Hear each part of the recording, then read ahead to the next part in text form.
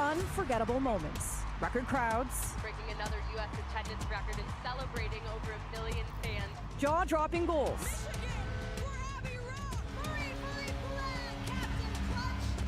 And a team proving the first time wasn't just luck.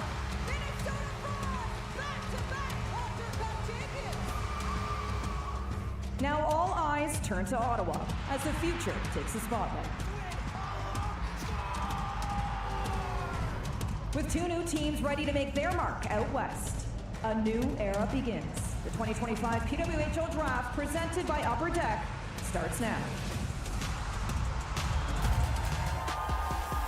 The purple carpet is rolled out in Ottawa, and the game's brightest young stars have arrived. Smiles, nerves, anticipation. You can see it on their faces. The fans welcome them to live theater. From college rinks across North America to international ice on the world stage, these women have put in the work, the hours, and the sacrifice. These prospects are not just here to be chosen. They're here to belong, to compete, to become the next greats in the PWHL.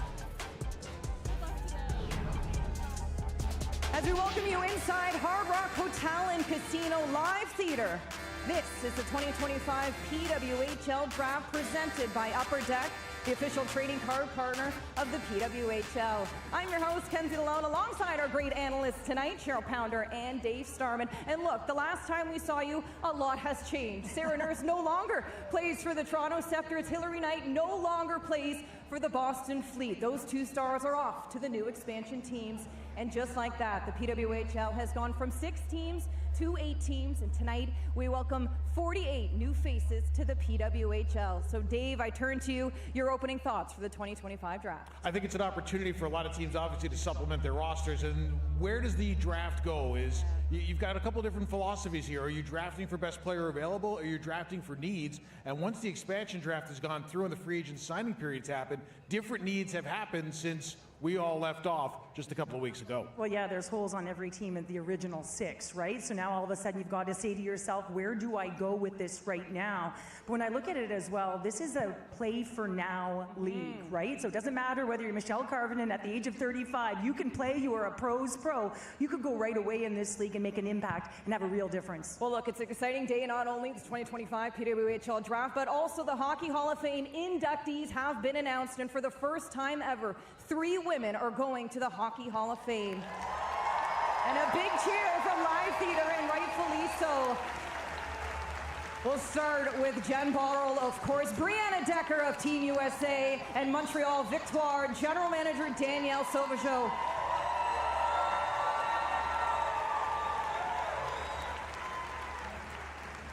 Sauvageau, the first ever women to be inducted in the Hockey Hall of Fame as a builder. But we'll start, Cheryl, your former teammate with the Canadian women's national team, Jen Botterill, to the Hockey Hall of Fame she goes. Oh, I got the chills with the crowd right now, because Jen Botterill, to me, not just as a teammate, but as a friend, and what she has done on the international stage is unbelievable. A 2-time Patty Kazmaier winner with Harvard. But when, as a former defender, I would say to myself, I would look up and you knew that Jennifer Botterill was always in support to lead the exit in great position, a smooth skater, and it is just such a privilege and an honor to say to her, congratulations, Botsy, you're going in. Baby Botzer, I love the throwback video, and Brianna Decker as well. You talk about what an impact can be on the international stage. This feels like a no-brainer to add her to this hall. You know, when Ben Smith led the United States to the gold medal in Nagano in the first ever Women's Olympiad, it became an explosion in the United States of what women's hockey could possibly be. Brianna Decker exemplifies a lot of what went right for USA Hockey as they entered into the early 2000s. And with the launch of the American Development Model, you started to see more women playing the game, more girls playing the game, but you also started to see an increase in skill level and an increase in players that were staying at the game. She's a great example of why the American Development Model worked, and a really proud representative of USA Hockey. If I were to look around the room or say to the international players in here, people who followed her career, I'd say, who is one of the best playmakers in the entire world of all time?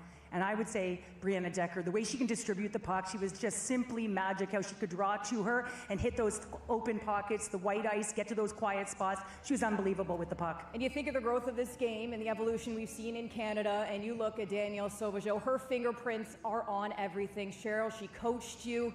Share us a little bit about what this means to you to see her go to the Hall. Well, we gave her a hug in the elevator when we saw her, right? And the tears are welling up here right now because when I go back to 2002, and we were vying for an Olympic gold medal, it was Danielle Sauvageau who had the courage to say what we needed. And we had a sponsor in the late Dan O'Neill with Molson come to us and say, I want to give your team money when you win. And she had the courageous voice to say, no, we don't need your money when we win. We need money to win. We need you to invest in us as women so we can reach our potential as athletes. So that is a builder, not just a coach, but someone who can foreshadow, transcend a vision. And now she's going into the hockey hall. Congrats, Danielle. Danielle Sauvageau, Jen Botterill, Brianna Decker to the hall. They go. As we turn back to our attention to these expansion teams, speaking of growth, my goodness. Vancouver, Seattle, broken the internet with all these additions to this team. We each now know they have their head coaches identified. Brian Nadolski will lead Vancouver. Steve O'Rourke will lead Seattle. Let's start with Seattle and some of these moves that have been made. They went out big with their initial exclusive signings, and the expansion draft as well bode well for them. Well, I mean, when you look at the likes of Bilka and Carpenter and Knight, and the list goes on and on. I think Jesse Eldridge is a player here who is just a dynamo, someone who can score. And then, of course, their back end. I mean, you look at this, you've got balance in Kayla Barnes as well, but when you look at up front, I mean, this is just so deep. You got Zerdakny coming into the fold. Is she going to be on the flank? Is she going to be in the middle? The way that she can transport the puck. So there are so many players, in particular in this forward lineup, that can be so effective in strength. And how about Alex Carpenter, one of the best centers in the game? Megan Turner there, Seattle General Manager. Steve O'Rourke as well will be the bench boss. As we turn our attention to Vancouver now, Brian Nadolski will be the head coach of this program. What do you think he will do with the team we've seen so far created for this team? I'll tell you what, Brian Nadolski has made his bones of being a tremendous defensive coach and having teams that are really disciplined and being able to get teams that were a little under-talented to overachieve. He's a bright hockey mind, and when he was a player, he was almost like an extra coach on the ice, having coached against them in the Central Hockey League. I think he's going to do a marvelous job with this team, and he's got a great roster to start with. He's got a lot of character players. He's also got a lot of role players, and we take a look at a player like Michaela Cava, who can just score from anywhere, who can make plays happen, who can do a lot of good things. Sarah Nurse obviously is the big name, but underneath it all, a player like Brooke McQueig, who Ken Klee of Minnesota always said was the player everybody in the league hated to play against. So they've developed some talent, they developed some snarl, and that's exactly what Coach Nadolski wants. It's what he's used to and what he thrives in as a head coach. Look, when Kara Gardner-Murray on that window of opening of signings locked in Miller, Cava, and Venishova, my jaw drops. The talent this group will have will be exciting, Cheryl. Well, it really will. And you look down the middle, and you said it, coming home is Miller and Gardner. And I think this is a heavy IQ roster as well, with the likes of Cava and Boreen, who's played alongside Poulin as well as Gardner. So when you can play with some of the best players in the world, you get to those open pockets, you know that you're cerebral. But when you go to the back end as well, you're looking at this and you're going, oh my goodness, look at the flair and the offensive production we can get from the back end with Thompson and Jakes and Bell, Channel Watkins. I mean, what an underrated performer, and what a playoff she had. You just mentioned Ken Klee and how he talked about her, just not flashy, but does her job on the back end. And Greco and Bard, I mean, so you've got a nice balanced mix, and I wouldn't be surprised to see someone like Claire Thompson as F1, but that's the modern day game, isn't it? 48 picks will be announced here tonight as we look on to the rules here for our 2025 draft. 8 teams now, 6 rounds, 192 eligible players to select from. Each team will have 5 minutes in the first round to select their pick, and then it'll be 3 minutes thereafter for rounds 2 to 6. Let's not forget, each team does have a 1 5-minute timeout they can use when they're on the clock. And the exciting piece here, trades are possible at the 2025 draft here for the picks and people as well. So we haven't seen that yet in the PWHL, so it could be a busy night. It could be a busy night, and when you talk about trades, once again, we're talking about teams that are looking to fill their rosters with specific needs. Do you move a pick out to get a body? There are some GMs that would rather have the body, would rather have the asset than and move out the pick, because the pick is undetermined or not established yet at the pro level. So I do think you're going to see a little bit of that as some teams look to get bodies on the roster that they know can play at the pro level. And it's interesting, though. I think there's a lot of players that are ready to transition right into this game right now and to be effective players, whether they're in the depth role or whether they're in a top or a middle six. So it's going to be real interesting here, depending on the need, as we mentioned, whether you need a defender, and you know how difficult that can be, to find a seasoned veteran who can jump in right away and play a physical game in the PWHL. And with that, the New York Sirens are officially on the clock. Back-to-back years, the Sirens will be selecting first overall in the PWHL draft. They accumulated the most draft order points. We talked about players that have left to go on to the expansion team, whether with the signing window or in the draft, and you look straight down the middle. No Alex Carpenter, no Gabby Rosenthal. You wonder if they will go ahead and select a forward with this first overall pick. With their back end being as good as it is, you would have to think they're going to go forward with this, and you'd have to think a number one center is something that's really hard to get, especially one that can win faceoffs, and especially one that can drive a line. So I'd have to think that is the move you're going to want to make. Can you compile defenders to possibly move an asset out later? Of course you can. But do you want to get that player sitting in the number one spot that's going to be a staple in your lineup, much like Sarah Fillier was last year? Absolutely. Well, yeah, and you want to find someone who can align with her, right? Fillier can play the flank either side. She can play the middle, but one thing is for certain. She's got to get the puck, or she's got to be able to get to the puck, someone who can score. So I'm looking right down the middle right now. Right now, you've got Rock in there. I kind of got her slotted in that two-hold. She's a right-handed center. Toulouse, a question mark, right-handed center. But guess what? You've got some prospects who are left-handed centers, you know, in Casey O'Brien, even Christina Kaltenkova, that are looking pretty good right now. So if I'm New York and you've got this strong back end, you know, where you haven't lost that much and you've been able to add Jinsey Rose, now all of a sudden you're looking down the middle of the ice. They lost Carpenter, Rosenthal, Eldridge, Chloe O'Rourke now over in Boston. We'll see if her and Mueller can pick up where they left off in Northeastern, but 6 forward losses, that's a good chunk. We've seen Sarah Fillier go first overall. We've seen Taylor Heisey go first overall, so we'll see who makes history here in 2025. But just with this loss of forwards, it feels like a natural fit. I'll tell you what, the Fillier thing, we've talked about wanting her to get the puck more, might set her up to be on the wing a little bit more so that she can play higher in the defensive zone, meaning that she can get out. Fillier is one of these players that's an elite level player that doesn't have a whole lot of cheat in their game. She plays a really honest game. She's got great acceleration. She has great separation speed. So you find a center who can play down low, that can move the puck up the walls or move the puck out to her quickly. All of a sudden now you've recreated what they had in Alex Carpenter. Well, and that's why Kara Gardner-Murray put her on the flank, you know, at Princeton, right? So you can be that first one coming out of your zone, sort of slashing across, using your speed to enter the offensive zone with the puck, have someone in your defensive zone to be able to get that first touch and then get it up to someone like Sarah Fillier. But she is good in the middle, and it would be nice to have a left-right combination that could go into the middle at any time, because she is good in the dot and be able to win possession. Let's find out who will go first overall in the 2025 PWHL draft. We'll send things over now to the Executive Vice President of Hockey Operations and Hockey Hall of Famer herself, Jana Hefford. Welcome to the 2025 draft here in Ottawa. Thank you for joining us today. And to our friends in Quebec, Bon Saint-Jean. Today is a big day for women's hockey. As Cheryl and Kenzie mentioned, the Hockey Hall of Fame welcomed new members today. And as an honored member, I'm thrilled to welcome 3 remarkable women as part of this year's inductees. People I've had a chance to know for a number of years, play with and against. In the player category, Jennifer Botterill, Brianna Decker, and of course to Danielle Sauvageau in the builder category, a historic selection as the first builder in women's hockey. Congrats, Danielle.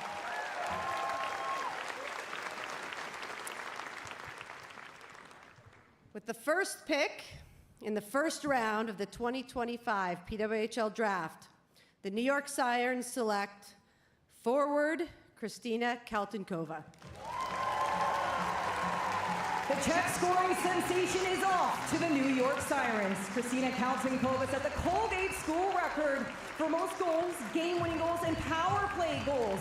The Czech Trailblazer became the first player from her country to be named a top 10 Patty Kazmaier Award finalist. We talked about the importance of a center, Cheryl. We've talked about the strength and the size of Kaltenkova. This is an exciting time. The first ever Czech-born player to be taken first overall in the PWHL. Just amazing for Kaltenkova, right? What a year she has had, and I think this is an extraordinary pick. We talked about them going down the middle in that 1C department. You lost Alex Carpenter. You go out and you get Christina Kaltenkova. At 5'9", she shields a puck. She has an absolute lethal shot. She can shoot off either foot. It doesn't have to be right in her wheelhouse because she knows how to direct that puck to the net. She's got a shot-first mentality, and guess what? She can uptick your specialty teams because when she's on the flank ends, she is absolutely lethal. And how about the familiarity that she has with Greg Fargo as well, who coached her at Cal Colgate? Obviously, that had to make a difference, too. She's got Alex Carpenter's skill. She's got Catherine Dubois' size. That's a really nice combination to have. Her lateral mobility and her agility is great. She can make either the short pass or the long pass, so she can really lengthen the rink. Think Susanna Toppany, when you think of her as a player, she's got a lot of her in her game. She's got a goal scorer shot, a really heavy wrist shot. She loves to play in the grease pan, and she can create from the net back. Does a lot of things well, including uses her edges to escape out of trouble. Well, and she'll be able to escape off of the wall as well. So if you're on the cycle, she can find ways to get to the middle of the ice and fight for the interior. And I can see her perfectly aligned with someone like Sarah Fillier, because not only can she move the puck to Sarah, and you know Sarah is a natural goal scorer, but guess what? Sarah is also a natural playmaker, and Kaltenkova a natural goal scorer. So now all of a sudden you've got a dual threat right there with Kaltenkova in the middle. And you just look at her point production, 48 points in 37 games this season at Colgate, 26 of them were goals. An exciting day for Czechia, an exciting day for Kaltenkova. Let's hear her now, who's with Rob Pizzo. Well, Christina, the wait is over. You're the #1 overall pick. You're a New York Siren. How does it feel? So excited to just be able to be here and be selected #1. I'm just so excited, so grateful coming from such a small town in the Czech Republic. It's a great honor, not to just represent myself, my family, Colgate, but my whole country. As you know, expansion kind of threw a monkey wrench into so many rosters in the league. Your team has some holes in it that you're going to try to fill. How does it feel to be able to really jump in with your skill set and help this team right away? I mean, watching who's on the roster, I'm just really excited to get started.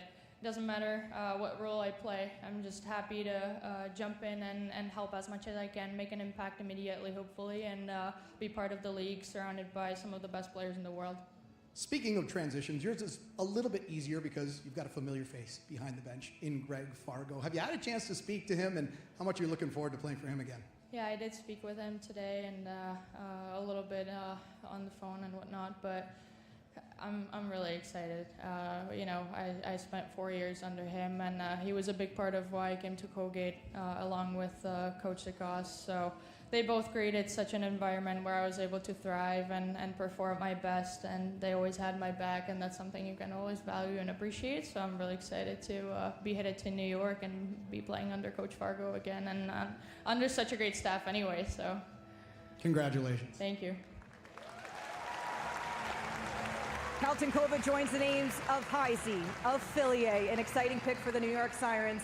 Boston Fleet now on the clock with the 2nd overall pick, and you talk about players leaving, and the Boston Fleet have taken a hit here as you look at the roster, the blue line, but up front, Hillary Knight no longer there, Hannah Bilka no longer there as well. So it's this question of, do you prioritize forwards here or defense when you come into the 2nd overall pick? Dave, I'll look at you. Don't forget, they also lost a tremendous coach in Courtney Kessel, right, who has left the organization to go back to college, and Courtney did a wonderful job there. When you take a look at Boston's depth chart, it's pretty obvious that they're looking for a right-handed defenseman, and that's something they need. Now, they've got an elite-level player in Megan Keller, so who do you partner with Keller to make that top pair what it used to be? So to me, I'm not quite sure that Boston's got a whole lot of places to go with this one, and I think that their choice might just be obvious. Well, yeah, and I mean, if you're looking at what they need in the body of work, I do see room up front as well. As we mentioned, the original 6 all have holes in different areas of the game, but when you look at that back end with Peshava, Boyd, McKinnon now as well, and Keller, you said it, I mean, I think a natural target here would be Wynn, a right-handed defender, but at the same time, you know, they do and could use some bolstering of that top 6, so it's really interesting to look at, but I do see the bigger target, the bigger need on the back end right now for Boston. Peshava, Keller, the 2 left here, Morin, Brown gone, Gruckley touched on it, DiGirolamo as well, and you also wonder about goaltending. I mean, Aaron Frankel's certainly there, but Boston will certainly need some bodies in this draft. But busy was Danielle Marmer during the signing window, bringing in Chloe O'Bard, which is exciting, aligning her with Mueller. And how about Liz Sheppers? Cheryl, how much did we talk about that 4th line with the Minnesota Frost? The blue line, we should say, of her, Katie Knoll and Himlerova. Sheppers will also be an exciting new addition here to Boston. You can't have enough of depth players. Like, it's one thing you learn through your time in pro hockey when you're building rosters is, yeah, your top 6 are real important up front, but without a bottom 6, you can't win. I think Minnesota proved that perfectly. And you take a look at so many other teams that have won in this game, it's their depth that have literally put them over, because top lines can cancel each other out. The addition of a player like Sheppers really gives them a huge advantage, especially somebody who can play in the middle and pivot a 4th line that obviously needs to eat massive minutes when you get to the playoffs. Let's head back to the stage and join Jana Heffer to announce the Boston Fleet pick. With the second pick in the first round of the 2025 PWHL draft, the Boston Fleet select defender Haley Wynn. Her head coach at Clarkston called her the real deal. Haley Wynn is off to the Boston Fleet. ECAC Player of the Year with the second highest scoring defender in the nation. We know right-handed defenders are a hot commodity. Wynn officially off the board, and that is important for Boston's blue line to welcome in a pick that is such of high caliber. Well, yeah, and I had the opportunity to speak to the Clarkson coach, Matt DeRocher, and he said to me, you know, she is such a versatile player. She can be the top of the power play. She can be on the flank, and she's an athlete that is just so versatile. She can play both sides, and clearly she likely will play the right side. And as the ECAC Defender of the Year and Player of the Year, she is an athlete that can also shut down. We've seen her on the international stage with Team USA. Not only does she have a lethal shot getting there, but it's going to be a first pass. She can also transport the puck to even get to the blue line in the first place. This is a real nice addition. As you mentioned, you know, the second highest defender in the NCAA in terms of production, only Carolyn Harvey ahead of her. So when you think about offense from the back end, a 200-foot game, Haley Wynn certainly meets all of those marks. She led that team in points. It is not often a defender leads a college team in point production, but that's what Boston's getting in Haley Wynn. Well, one of the reasons she did is after her freshman year, there's a company called Rapid Shot that makes a shooting machine. After her freshman year, the guys from Rapid Shot called the coaching staff and said that she had taken 35,000 shots her freshman year. That's an unbelievable number. She is the modern day defender. She can skate, she can score, creates, and she has got a wrist shot that is an absolute missile. From Rochester, New York, Haley Wynn is off to Boston. Let's hear from her now with Rob Pisa. Haley, read any scouting report on you and the same two words come up: impact player. How excited are you to bring that impact to the PWHL? Yeah, I mean, I'm pumped. Obviously, this is everyone's dream to play in this league and to do this as a career. So I'm so excited, and I'm pumped to go to Boston. The other thing we always hear, we talked to your coach in college, and he said you're such a hard worker. So much so, the crew was just talking about it. You set a record on the rapid fire machine, 35,000 shots in your freshman year. Are you just so, yes, I think that deserves a cheer. Are you excited to bring that impact, that work ethic to your next level of your hockey career? Yeah, 100%. It's really easy to go when you love what you do. I mean, I'm just excited to be able to spread that passion and, again, just get to enjoy it and love it every day. Congratulations. You wore the right color today. Thank you so much. Maybe Haley Wynn manifested it. We don't know. An important selection for the Boston Fleet. A Wynn off the board. There's so many great defenders in this draft, but Wynn was a name that kept coming up and up and up, and now we know she has a new home. Well, and she'll be an impact right away, right? So she can move right automatically into that top four. And you look at her alongside someone like Megan Keller, you know, the way that Haley Wynn can transition the puck. I think that's someone that I often look at and how she transitions in her own zone, so the escape move, but also in the neutral zone to be able to get that puck onto the rush attack. So I think this is going to be a critical piece to get that puck into the forward's hands. And as you know, I watched New York a ton last year. Ella Shelton's game continued to pop into my mind through all the video that I watched here. Just the same kind of player, as you mentioned, really good transitional, can move a puck, can fire a puck, can do a lot of different things. And lost in all of it is how well she can defend. So you wonder, do you pair her with Keller, or do you wait and see? And be fun to watch her and Pejova go to work as well. Let's not forget Boston traded up last year to get Pejova. Where do you think she'd fall in best to start off? I mean, it's nice she has a familiarity with Keller, with the World Championship team, but it'll be some exciting work to do for that new head coach in Boston. I definitely think you're going to put them together on the power play. That's the power play's going to score a ton of goals. But for sure, if you can top load a D pair and force a matchup, absolutely. Let's head to the stage now with Cassie Campbell-Pascal with some breaking news. Ladies and gentlemen, we have a trade. That was good. That was really good. New York has traded Ella Shelton to Toronto for their 3rd overall and 27th overall picks in the 2025 draft. New York, you're now on the clock.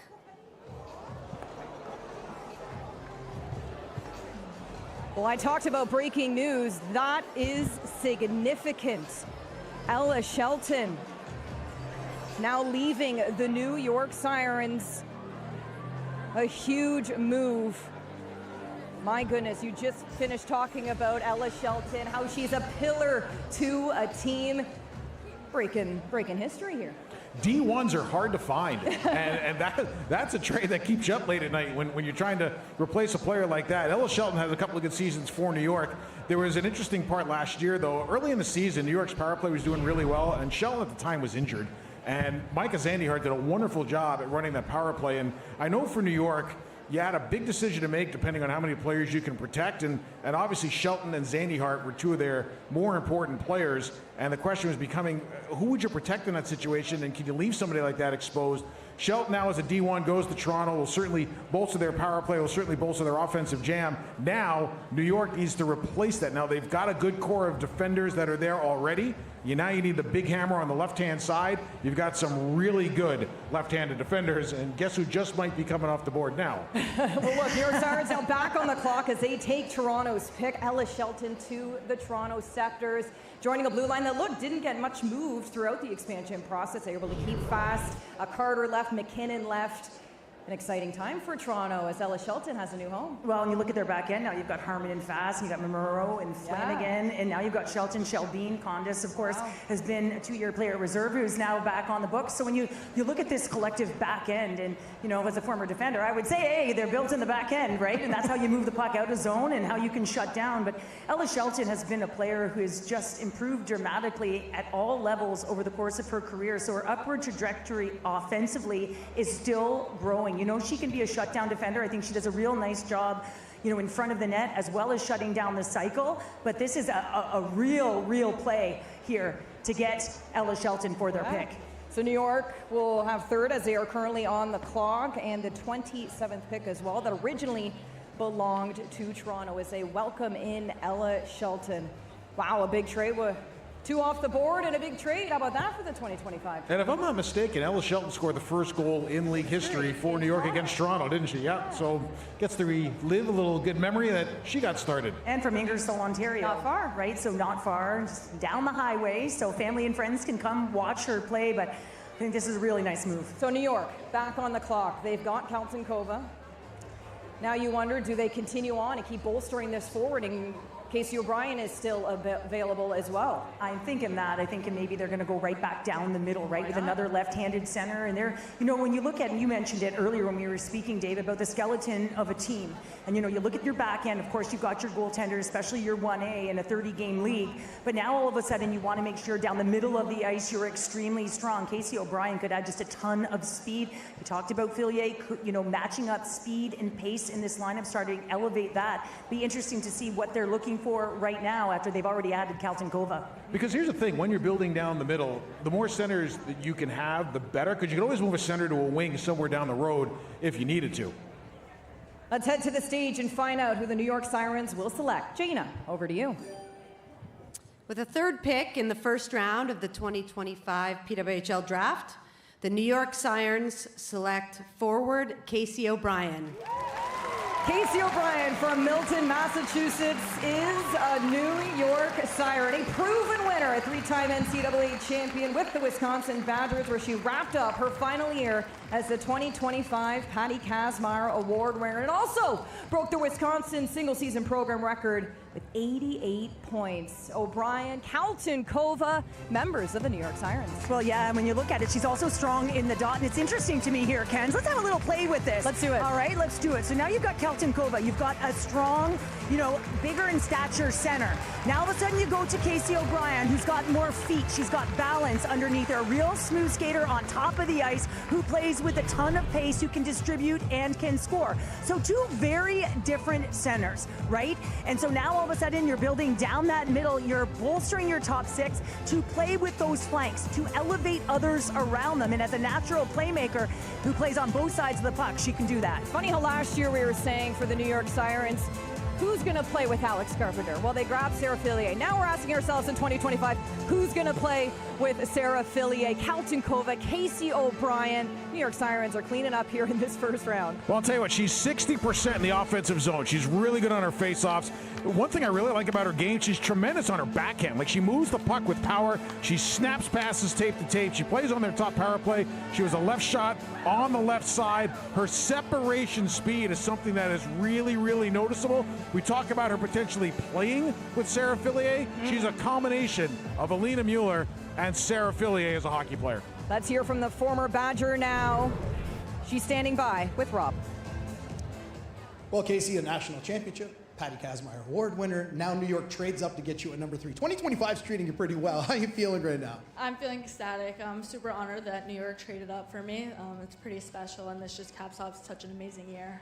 New York's been busy. We're just 3 picks in, but this is a team that had the fewest goals in the PWHL last year.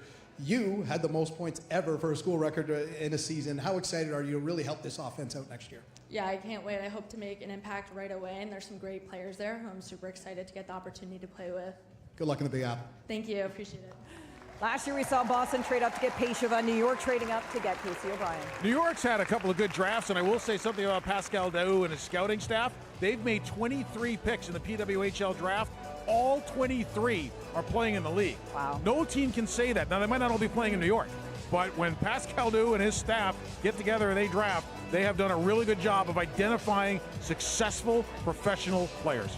The Montreal Victoire officially on the clock. And look, we are being able to stand here and say Erin Ambrose remains with the Montreal Victoire, where I think a lot of fans assumed she would have been taken in the expansion process. She will remain with Montreal, but their blue line still took a hit. Kayla Barnes gone, Anna Wilgren gone, Mariah Keppel as well, Cheryl. So, do you look to the blue line immediately in the first round? Yeah, I like the acquisitions up front. I like the fact that they went out and got D'Arcangelo and Skimura and JDL out of New York. But when you look at the back end and you've got Taven and Ambrose, Boulier, I like the addition of DiGirolamo and Flaherty. But now all of a sudden I'm looking at that back end. So if I'm Montreal, I'm probably going to bolster my back end, having lost Kayla Barnes and Anna Wilgren, and try and get that puck up to the likes of Marie-Philippe Poulin as well as Laura Stacey. So can you find a defender? And, you know, you got your eyes on the next up in terms of defenders. You're looking at Nicole Gosling or a Gilday or perhaps a Kendall Cooper here, and that's what I'd be looking to strengthen and bolster that back end. And the interesting thing about Gosling is she can play both sides, which is really important. So she's a left shot defenseman, can play the right side really well. She's got tremendous skill, tremendous speed, good playmaker. So you got a little versatility there. And if you can wind up with a defender who can play on the opposite side, and you know the challenge. If you're playing on the opposite side, it's a matter of pucks come up the wall. Can you pull it off and be good with it? She is seamless in that issue. Let's find out who the Montreal Victoire will select in the first round. Gina, over to you. With the 4th pick in the first round of the 2025 PWHL draft, the Victoire de Montreal select defender Nicole Gosling. Nicole Gosling is off to the Montreal Victoire. The Clarkson graduate had back-to-back 39-point seasons, a career high for her. The 2025 second team All-American will join the blue line. And hey, how about a former Clarkson graduate herself, and Erin Ambrose, as Montreal selects a D. Well, and her coach, Matt DeRocher, did say that she reminds me of an Erin Ambrose because she's such a cerebral player. So now all of a sudden you've got a physical edge to her game, and now all of a sudden you've got the IQ of an Ambrose on the offensive blue line, someone who can duck and juke and find and open those lanes with her deception. So I really like this pick for Montreal. She's going to give that first pass to get that puck up ice, and she makes calculated risks in the way that she jumps into the offense. I think she's in the mix for Canada's Olympic team right now. It's a nice sight to see her going to the Victoire. You know what's impressive is she starts a lot of games and she is dialed in from the opening drop of the puck. And her first shifts in games generally are really, really good. She goes to the net with pucks when she has the chance to. She's got a lot of Megan Keller in her game. A lot of deception that'll keep an F1 off balance. She's not afraid to stick a hard pass into traffic, really trusts her hands. And she uses her length to break up plays with tremendous hockey IQ. I think her game translates to the pro level incredibly well. I agree with you because she processes extremely quickly, which means that she can slow the game down or she can speed it up. And she has that possession and the poise that you need in this game with the puck. Let's hear from the London, Ontario native, who's with Rob Pizzo. Well, Nicole, Montreal needed a defender, and they picked a defender. How are you feeling right now? Honestly, on top of the world. You look at this team and some of the big names that are on it. You just have to turn over here and sitting Marie-Philippe Poulin, Laura Stacey. How excited are you to play with some of the best in the game? Oh yeah, I'm gonna definitely learn lots, and I'm just excited to get into Montreal. We spoke to your coach before the draft, and one thing he said really jumped out to me. He said, she's got a nasty side. Are we going to see that nasty side right at the beginning of next season? Well, with the physicality, maybe. Thanks so much. Congratulations. Thank you. That maybe will turn into a yes real quick. Nicole Gosling to Montreal, her cousin Julia Gosling as well in the PWHL, both from London. A great pick for the Victoire. It's a great pick, and you also look at her production from the back end. I mean, she's also one that had 14 goals this year and 25 helpers, you know, at Clarkson. So I think she's a three-zone player, right? With her IQ, the way that she sees the ice, as we mentioned, her coach, Matt Roster, complimented her, saying, you know, much like Erin Ambrose in terms of her cerebral play, and then if she can have that edge to really protect the middle of the ice, I think she's going to do real great things with the Victoire in Montreal. The Ottawa Charge officially on the clock, and here we are in Ottawa, and I see a lot of Charge jerseys. A team that made history, the first ever Canadian team to play for the Walter Cup. But look, this is also a team that's gotten hurt here from this expansion process. 10 players gone when you include the retirement of Victoria Bach. We look straight to this blue line.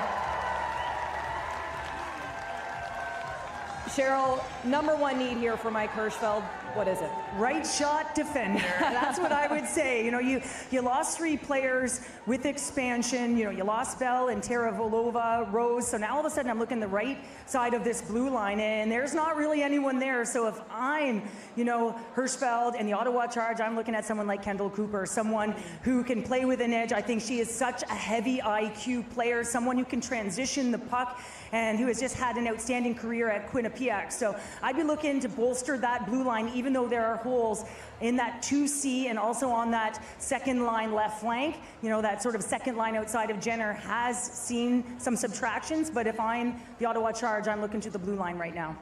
I would tell you this, Kendall Cooper, when you watch her play, now you played against Angela Ruggiero. Oh, Does yes, she remind you of Ruggiero? Yes, I did. Does she remind you of Ruggiero just a little bit in the way she plays? Yes, she does. I mean, it's an imposing physical style, and her game, her skating stride, just the way she moves, that would be an interesting pick. But Ottawa, a lot of holes to fill here, but they got nowhere to go but up when it comes to building a new roster and looking at the new season. Let's find out who the Ottawa Charge will select in the first round. Gina Hefford, over to you. All right.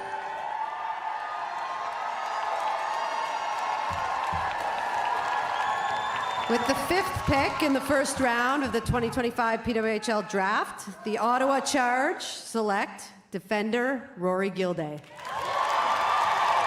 The Minnetonka, Minnesota native is off to the nation's capital. Best known for her shot, she has the strength. The captain of Cornell University. Getting her first glimpse of what the fan base will be all about here in Ottawa as she's off to the Charge. This is an unbelievable story. She can play the right side as well as the left side. She's a left shot.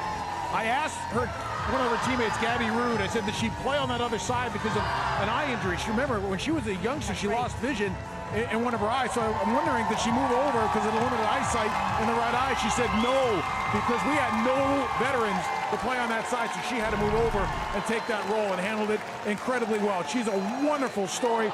Bite in her game, great retrievals, can kill penalties, shuts down her side. We talked about Erin Ambrose a lot in this draft. Now, I mentioned Ruggiero a second ago with that imposing physical presence, but this is another Erin Ambrose style player. Well, yeah, and I do love this pick as well. And I know we were talking about Kendall Cooper, but you have to talk about Gilday as well. Listen, her 5'11" frame, I think she fits right into the mold of this Ottawa Charge team as well. You look at the likes, they went out and got Rania Savalainen, a big defender to push to the outside. So not looking for the offensive production uptick. She's got a shot from the blue line, but looking for the athlete, the defender that can shut down play early, that can protect the middle, that can box out. Rory Gilday can certainly do that. The Rock Savalainen, now you've got Gilday. Look out, this Ottawa Charge blue line is going to be great. Let's hear from Gilday now. Who's with Rob? Oh, Rory, I know you were up on stage schmoozing with your new team, but I don't know if you heard it. There was a Rory chant going on back there from this Ottawa crowd.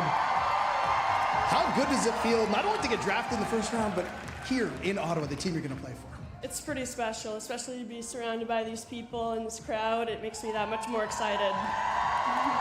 You've been through so much over the last 10 years. It's been well documented. You beat the brain tumor. You had to miss a year of hockey, and here you are, battled through it, and now you're going to be a professional hockey player. Have you had a chance to really put the last 10 years into perspective when you were walking up on that stage? It's truly surreal, and I'm trying to take it all in. Yeah. We'll take it all in the rest of the night. Thanks so much. Congratulations. Thank you so much. To Rory, you can see what this means to her family. Welcome to the nation's capital, Rory Gilday. And just like that, 5 prospects are off the board and know where their futures lie. Much more to come on the other side. It's the 2025 PWHL Draft presented by Upper Deck.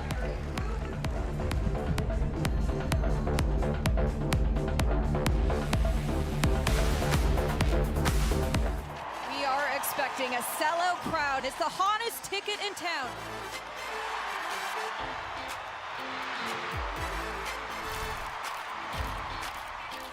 Really exciting crowd out there. To be here with all 19,000 of these fans. These fans coming out and supporting us, it's been unbelievable. I think we had a 7th player on the ice tonight, so it was a lot of fun playing in front of this crowd.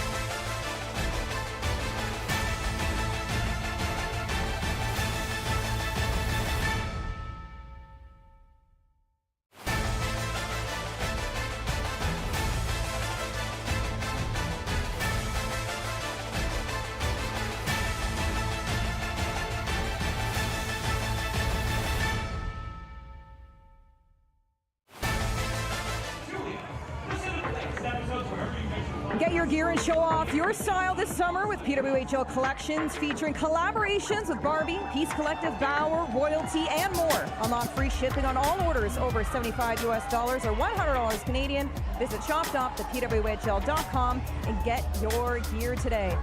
Malte, part model, part hockey player.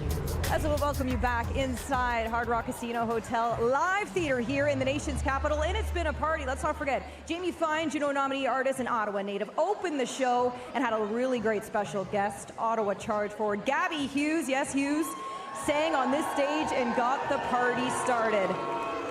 We were waiting for Cheryl to sing. We've got a lot of TV time, Dave. Don't rile her up yet. Minnesota now on the clock as they look for their first pick. The back-to-back Walter Cup champions, a team that also got hit on the blue line. Players that went off to expansion teams. Thompson, Jakes, these are offensive defenders. Do you think immediately they'll look to replace those defenders and a defender that has that offensive skill set? I will tell you this. Defensemen love defenders when it comes to draft and when it comes to putting a roster together. So it would not surprise me at all if Minnesota went in that vein. And with the amount of quality defenders that are in this draft right now, for Minnesota in terms of trying to replace some of what they lost, I think that they could potentially go that route. And not a lot gets talked about, but Cheryl, you brought it up earlier before. Minnesota might not have lost the big D in a Steck line, but you lose character defenders in like a Melissa Channel-Watkins. All of a sudden, players like that have to be replaced. Depth chart will get affected, obviously with a huge pick here in round number 1. Well, yeah, and I mean, they lost Thompson and Jakes, right? And you look at that and you channel Watkins, so they lost some offense from the blue line. You know that Jakes has just got a bomb from the point and on the power play, and then Thompson, of course, all over the ice. I mentioned earlier, you know, F1 on a forecheck, sort of the modern day defender jumping in. So I do see that hole being on the back end, and I think that with their first pick, they would look to get a defender. Let's find out who the Minnesota Frost will take in the first round of the 2025 draft.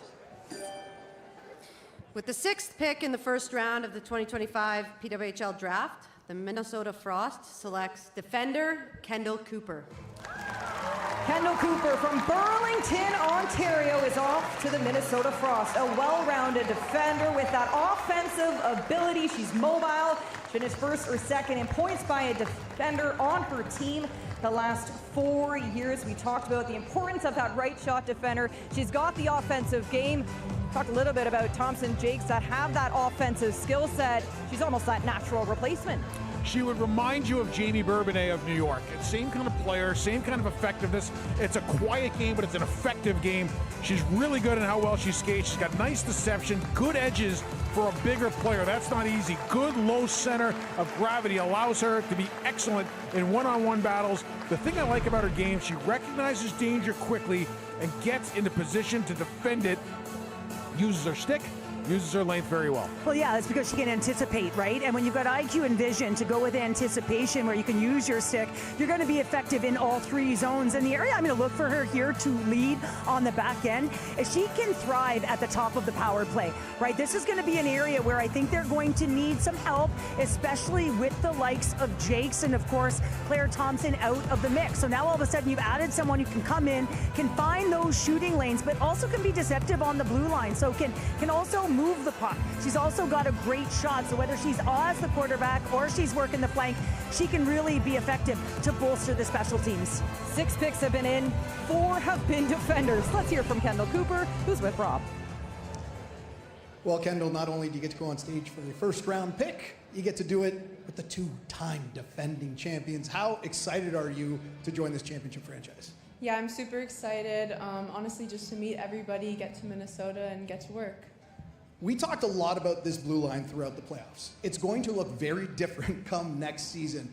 For maybe some of the Minnesota fans who are wondering what you bring, what do you bring to this team? What can you hope to help with this blue line next season? Yeah, I'm going to play whatever role they need me to play, but I try to pride myself on consistency, so someone who can be reliable and just do the right thing out there. Congratulations. Thanks so much. Thank you very much. The 2024-2025 Wayne D Sportsmanship Award winner, Kendall Cooper, helping that blue line. Look, Cindy Morin coming in, a right-handed shot defender. They signed Bookminer, Batherson as well, but we knew the importance of a D. Well, yeah, and they're balanced, right, between the left and the right. And when you have that handedness, when you're going back for a puck as a former defender, you can get it on and off your stick quicker when you are playing your onside. So I do think that matters. When I had the opportunity to speak to her head coach at Quinnipiac, Cassie Turner, she said, listen, this is an athlete that just has incredible IQ and vision. And I think that's something, you know, when you can process really quickly, can slow the game down like she can really open up lanes. And I think that's going to be a real piece to her game. Not only is she a fierce competitor who can really find ways to play with an edge, I think that she can do some dangerous things in the offensive end. And when you watch her skate, like we talk about the expression, does something like a pro, she skates like a pro. The stride is good, it's strong, it's efficient, which means she can extend the shift a little bit and be as effective towards the last part of a shift as it is in the early part of a shift. That's an important component, especially when you want to play somebody 25 minutes. Oh, a historic moment here for the PWHL Vancouver franchise that is on the clock. Kara Gardner-Murray, Brian Nadolski behind the table here today. And look, this roster is exciting. Maya goes straight down the middle. Nurse, who has that experience playing center, has played wing as well. Rosenthal, a natural center. My eye goes to there for a player they would look to add here with this first ever pick. I don't know, do you pass? I mean, it's a pretty good roster. Yeah, no, it's a great roster, and I think you can always add IQ and finesse up front, right? I mean, I think this is a heavy IQ team, and I know I mentioned that off the top.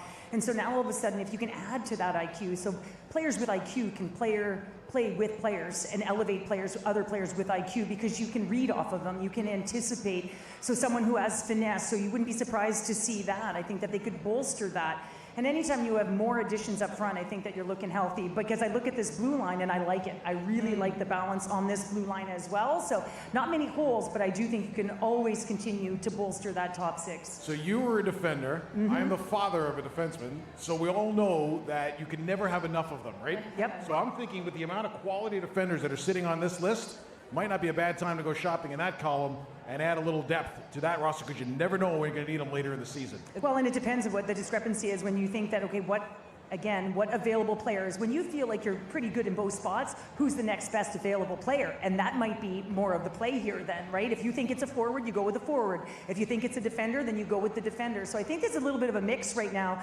for Vancouver, because they do have a good-looking roster already. Kava, Venishova, Miller, Gardner, Nurse, Rosenthal, Shishva, McQuigg, Boreen, Daniel. Those are the Vancouver forwards right now as we wait to find out who will be the first ever added in the entry draft. Let's head to the stage and join Jana. With the 7th pick in the first round of the 2025 PWHL draft, Vancouver selects forward Michelle Karvinen. The established European star is off to Vancouver. The Danish board forward has represented Team Finland at 4 Olympics, 12 Women's Worlds, the most experienced player in this draft class. So exciting.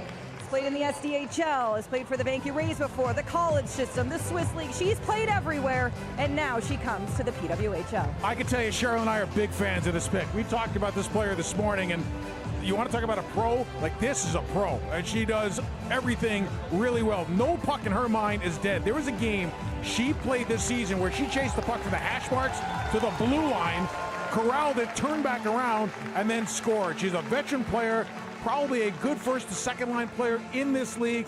I look at her, I see Kelly Panic from Minnesota as a similar comparison with a whole lot more experience. Well, yeah, and I remember when she used to wear white gloves with Team Finland, and I used to say to myself, you know, that's how I looked at her, because she had these magic mitts. And when I'm talking about what was on her hands, which led to the end of her stick, she is a natural distributor. So if she can play with a goal scorer, that goal scorer is going to see their numbers elevate, because Michelle Karvinen can get the puck to them. She has got so much vision, and she is a cerebral player. She knows how to draw play to her, which is going to open up ice. She will drive low to hit the high ice.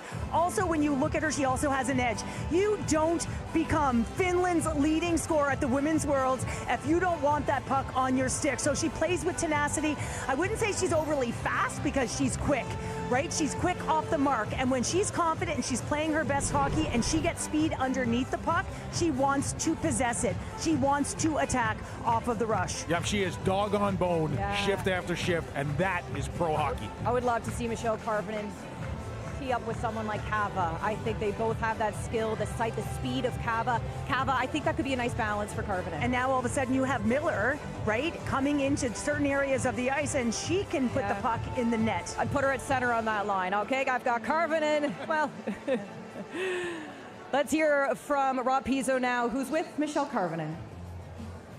Well, Michelle, you've done everything in this game. I know you said you had one challenge left to play in the PWHL. You get to experience that challenge, and you've done it. You're going to be in the league next year. How are you feeling right now? Super honored, and I feel like I'm just super happy.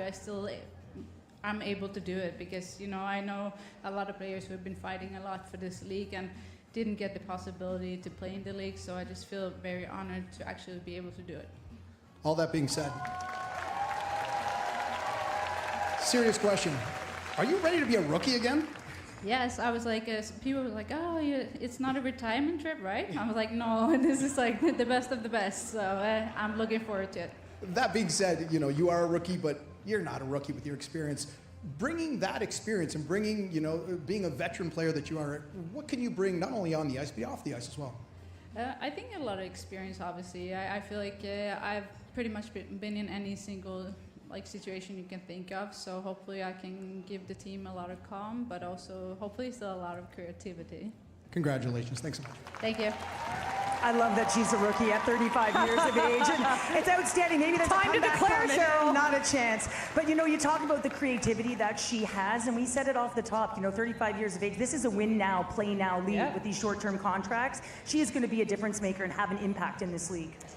Seattle now on the clock to select their first ever pick in the first round of the entry draft. Carpenter, Knight, Bilka. When I spoke to Turner, she had talked about Bilka could round out that top line, and what a top line it will be. Really went through with the expansion draft and bolstering their blue line. Wilgren, Taylorlova, Carter, Brown. You kind of touched on it, Dave, how the way the roster looks is quite nice. Just a few holes to fill out now. Could you pick up a right-handed shot to play the wing? Sure you could, but in today's game there are so many players that are so good at playing on the off wing that you can move a player over there and be just as good. I think Seattle's going to go for some speed here on this pick and try to bolster up front, because there are a ton of quality forwards that are still sitting there on the board.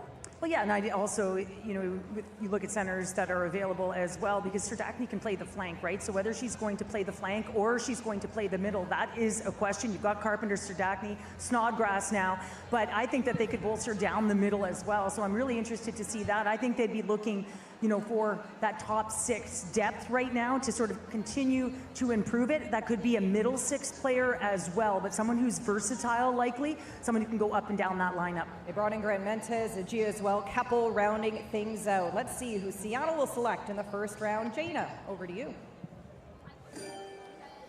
With the 8th pick in the first round of the 2025 PWHL draft, Seattle selects forward Jenna Buglioni.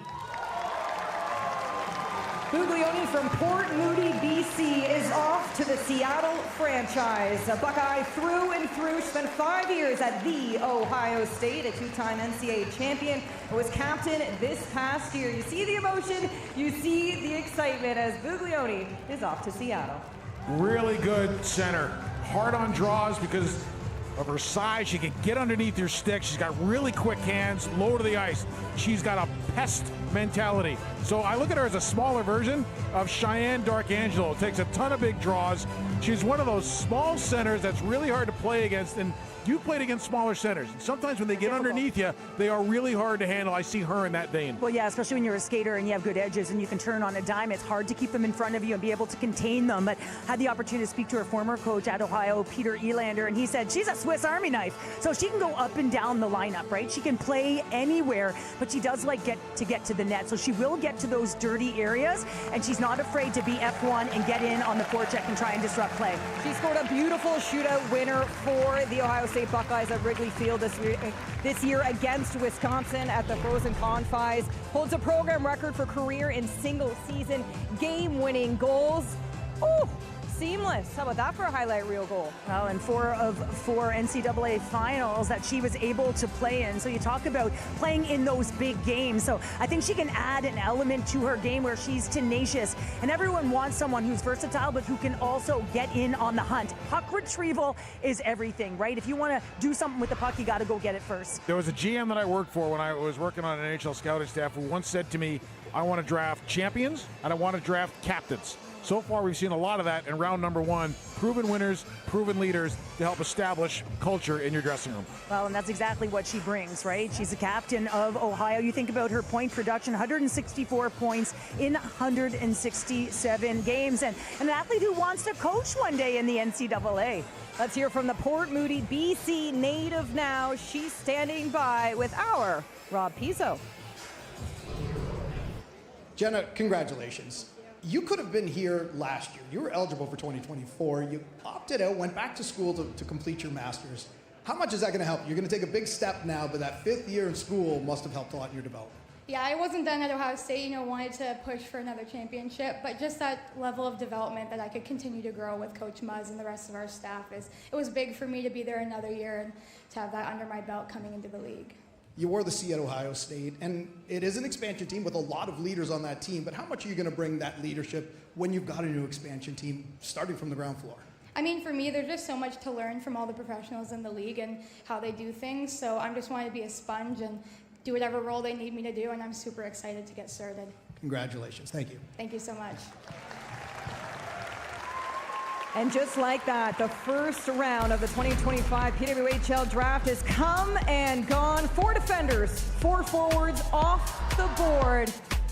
As draft picks get to enjoy this moment with friends and family, because we all know it takes a village to raise these athletes. Oh, Gerard, shot, she scores! Here's Fillier. Oh, what a snipe! Top corner! And they have turned the volume way up here tonight.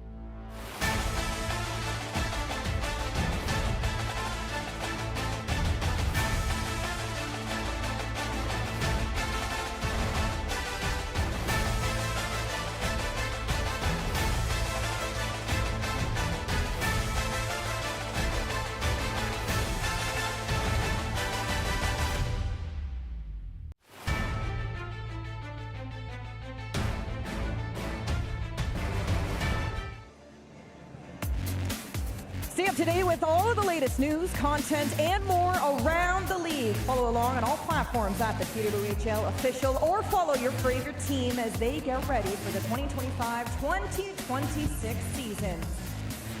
16th to 18th, Vancouver and Seattle now part of the PWHL family. As we begin round 2 of the 2025 draft, the New York Sirens on the clock. Of course, they made a trade back in round 1 with Toronto. That saw Ella Shelton head over to the Scepters. So this will be the Sirens' 3rd pick now in this draft. Address the forward need. We've talked about the importance of defenders. Goaltending as well. We haven't really touched too much on that as well. Schroeder, Levy, gone from the New York Sirens. There's Osborne right there, who played for the Ottawa Junior Lady Senators here in Ottawa. So you wonder how they'll go about addressing that. It's interesting how goalies never really seem to get drafted in early rounds, and it's becoming even further and further as years have gone on. So I wonder what the Wizards are going to do in this round when it comes to, is he going to address the goaltending situation and try to go out for a 1A or a 1-on-1A situation? Osborne was real good last year, and there's a couple of dynamic goaltenders that are sitting here in this draft that are waiting to get picked. So do you continue rebuilding the forward core, or is it now the time where you felt that, okay, we've done the damage in round number 1 with 2 high-end elite players, now is the time to go get the goalie? Well, yeah, and for me, no longer having Shelton, now all of a sudden you're looking at, are we going to look on the back end yet again? When New York looks to this group, now you've got a void there. I mean, you still got strength, but you also have some voids up front still. I think you're looking pretty good down the middle now, a combination of left and right centers. So now you could be looking at the flanks. Now, I'm looking at a number of different athletes, the versatility of a Cherkowski or an Ella Huber as well. So these players who are versatile, they've got IQ, players that can insert themselves into a lineup and sort of really have an impact with their playmaking abilities as well. Well, as we talked about before, every pick he's made is played in the league. Let's see what this one looks like. Look, we talked about some of those great goaltenders are available here in this draft. You've got Amanda Thiel, you've got Hannah Murphy as well. Sonny Ahola, the Finnish national goaltender, as well has declared as she wrapped up her seasons at St. Cloud State University. Brian Nadolski, now a coach in this league. We've seen the familiarity of the university coach now joining the PWHL and how important that can be when you go about picking a player in an entry draft. And I think that at the collegiate level as well, when you're very, very familiar with those players, you know their personal tendencies. And I think that's a big advantage when you've been a part of the NCAA. Let's see who will join the New York Sirens family as we send things over to the general manager, Pascal Daoud. With the first pick in the second round of the 2025 PWHL draft, New York Sirens is proud to select forward Ann Cherkowski, Clarkson University. Ann Cherkowski from Coldstream at BC, one of the best IQs in college hockey, is off to join the New York Sirens. The 3rd forward to join the Sirens here in this draft. 4 years at Clarkson. She did begin her college career at the University of Minnesota, but wrapped up with the Golden Knights and certainly made her impact. Well, yeah, and she can play all forward positions, and I think that's absolutely critical when you're looking at these lineups. You're not 100% sure where everyone is going to fit. I do think she projects she can be top 6 or even middle 6, and she's a smart hockey player. And again, I know I talk at nauseum about intelligence, but I think that's a big piece of the pie here. You can be real fast and you can skate yourself into corner, but that's not what Ann Cherkowski does. She makes plays with the puck. She can be on the PK, she can be on the power play, and she will impact the game because she is always in the right spots, because you have that IQ, you can anticipate, and you know where you're getting to. So she can adapt to the game and what it's giving her, or she can go and she can direct play by driving it. So I think this is just a great acquisition for a player who had 45 points last season in 40 games played. And all smiles if you're a Clarkson fan as well. You've seen Wynn, Gosling, and now Cherkowski get drafted here early in this draft. And you with a green jacket representing this very well. And bring in the good vibes here for Clarkson. Well, I'll tell you what, the things to like about this player, really heavy wrist shot, who can score with accuracy. Like, she hits the top 25% of the net on a pretty regular basis, and she scores cerebral goals. She's got the ability to back a goalie in by being poised with the puck and holding onto it. Really like the way she plays. On the other side of it, she back checks well. She takes her check all the way to the net, and she is very dependable in the defensive zone, and I'm sure that popped for Pascal Daoud and his crew. Cherkowski to the Sirens. Let's hear from her now with Rob. And we did a lot of research before the draft, and everyone says you're versatile. How excited are you and looking forward to really bring that versatility to this New York team? Yeah, I can't wait. You know, I'm looking just to step in and fill whatever position I can and try and make an impact along the way, so I can't wait to get started. Our own Cheryl Pounder is up on the desk talking about your hockey IQ, and I understand why you led your team in scoring, but I don't know if these people know she had nearly a 4.0 GPA in school as well, so you're smart on and off the ice, and yeah, it deserves a cheer. How much has that helped you in your hockey career? Oh yeah, I think it's definitely been a bit of an asset. I've enjoyed school along the way, so it'll be an adjustment to pro hockey, but I can't wait for it. Congratulations. Thank you. Krakowski to New York. As the Sirens continue to bolster this forward group, Carlton Kova as well, you think of this great addition. It'll be exciting now for how they'll continue on. We talked a little bit about goaltending, looking to address that as well, but with these high-end picks still available, you can see them prioritizing the importance of backfilling this forward group that they lost. Well, and I like Cherkowski in terms of not just her versatility, and you mentioned it, just the way that she tracks back. You have to have a real awareness to play on both sides of the puck. Right? And that's, you know, it's not just, oh, you're really good defensively. Well, what does that mean? And so the way she tracks back through the middle and then identifies and communicates who she has to pick up. So that's also communication and leadership. And these are elements that every GM or coach would want as part of their team. You know, one thing, when you're scouting a player, and you're either watching a game live or you're watching a player on video, the one thing is you're tracking is positive versus negative shifts. And when I went back after all the shifts of hers that I looked at, the amount of positive shift that she had were remarkable. And there were positive shifts for small things, whether it's moving a puck to the right place, snapping a pass tape to tape, tracking back to make a defensive play, killing a play early, a good regroup or good reload. It's just all the little things that I think combine to make her a big-time player. And once again, New York loading up front. Boston Fleet on the clock. They have taken Haley Wynn, the defender, as you have to look. They'll try up front. You have to think, bolster this forward group now in the second round. So, you know, it's interesting. Sometimes it can be a little tougher when you're trying to draft if you haven't identified who your head coach is going to be. Now, Boston probably has, knowing that Courtney Kessler was going to leave, but it's a matter of matching your personnel and your personality of the coach and how that coach wants to play together. I do think Boston probably looks up front as they're a team that has openly talked about being challenged to score.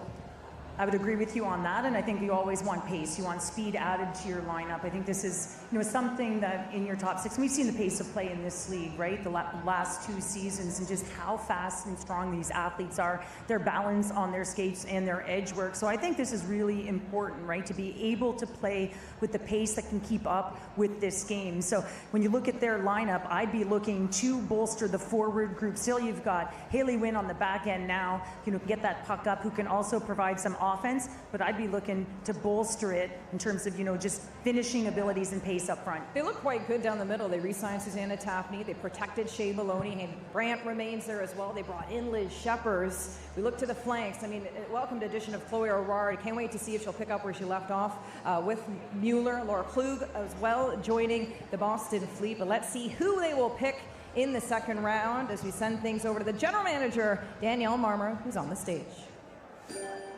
With the second pick in the second round of the 2025 PWHL draft, the Boston Fleet selects forward Ella Huber.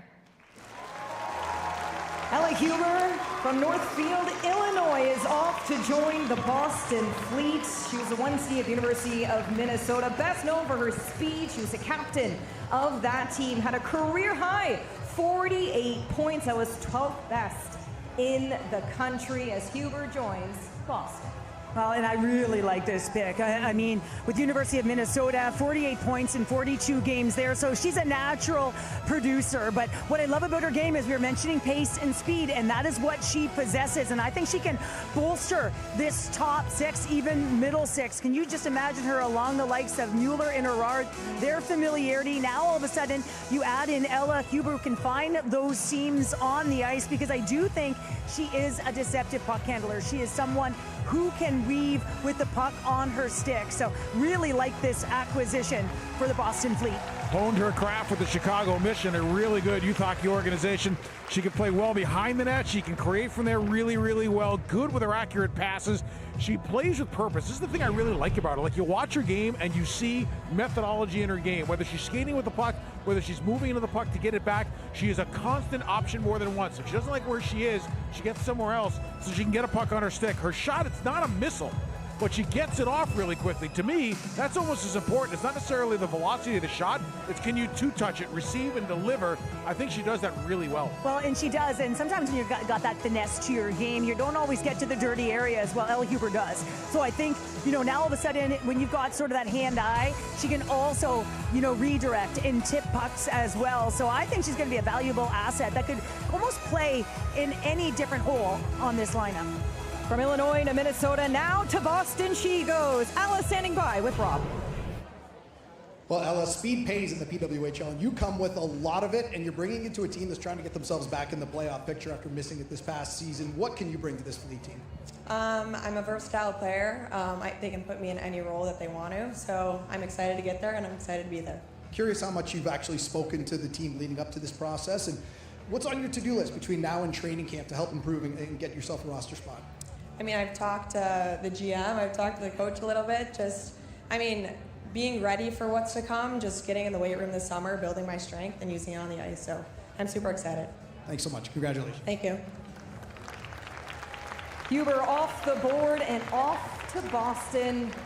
Talked about the importance of a forward, a great pick for Boston early in this draft. Yeah, and Rob was talking about her speed, and Dave, you mentioned just pace and controlling the game. Well, she can also control those entries, right? Because when you're also a smart player and you transition well, you can control that puck because you can slow it down. So she's got pace to her game. Of course, she's really quick, but I like the fact that she sees the game well enough to know when to slow it down to control those entries. And that's pivotal, especially when you're on the attack and you're waiting for a little bit of help. It's a great point, because it's an amazing thing to watch when you get a player that looks cornered or angled but won't get contained, and they're able to get themselves out of it. And that goes to your talk about change of pace. So she can be going in fifth gear, get down to third gear pretty quick, get lateral, and get across to a better spot on the ice. It's a really unique thing to watch. She does it extremely well. Toronto Scepter is officially on the clock. This will be their first pick in this draft as they traded away one so far in the first round. Of course, they traded away their third overall pick. One later, the 27th pick will be New York's. And now we take a look at some of their needs. Of course, lost 6 forwards, 2 defenders. Miller, a big loss. Sarah Nurse, a big loss. Izzy Daniel as well.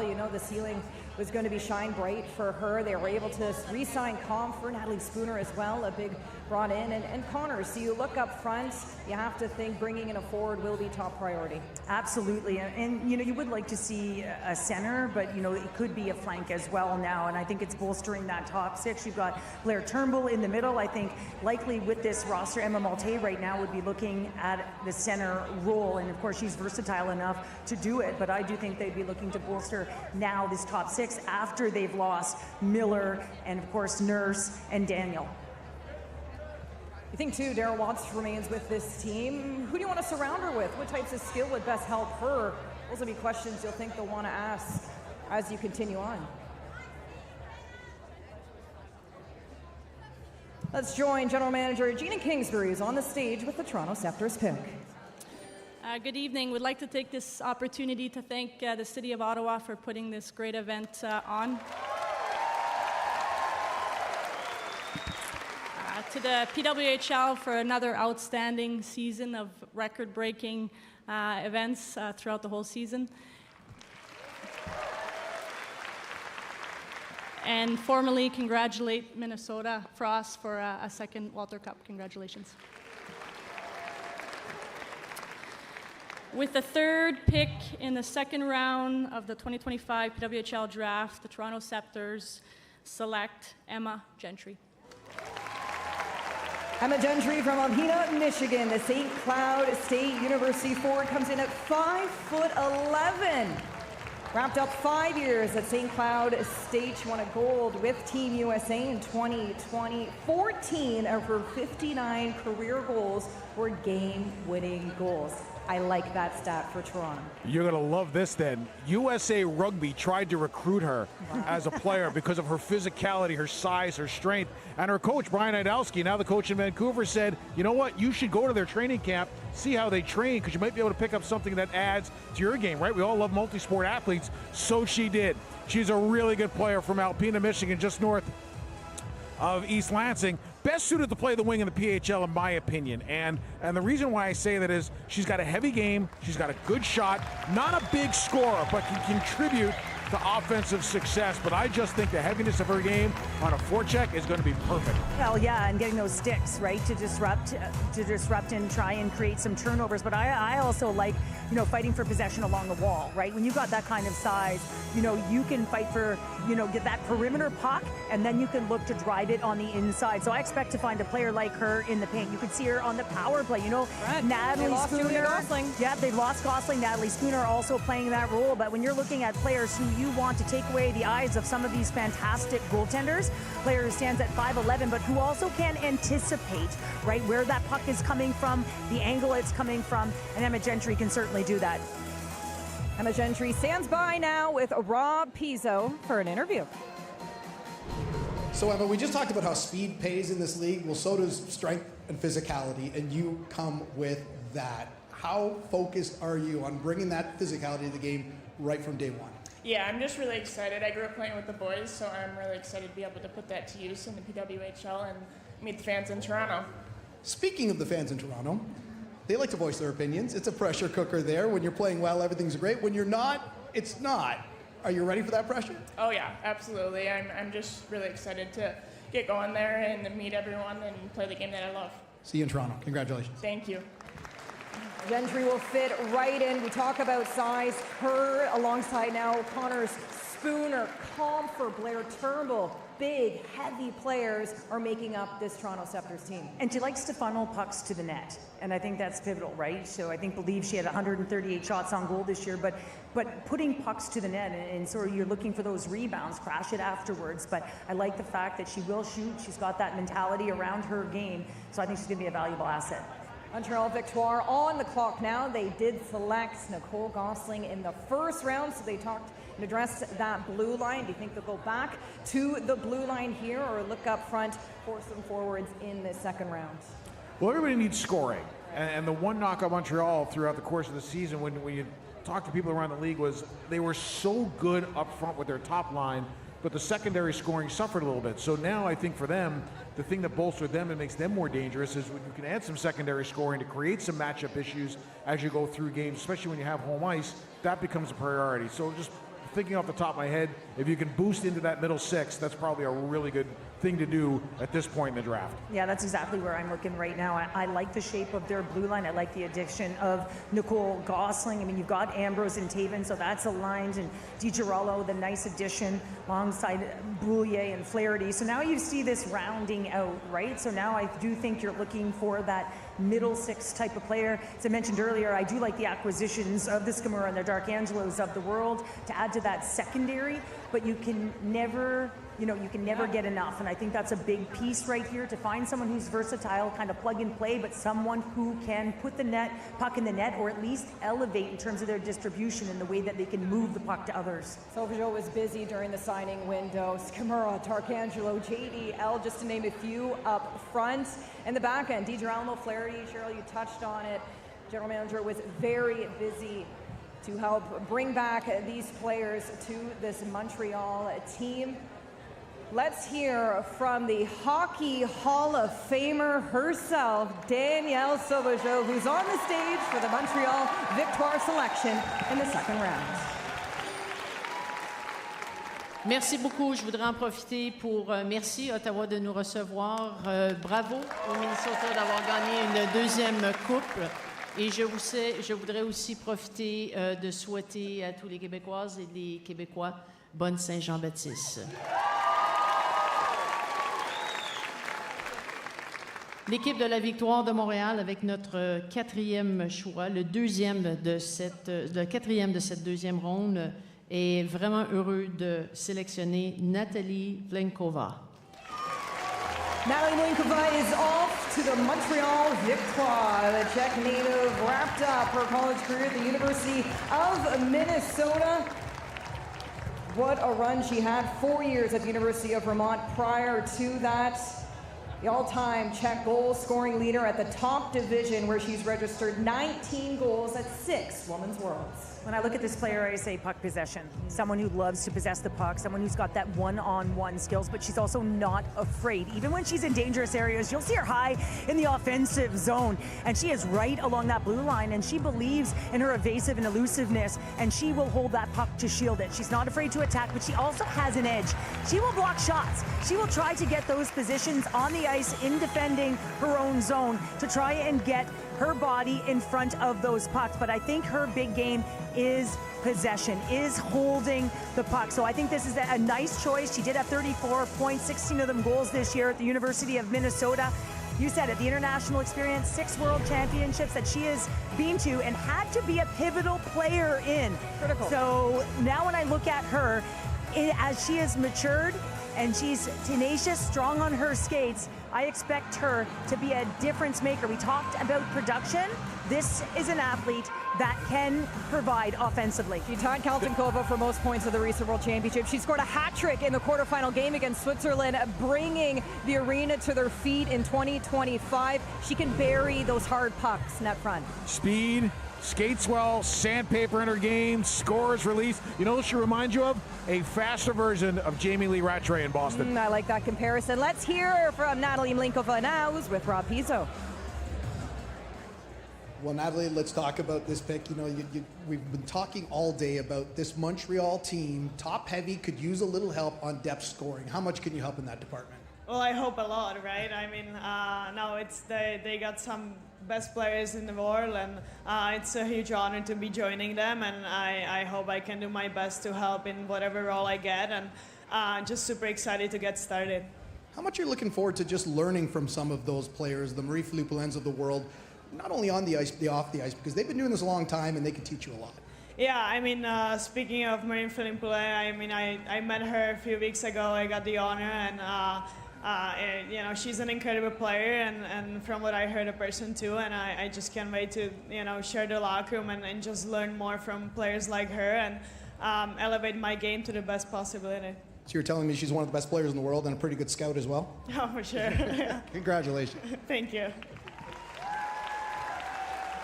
There is a confidence to her game, right? And we mentioned that the one-on-one ability and her puck possession skills, and that's exactly how she drives play, loves to hold it with that tenacious edge.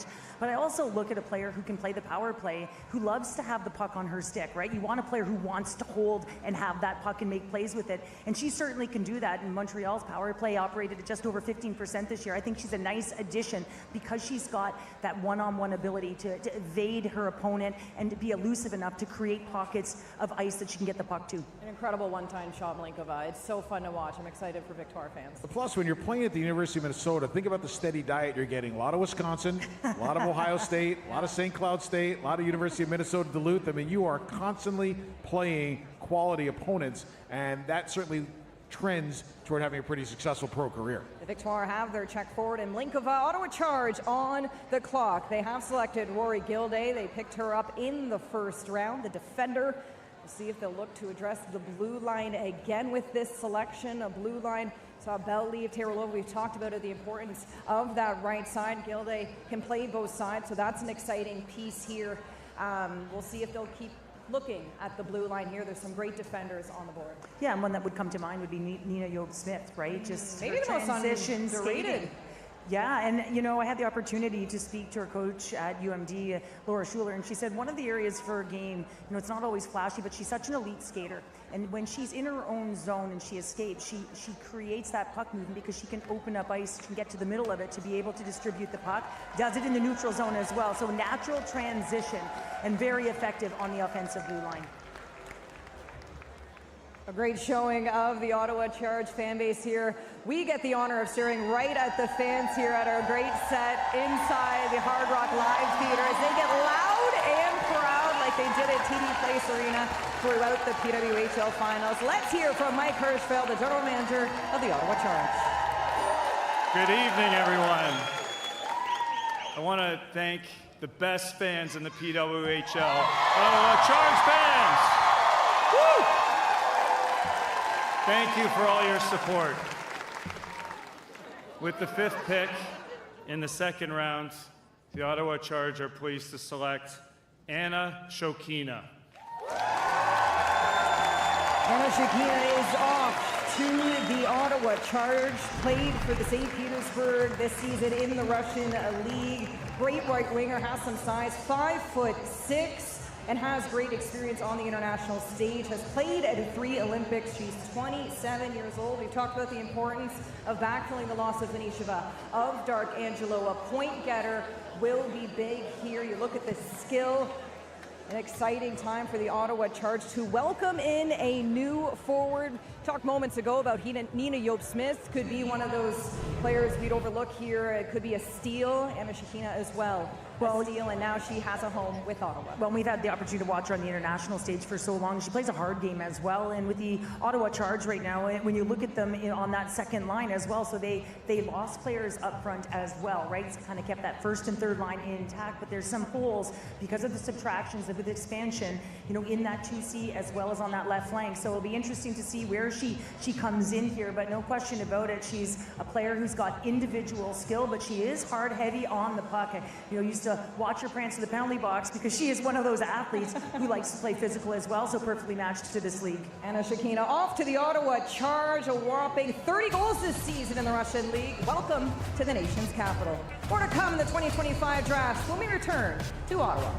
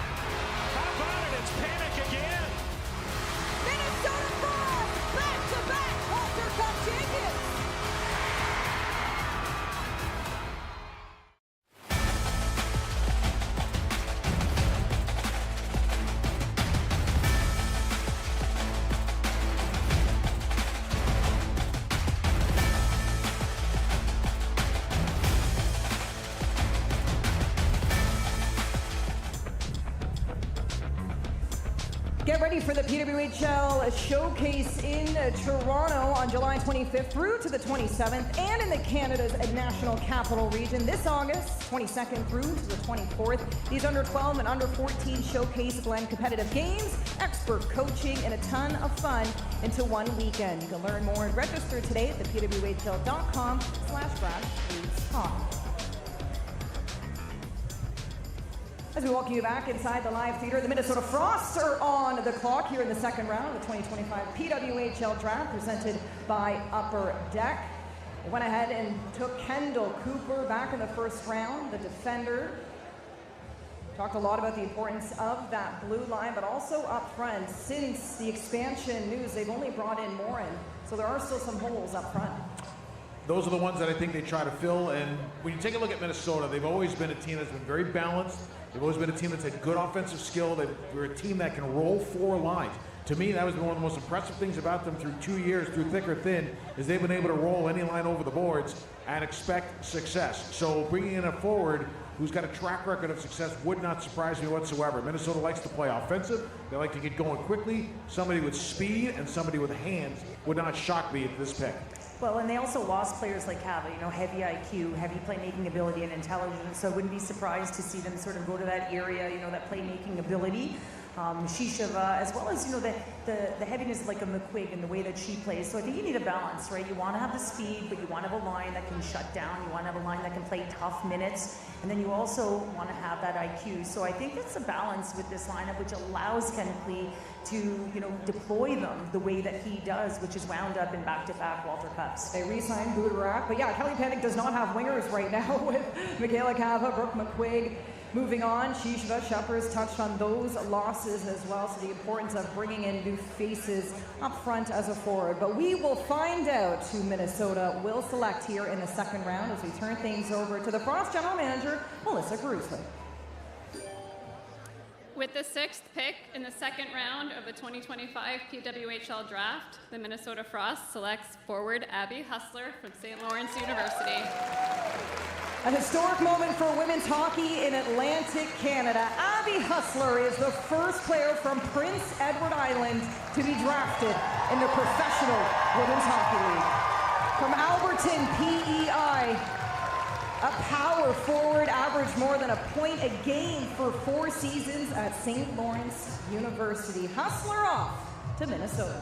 Talking to her coach, Chris Wells, he had a great line. He said, she is the queen of the garbage goal, and he said it with such passion and with such complimentary tone to his voice. She had 158 points in 154 games at St. Lawrence, has pretty good hockey hands and a really good hockey head, and he said to me she loves the game and she will herself to be a pro. Now, she's a player whose pace can go back and forth, but what Chris Wells said to me was the pace of pro hockey will help her because she wants to play fast and it will force her to keep her feet moving. That's the kind of project player that you want, that I think thrives in Minnesota. Well, yeah, and you can push forward. If you can push north, you're going to open up high ice, and she does have playmaking abilities as well. She's got that intelligence component, but because of her nature and her stature at 5'9", not only can she skate, but she can shield those pucks, playing that physical game. And you look back to a year ago, she was a top 10 finalist for the Patty Kazmaier. I mean, she had 24 goals that season with 31 helpers. So when you think about a player, they don't ask how, right? They just ask how many. And so she can find ways to score goals. And I would project her. She could bolster this lineup in terms of a middle 6 role, potentially a top 6 role. Unless you're a scout, you ask how a lot, right? But the one thing I really like about it, and you brought it up, the big body that can use it to protect pucks well and take it to hard areas. Let's hear from Abby now, who's standing by with Rob. Well, Abby, not only do you get to join a championship franchise, you get to make a little history doing it, the first player in this league from PEI. How proud are you to be the answer to that trivia question? It's pretty special. I mean, I know I have a lot of people watching home, and hopefully I can bring some more East Coast fans to Minnesota. This team has done a lot of winning over the last couple of seasons, but there are holes that need to be filled. What do you have to do to prove you deserve one of those big holes? I think just keep working hard and do the things that made me successful in college, and I'm just looking to contribute any way I can, so work hard and see what happens. Thanks so much. Congratulations. Thank you. Let's just take a moment here and realize the significance of this moment. Born and bred talent from Prince Edward Island, now playing in the Professional Women's Hockey League. Cheryl, we were in Prince Edward Island not long ago in Summerside for the Rivalry Series. During the Sweetheart Tournament, might I add, which is the largest female hockey tournament that happens in Atlantic Canada, it was in Summerside area during that time. This is so exciting. It speaks to the growth of the game across Canada from coast to coast with Abby Hustler going in this draft. And all those girls we saw in the lobby with their bags and their mini sticks that they weren't supposed to have, guess what they'll be doing now? They'll be turning on the television to watch an Abby Hustler, and I think that is just so critical, right? Because we talked about visibility and the importance of it, and so now you're seeing it transcend, right, and evolve, and I think that is so critically important, and congratulations to her. A great moment for Abby Hustler and her family, and to fans back home on the island from a small community, St. Louis, kind of near Tignish on the west side of the island. And so let's move things along to Seattle. You'll notice Vancouver and Seattle, they're going to alternate their picks as we continue on throughout this draft. So now Seattle has this 15th pick. They went with Buglioni back in the first round, a forward. As we continue on to scratch our heads and have a crystal ball and think about who Seattle will bring down the line in this second round. There is one defender that's sitting on the board that everybody has said is a sleeper pick, and that's Ava Rinker from the University of Connecticut. So you wonder whether or not this is around the time where you bolster your defense corps with a really young, solid, great defender who can score, who can play two ways, or do you continue bolster up front? So I'm not sure where they go with it, but I just know there's a couple of really good picks that are sitting there that could turn into great players in this league. Yeah, and there's so many good players, right? Whether it's up front or on the back, and it's just familiarity with these players wanting to do right by your team, fill those voids. But going to be interesting here because I'm looking at my rosters, and there's a lot of great players left. Let's welcome to the stage Seattle's General Manager, Megan Turner, to announce Seattle's pick. With the 7th pick in the second round of the 2025 PWHL Draft, Seattle selects goaltender Hannah Murphy from Colgate University. Hannah Murphy is off to Seattle. The Kingston, Ontario native was a netminer for Colgate. Finished up her career with a .937 save percentage. Holds a record for all-time leader in shutouts at the university. Wrapped up her career with 73 wins, just 16 losses and the one tie there. We were wondering when would we see a goaltender go off the board, and here it will be Hannah Murphy. She plays goal like people play third base. I mean, anything that comes with her, she just scoops it right up and takes care of it. She's a very technical goaltender, I think, with very good hockey IQ in the crease. Maddie Rooney would be a really good comparison from Minnesota because she's a combination of an athlete and a technician. She plays the puck really well, and that's a big deal for Colgate. That's what they want in their goalie. Chris Cobb is their goalie guy, and he's tied in with Brent Kirkwood, who, as we all know, is Ottawa's goalie coach and the goalie coach for Hockey Canada. Well-trained, well-bred, good pedigree, and like I said, just a blocker mentality with athleticism. Pucks find her, and that's a nice thing to have. Yeah, they find you when you're in the right spots, right? And I think that's the big thing. Her 5'10" frame can get to those right spots. You mentioned her technicality, but also her athleticism and the way she can move laterally, and she's very sound that way. But you mentioned a puck-playing goaltender, and for me as a former defender, that's absolutely critical, right? This is a more physical league, not that you're always getting pounded, but I will tell you that if your goaltender can make a first pass or set it and know where they're setting it, it is so important, especially getting out of your zone in that first puck touch to be able to get that puck going north. Well, if your dad, Paul, mom, Rebecca, sister, Emily, you're all smiles. Hannah Murphy, the first goaltender taken in the 2025 draft. Let's hear from Hannah now, who's with Rob Piso. Well, Hannah, you're heading to Seattle. What's going through your mind right now? I couldn't be more excited to bring professional women's hockey to Seattle. So not a lot going on right now, just super pumped. You know, being drafted to any team, I'm sure you would have been excited, but does it feel a little better? Does it feel different getting in with an expansion team, ground floor, building a fan base, and saying, I was there right from the beginning? Yeah, definitely there's a lot of unknowns, but it's super exciting to be one of the first in that inaugural team, so I couldn't be more excited. That being said, this team, you know, you have to introduce them to this fan base, so maybe something about you that this fan base doesn't know about you on or off the ice. Something off the ice, I guess. I love cooking, so it's something to let the fans know about me. You're going to be doing a lot of cooking for your teammates after saying that. Congratulations. Thank you so much. Maybe we can get a recipe book from Hannah Murphy by the end of the season. That'd be pretty nice. An exciting move. Murphy off to Seattle. Well, especially if we go into overtime, Kens, we'll have lots of snacks.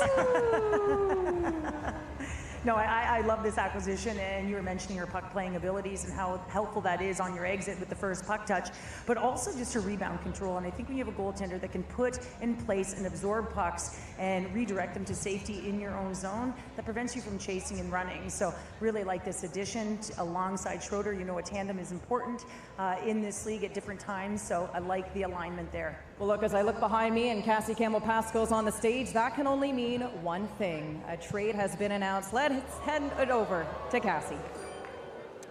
We do have a trade. Toronto sends goaltender Kristen Campbell and their 19th overall pick to Vancouver for Vancouver's 16th overall pick and their 23rd overall pick. Toronto, you are now on the clock.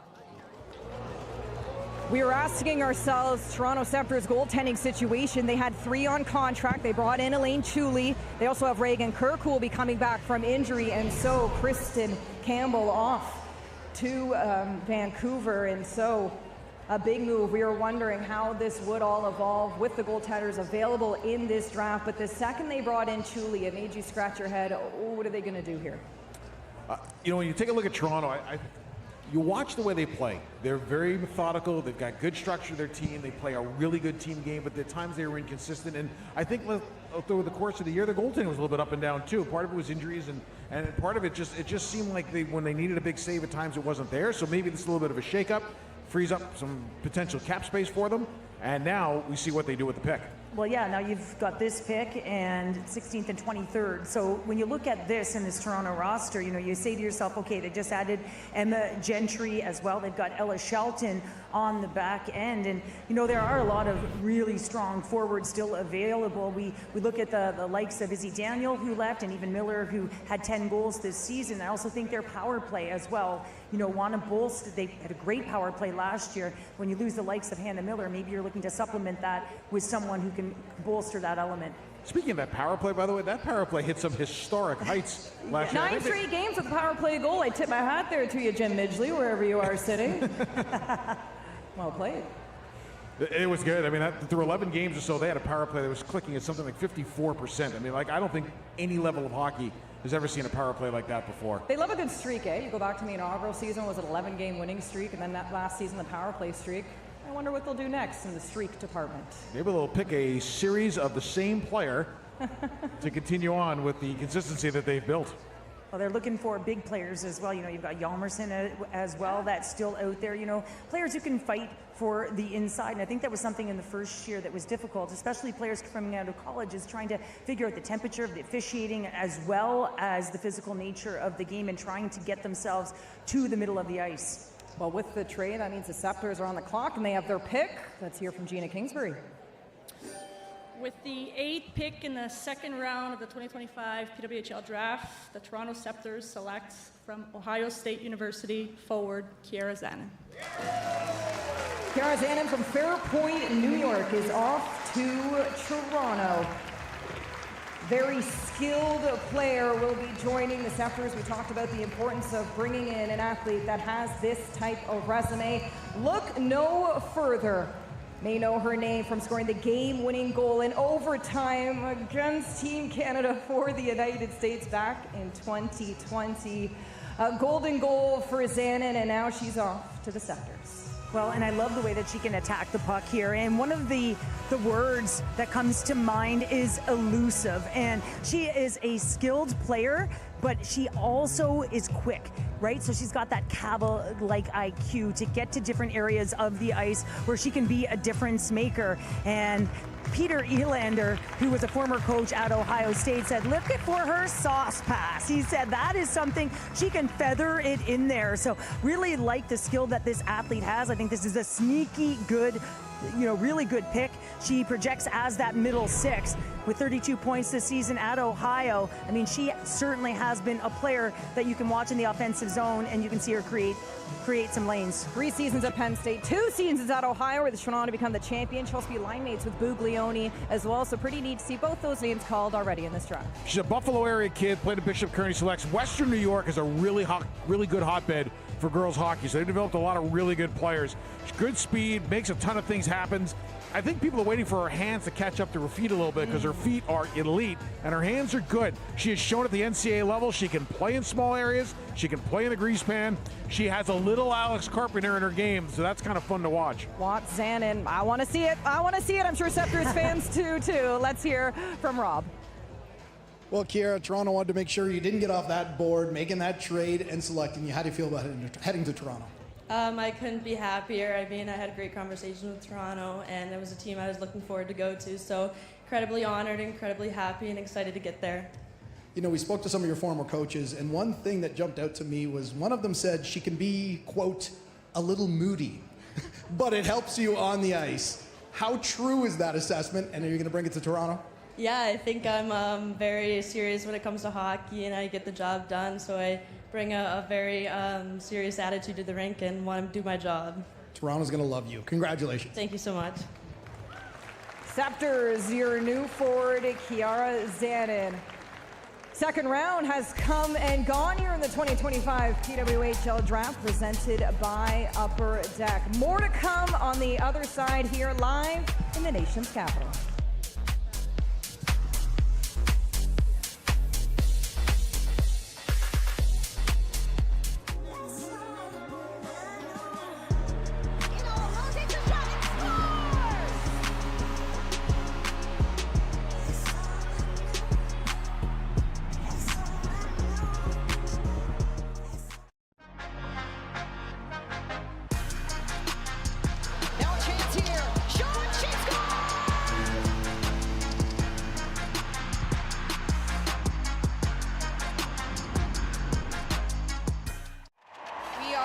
expecting a sellout crowd. It's the hottest ticket in town.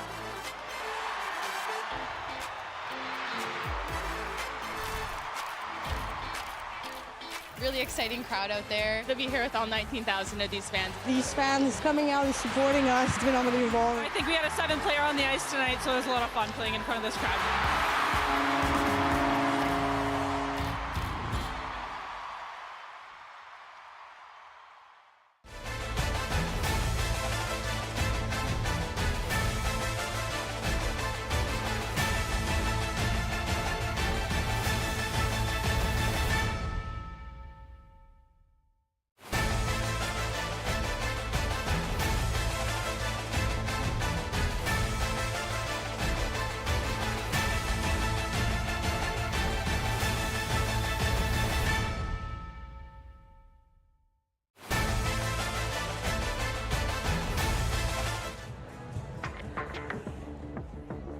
Waiting for PWHL Season 3, where you can get your fix on all the latest news and more with our pals Tessa, Julia, Emma on the Jocks and Jills podcast. Listen to their latest episodes wherever you get your podcasts or visit the pwhl.com/Jocks and Jills. Let's give it up for Jocks and Jills, ladies and gentlemen.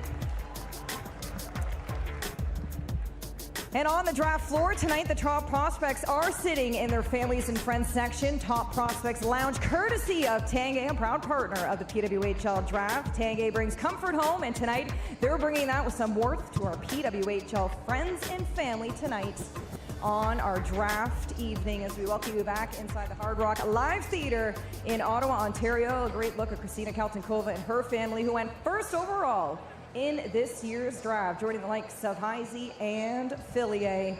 We've already had 2 trades as well. Toronto's been busy. They've welcomed in Shelton. Campbell has gone up the door. And we head to the draft floor and now, and it's Cassie Campbell-Pascal, folks. Cassie, what do you got for us? It's the lady with the purple jacket. There is a trade. And it's a big one. Montreal acquires forward Abby Rock. In return, New York receives forward Kristen O'Neill and the 28th overall pick. New York, you are still on the clock. Abby Rock is officially a Montreal Victoire. O'Neill is off to the Sirens. We talked about how this year was going to be different. Picks and people were a possibility, and we're seeing just that. I really like this trade. I like it for both teams, but I really like this trade for New York because if you lose Jay Downey-Landry, you lose a big pest. And to me, O'Neill is perfect for that role. She plays hard, she plays smart, she's dog on bone, wins her 50-50s, can play in all 3 zones. Like, there is a lot to like about this player, and I think she fits the identity of what New York is trying to do. Abby Rock, on the other hand, could probably be a really good third center who can kill penalties, win faceoffs, be physical, drive a line. This, I think, for both teams, gives each the need that they wanted. And New York picks up another pick. Pascal Du's having a good draft. He really is. And I look at the Victoire here with Abby Rock. You know, that's a right-handed center as well. So, you know, you look down the middle of the ice for them in that skeleton, and it's all on the lefts. So now you've got a right-handed center. She's excellent in the dot, and she works real well from the tops of the circles to below the goal line on the other side with New York. I mean, Kristen O'Neill, 58% in the dot, right? She's one of those players who will be really effective on the PK. She cuts the ice in half, and so she can be a real threat in terms of that power kills. So you're looking at someone who can shut down and play, you know, those tough minutes. Kristen O'Neill will also provide some speed to the New York lineup. Now, in New York last year, you had Carpenter and Rock, who at times would play together, even in year 1, 2. So with a lefty and a righty, depending on what dot you're on, either one of them could take a face-off. But Abby Rock demonstrated, I think, a really nice propensity to win face-offs, especially in her own end on either side. Well, yeah, and so all of a sudden, if you could flank her potentially with a Poulin, right? Now, all of a sudden, if you can load it up, depending on what happens, now you do have that left-right combination to be able to win possession right off the hop. So it'll be interesting to see how they do a liner. But when I do look at someone like Abby Rock, so good in small spaces, right? That's her game. You know, tough minutes, and she's got a chip, right? We all know that. The pick is in for the New York Sirens. Let's head to the stage now and say hello to Malika Underwood and Brian Burke with the PWHL Players Association to announce the 17th pick. With the first pick in the third round of the 2025 PWHL Draft, the New York Sirens select McKenna Webster, forward, Ohio State University. McKenna Webster is off to the New York Sirens from St. Louis, Missouri, a dual athlete. Yes, she is both field hockey and ice hockey, a captain through and through. Spent 2 seasons at Wisconsin before trading over to the Ohio State. A great pick. We've talked about the importance of this forward group. Exciting future ahead. First of all, great to see my former boss, Brian Burke, up on stage. He was a tremendous, tremendous contributor to the game of hockey. When you take a look at McKenna Webb, she plays a lot like her brother does, who played for a couple of national champions at the University of Denver, does everything at top speed, plays with pace, can change pace, legit skill, a plus player every year, finishes plays really, really well. There's a lot to like about her game. Well, yeah, and you mentioned dual sport athlete and on that 2028 Olympic radar for field hockey. So it could be a bit of a gamble here, but as we said, the time is now. This is a win now league. And so when you get an athlete with the high speed and pace of a McKenna Webster, you know she's going to get in on the puck for those retrievals. So we're seeing the likes of the O'Briens and the Kaltinkovas. Now you've got some strength down the middle. You've got the speed of a Casey O'Brien.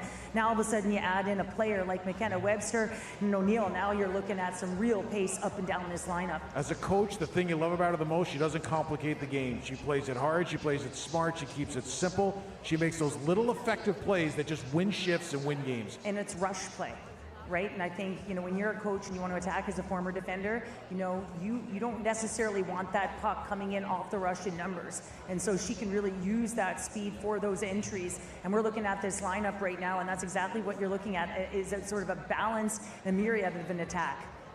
Boston Fleet's Danielle Marmer and company on the clock here in this third round. They've welcomed Haley Wynn. They have welcomed Huber as well to their team.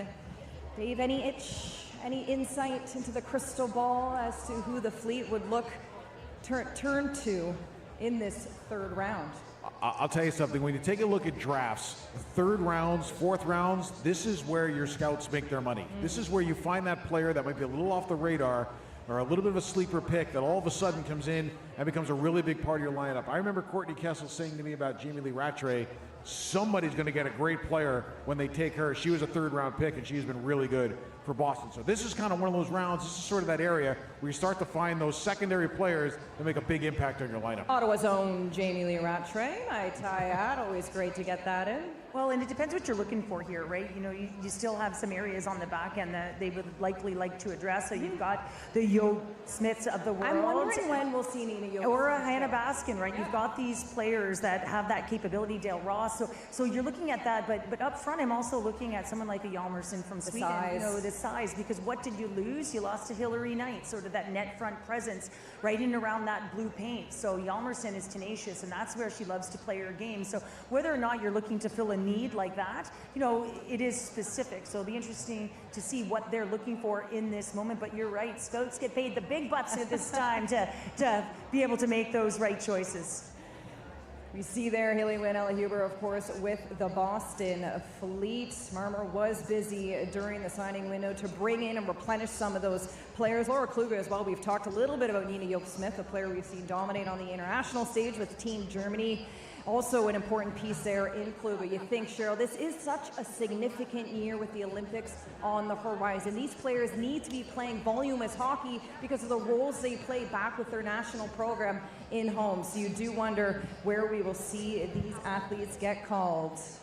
Let's head back to the stage now as the Boston Fleet look to announce their pick, as they have Adam Gold, the creator of the Gold Plan, to announce this pick. Hello, Ottawa.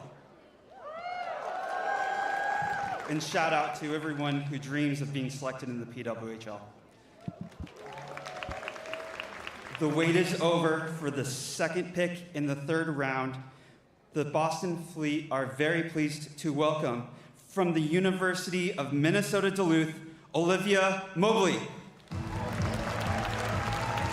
Olivia Mobley off to Boston, a very exciting pick here for this group. We've talked a lot about these Duluth athletes that have declared for this draft. High energy, a really good transition game as well from St. Louis Park. Minnesota mobilises off to Boston. And I had to speak to her coach, Laura Schuler, and she said this is a dynamic energy forward. And, you know, it's not just about speed, but it's how you use your speed and edge work. And she uses it to beat defenders, so to manipulate their feet so that she can get by them. And she really thrives in transition. So this is a really important piece, right? If you want to play with pace, you have to be able to transition. So I think that she meets this. She also anticipates the play really effectively, which is why she plays the PK and power play. But you look at her shorthanded goals, leading the nation. I mean, that is, you know, her anticipation and her ability to have a great stick. And you always like when you take a bulldog with a pick, because those players are winners. They're well coached.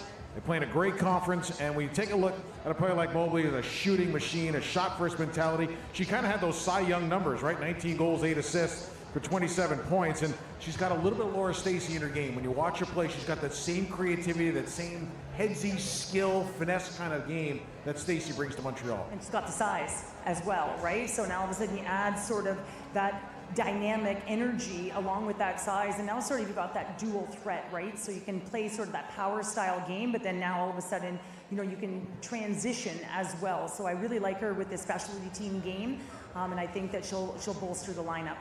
Quinnipiac for 3 seasons, Iowa State for 1, wrapped up at Duluth. Mobley off to Boston as PWHL Vancouver is on the clock. Just 1 pick so far in this draft, Michelle Karvinen. European sensation is off to Vancouver as they look up and down that lineup. I mean, you look at the 6 defenders that they have here and how seamlessly they transition in. And I look at that right side because they have 3 right-handed shot defenders in Jakes, Bell, Bard, and how important that can be to have a right shot on the blue line. So we'll see if they'll continue to add to this blue line, which is always one of the most sought-after commodities, or if they keep looking up front. I remember we talked about this earlier in the day about it. Sometimes when you load up with defenders and they're all the same ilk, all right shot defenders, that can work out real well, because you know what? You could always put 3 defenders on a power play all up top because they all bring that hammer there. And especially if the puck's moving from right to left, the center point player will have a one-timer opportunity. If you move it over to the left flank, that right shot's also got a one-timer, and that one-timer from the top of the circle is going to usually the goaltender's blocker side, which for them is a bit of a weakness. So I kind of like that thought process of if you can load up there, great. I remember that era when you couldn't find righty defenders. Now you got a ton of them. We'll see who Vancouver chooses to select here. It's been kind of neat. Jana announced the first pick. We saw their general managers in the second, and now we get to meet some of the faces behind the scenes of the PWHL. Adam Gold, who implemented the Gold Plan, which is a pretty fun process here in the PWHL. Vancouver's pick is in. Let's head to the stage now and join Karen Massacott, the Vice President of Sales, Marketing, and Business Development, and Shauna Wilton, the VP of Event Operations at PNE.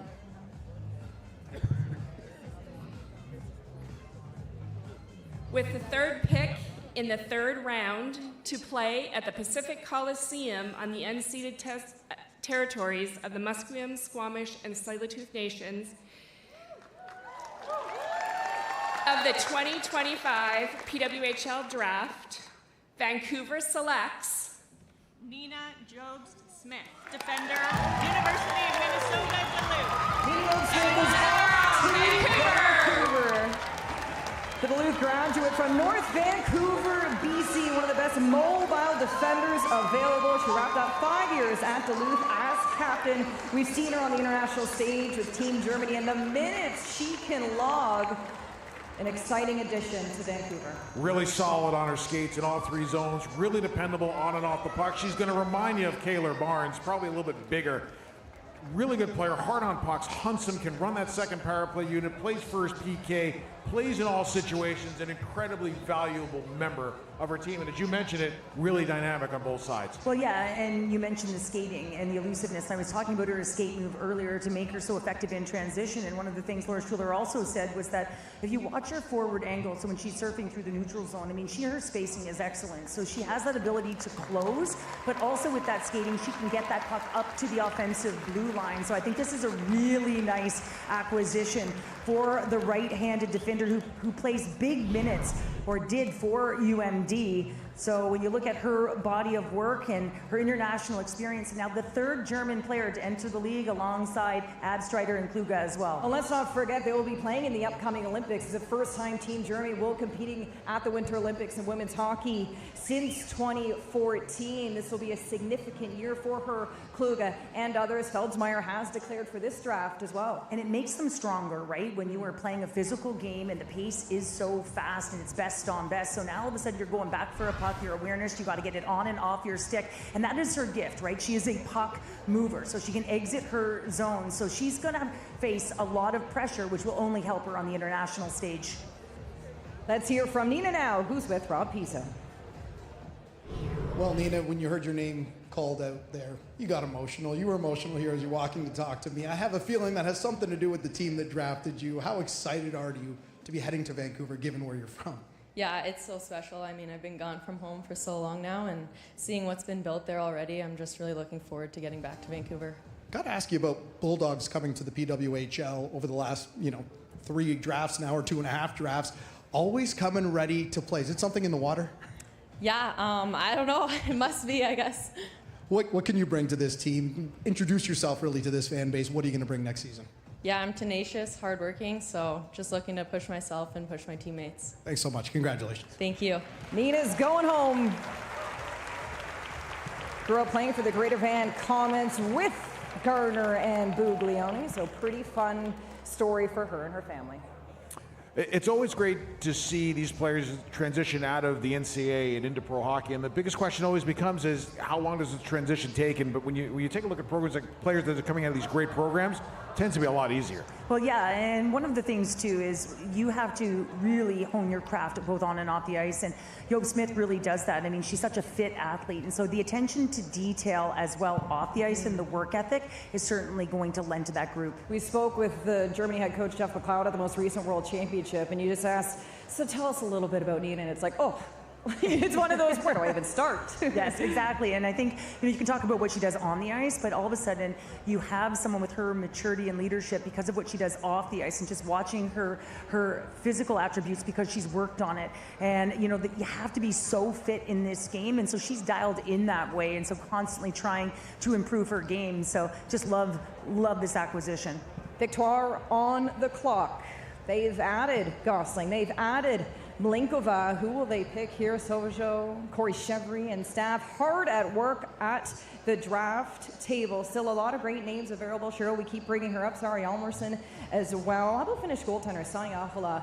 As we look, I mean, Montreal did re-sign Abstreiter. They've got Amrine Davier. They protected her. So we'll keep seeing how these goaltenders are sprinkled in.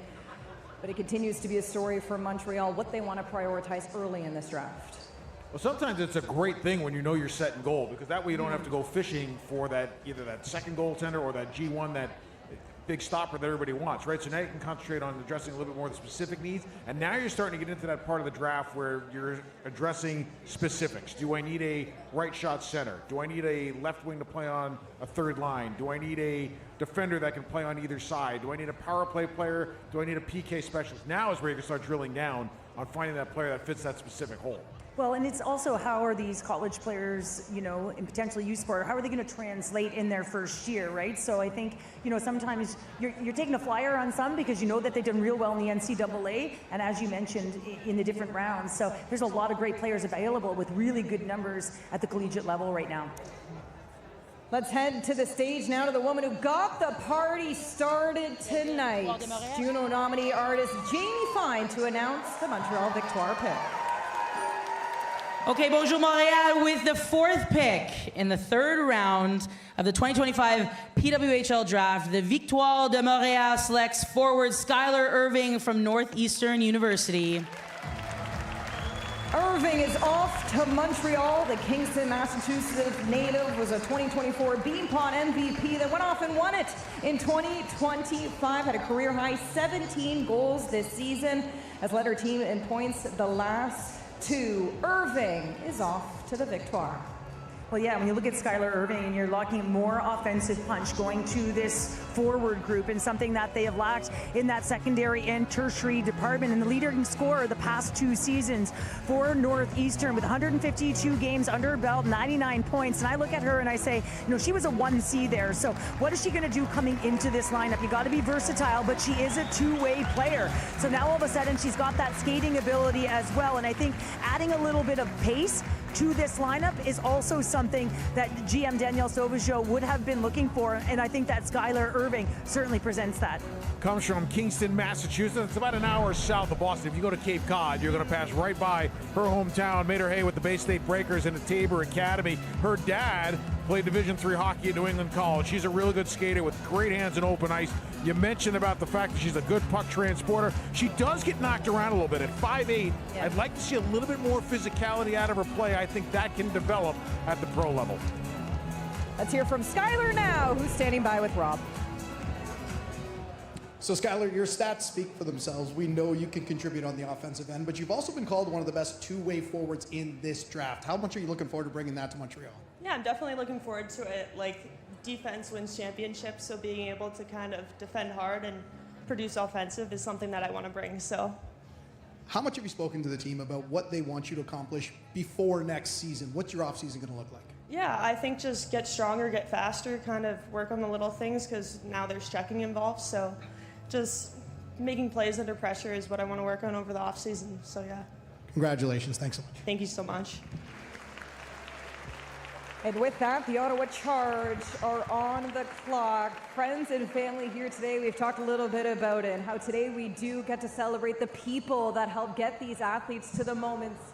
Their families, their neighbors, their tutors, high school teachers as well. It's such a great celebration for the communities that help get these women to this point. Think about the thousands of volunteer coaches that are out there. You played for some, I played for some, you played for some in your careers. Think about all of them that are out there watching this draft and watching the players that they had at 8U, at 10U, at 12U, who have now matriculated through to the pro level, have begun to see their dreams start to come true. And again, you mentioned the parents and the families too, the huge support systems. Think about multiple players playing multiple sports through the course of the year, plus school. It is an amazing feat that all these parents and step-parents continue to get their kids to the rink to play this great game, to play it at the pro level of the PWHL. And how many signs have we seen at these rinks? Right? Oh, it's my favorite part. It's been incredible just to not even just look at the volume of people, but the vibe that they bring and the energy into the buildings, and how many times we've been on broadcast, all three of us, and you just see those signs and the smiling faces and really just watching the game elevate itself. And these women are really ambassadors, but their product is telling the tale and really, really selling it to all of the viewers out there. See head coach Carla McLeod shaking hands of the mayor, Mark Sutcliffe, here to announce the Ottawa Charge pick in the third round. Bonsoir tout le monde. C'est vraiment un plaisir d'être ici et d'accueillir tout le monde pour cet événement très spécial. It's great to welcome the PWHL to Ottawa, home of the best fans in hockey.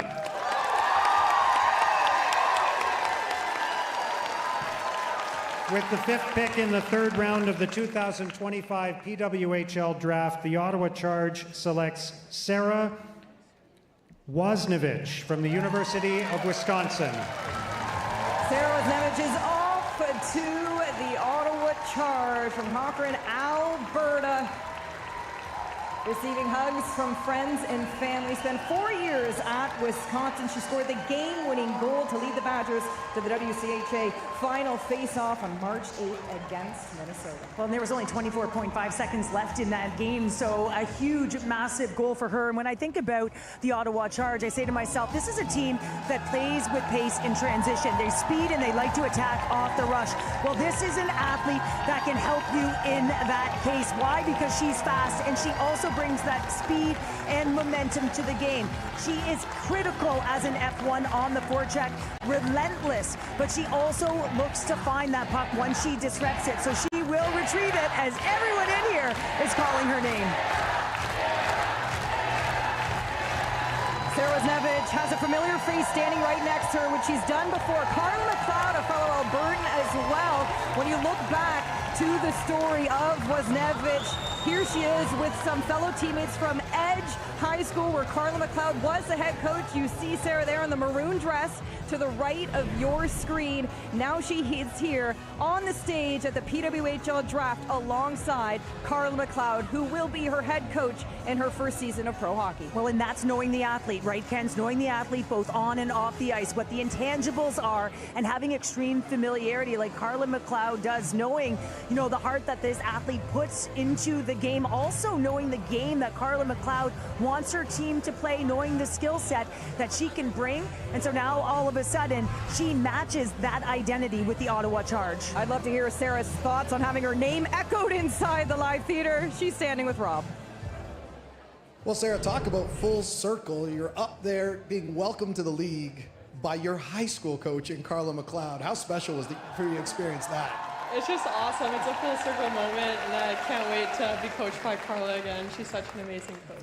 You can hear this crowd. I don't know if you've been to a Charge game. They get really loud. How excited are you to play in front of that? I'm so excited. They're awesome. I've watched their games live and bring a lot of energy. This is a team obviously that had a lot of success this season. What are you going to bring next season to maybe help this team get over that hump? We're going to bring a lot of speed and physicality to the teams. Yeah. Congratulations. Thanks so much. Thank you. Speed and physicality. Great words Charge fans want to hear. We'll step aside and be right back inside the Hard Rock Live Theater. It's the 2025 PWHL Draft.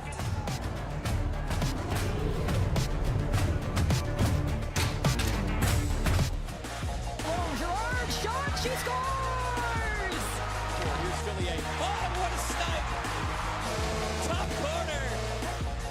And they have turned the volume way up here tonight.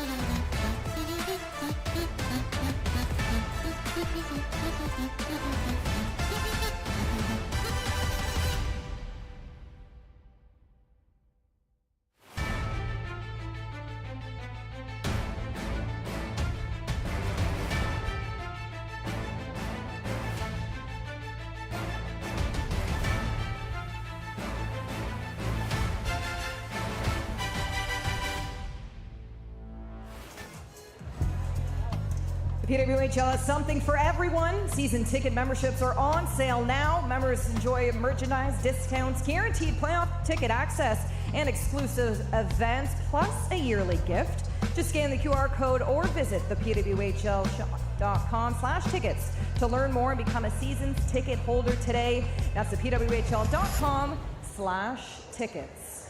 As we welcome you back inside the Hard Rock Live Theater in Ottawa, Ontario. The Minnesota Frost are on the clock here. We've seen trades, we've seen bodies being moved. Shelton, Campbell have new homes. The Frost staying consistent here so far in this draft. They have been. Now, what gets interesting is we've talked a lot about the defenders that are available in this draft, and it seems like now it's starting to get very forward heavy. So there are a lot of really, really good defenders that are left sitting here on the draft board, and now it's a matter of where are they going to go and when are they going to go? So does Minnesota now start to bulk up once again on the back end, or does Ken Klee consider his onslaught with the forwards that are moving forward? Well, and that's a big question, right? I still think they're, you know, when you look at their forward group, you do see some holes there as well. On the back end, I still think, you know, they're subtracted by one defender right now, even though they were able to go get Kendall Cooper. I think that was a fantastic addition on the right side for the Frost, but I think that they'd be looking to add some more depth up front, some more pace, some more IQ after having lost, you know, some pretty integral players from their lineup. Minnesota Frost, the pick is in. Let's join Frost head coach Ken Klee with the announcement. With the 6th pick in the 3rd round of the 2025 PWHL Draft, the Minnesota Frosts are happy to select forward Anna Segedi from St. Lawrence University. Anna Segedi off to the Minnesota Frost from Commerce Township, Michigan. She spent all 5 years there. She also centralized in 2022, playing with Shenzhen so that she could compete with Team China at the Olympics. She also helped Team China get promoted to the top division just a few years ago. 25 career goals over her seasons in college hockey. Another great pick for the Frost. And another player from the great state of Michigan. She comes from the Novi, Michigan area, played for Bell Tire, where she won 3 straight national championships at the U19 level. Her coach, Chris McKenzie, said she is the most reliable player that I have ever coached. She can be a center. She can play either wing. She can play up and down the lineup. She'll play against your top players, and she'll play with your top players. That's a nice balance of things to have. She'll remind you a little bit of Liz Shepard in terms of the way she plays. Not a lot of flash, tons of reliability, and she eats minutes with consistency. Well, yeah, and the physical game may have to come, and I think that's sort of a learned, attribute by many of these players coming into a league that we've known that is just elevated in terms of the physical nature of the game. But when I look at her body of work, I will say that she has got, that instinctual offensive skill set. So not just her hands, but the way that she can see the ice. I see her more as a playmaker in this league, someone who can distribute the puck. But certainly if she can align in that middle 6, I think that she'll certainly be able to get some apples in this league. Segedi, 119 career points over 164 games. That's pretty nice. Let's hear from Anna now. So Anna, our crew up there was talking about your versatility because your coaches said you can do anything, center, left wing, right wing, up and down the lineup. Ken Klee's gonna love you. Have you talked to him about that sort of style that you could really put you anywhere in the lineup? Yeah, I think I'm really versatile, like you said, so I'm just ready to get started, and wherever he asks me, I'll be ready to do, so. That being said, I'm sure you watched a lot of this team over the last couple of years. Where do you think you best fit in, and where can you contribute? Yeah, I think I'm just really hardworking, honestly. Obviously, ideally center, because I've been there for a little while now, but again, whatever he asks, I'm ready to do. So. Thanks so much. Congratulations. Thank you. Well, one of the things you'll notice is also her agility, right? And so in this league, you've got the heavy players, you've got the Zumwinkels and the Curl Salemis of the world, and you've got the Heises who are just so evasive and they can pull to the perimeter to dish inside. And I think she's more like that. She's got a real nice set of hands. So now all of a sudden she's got some separation speed to go with that. So I think she aligns nicely to be able to distribute that puck, but her agility left to right, really like it on her edges. Another nice thing about her is her passing ability. Like, a lot of players are longer passers that can make those 40-foot passes. She's a little bit more of a dink and dunker. Like, she'll pick up a pass and she'll chip it 5 feet here, get it back, move it 10 feet here, get it back. Good support player. And once again, that goes to what we just talked about. Plays with good players, plays against good players, can play anywhere in your lineup to be effective. Oh, and if she's in the middle of the ice, you can put her, see one of those, 2, 3, 4 foot passes to an area, right? When you got the likes of some more linear players like the Curl Salemis on the flanks, or the Grace Zumwinkels of the world. So really interesting to see how she will align here. But versatility, hey, if you can be versatile and you can play anywhere, you're going to get some time on ice. Toronto Scepter is on the clock here as they swap with Vancouver in that trade with Kristen Campbell. Toronto's been busy here today in the trade department. They welcomed in Ella Shelton. We look at Gentry Zanin off the board and into Toronto with the picks so far by this team. Toronto, again, one of those markets we've talked a lot about how every fan base across this league welcomes and is so excited to bring in new faces, new personalities to this team. It's always going to be fun to see these athletes and how their personalities match with these markets. The Toronto market has been terrific, not only for this league, but just for hockey in general. I love the pressure cooker atmosphere of it. The players seem to thrive in that market. Building's great. Toronto has become a real nice destination place to play in the PWHL. It really is. And Gina Kingsbury and Troy Ryan, sort of their identity too has been, hardworking, heavy team that can get in on a forecheck. So I wouldn't be surprised to see a physical player here. We're seeing some size inserted to their lineup.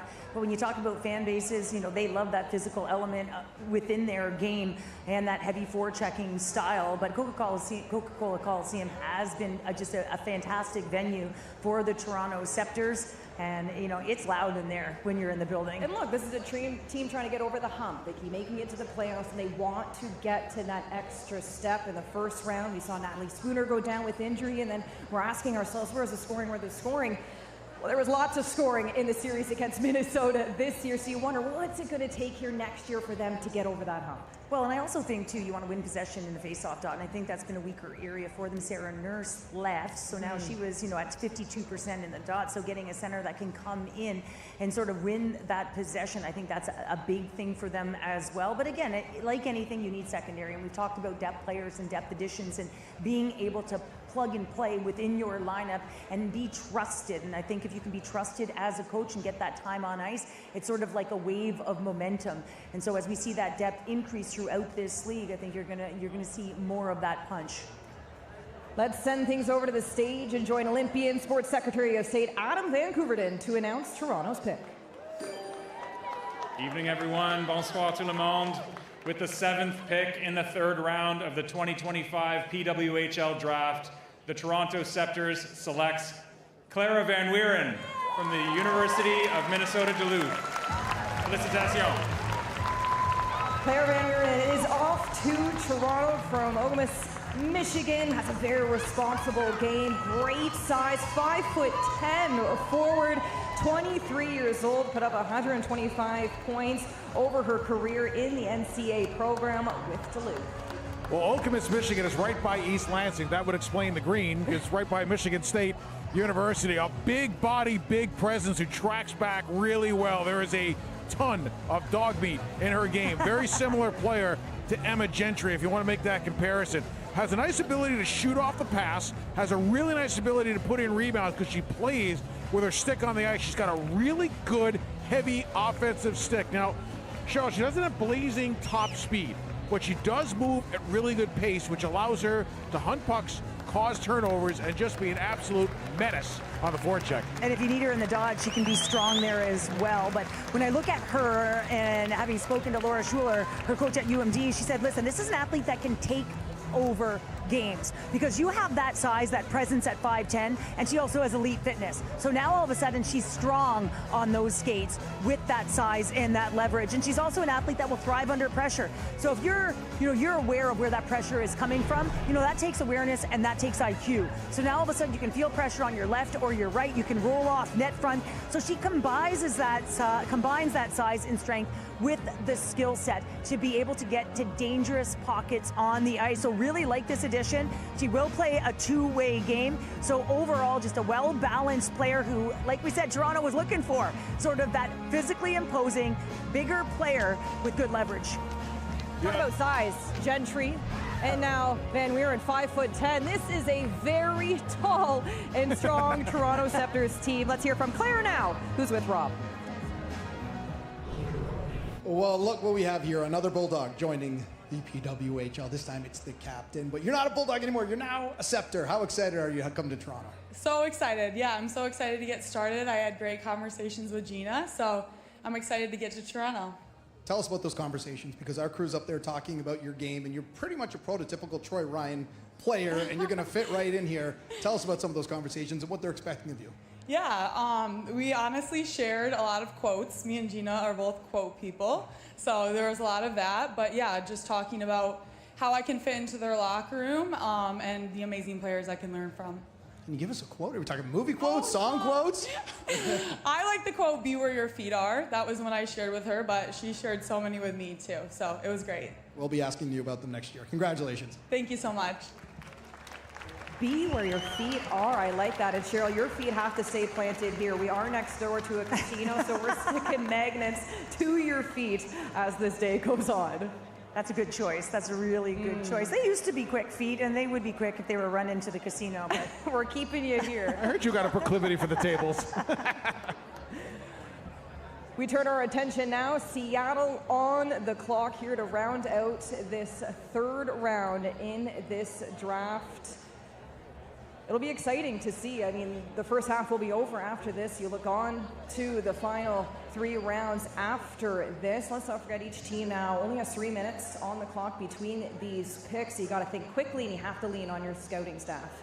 No question. And this is the kind of area of the draft where you can find a really good role player. One of those players that we've talked about them before. They fly a little under the radar. Maybe not the big sexy pick, but the pick that can make your team better by playing a specific role that you need. So do they go on the back end for that? Do they go up front for that? Sometimes you find a lot more role players up front when you make these kinds of picks. Well, yeah, and players that can be hard on the puck, right? Players that can really track well and play a two-way game. But also when you're coming out of the NCAA, I mean, you're young still, right? So there's maturity to your game. So you might get a hidden gem. And I think that's something you have to look forward to because a lot of these athletes haven't reached their full strength yet. So all of a sudden they get a season under their belt. Now they're, physically more in tune with this game. And some will come in and thrive right away because there is a learning curve on both ends of it. But for me, I'm really interested in this because there's a lot of great hockey players out there and their coaches know them and the nuances of their game. And that's the big thing, is finding those nuances and inserting them into the niche where you need it within your lineup. And if you get the right fit, you can really pick a winner. 192 athletes declared for this draft. A long list of talent is possible to join the PWHL. Let's head back to the stage and join Christine Crump, the president of Hard Rock Hotel and Casino here in Ottawa, to announce Seattle's pick. Good evening.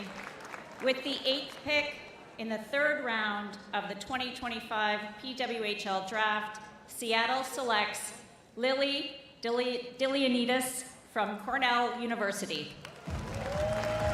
Lily Dilianidis is off to Seattle from Medina, Minnesota. How about this? Scored the game-winning goal on the power play against Clarkson in triple overtime. Moved the team on to the ECAC championship.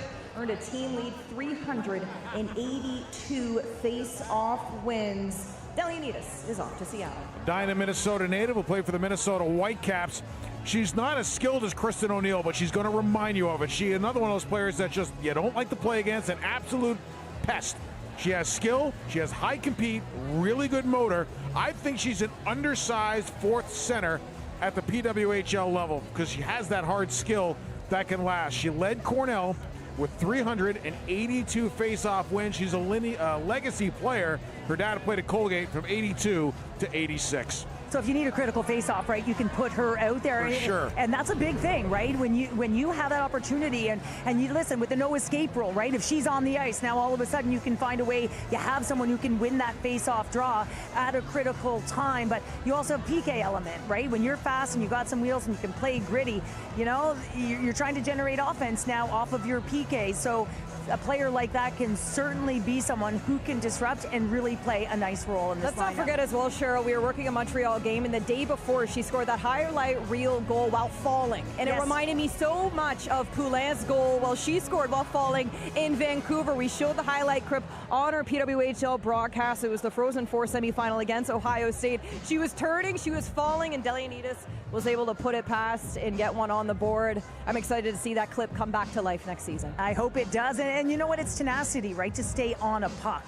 And I think that's what you need in this league, is that resilience and keep your eyes on the prize, if you will. But you also have the skill set and the timing to be able to get that stick on the puck. So really nice job here. But I do like the pace and I like the grittiness. And the beauty of watching her take faceoffs is because she's small, she could get underneath a lot of the bigger players that she took draws against. So she's bottom hand heavy, she's bottom hand low, she gets her shoulders turned and wins a ton of faceoffs because she could sneak underneath a pair of hands and turn a body quickly. Well, look, that'll do it for us from rounds 1 to 3 here on TSN Linear, but we're not going anywhere. You can join us over at TSN Plus and, of course, the PWHL YouTube page. On behalf of myself, Kenzie Lone, Cheryl Pounder, Dave Sarban, Rob Pizzo, that'll do it for us here on TSN. But head over to the YouTube channel where you will find us. Sports Center to next to follow on TSN.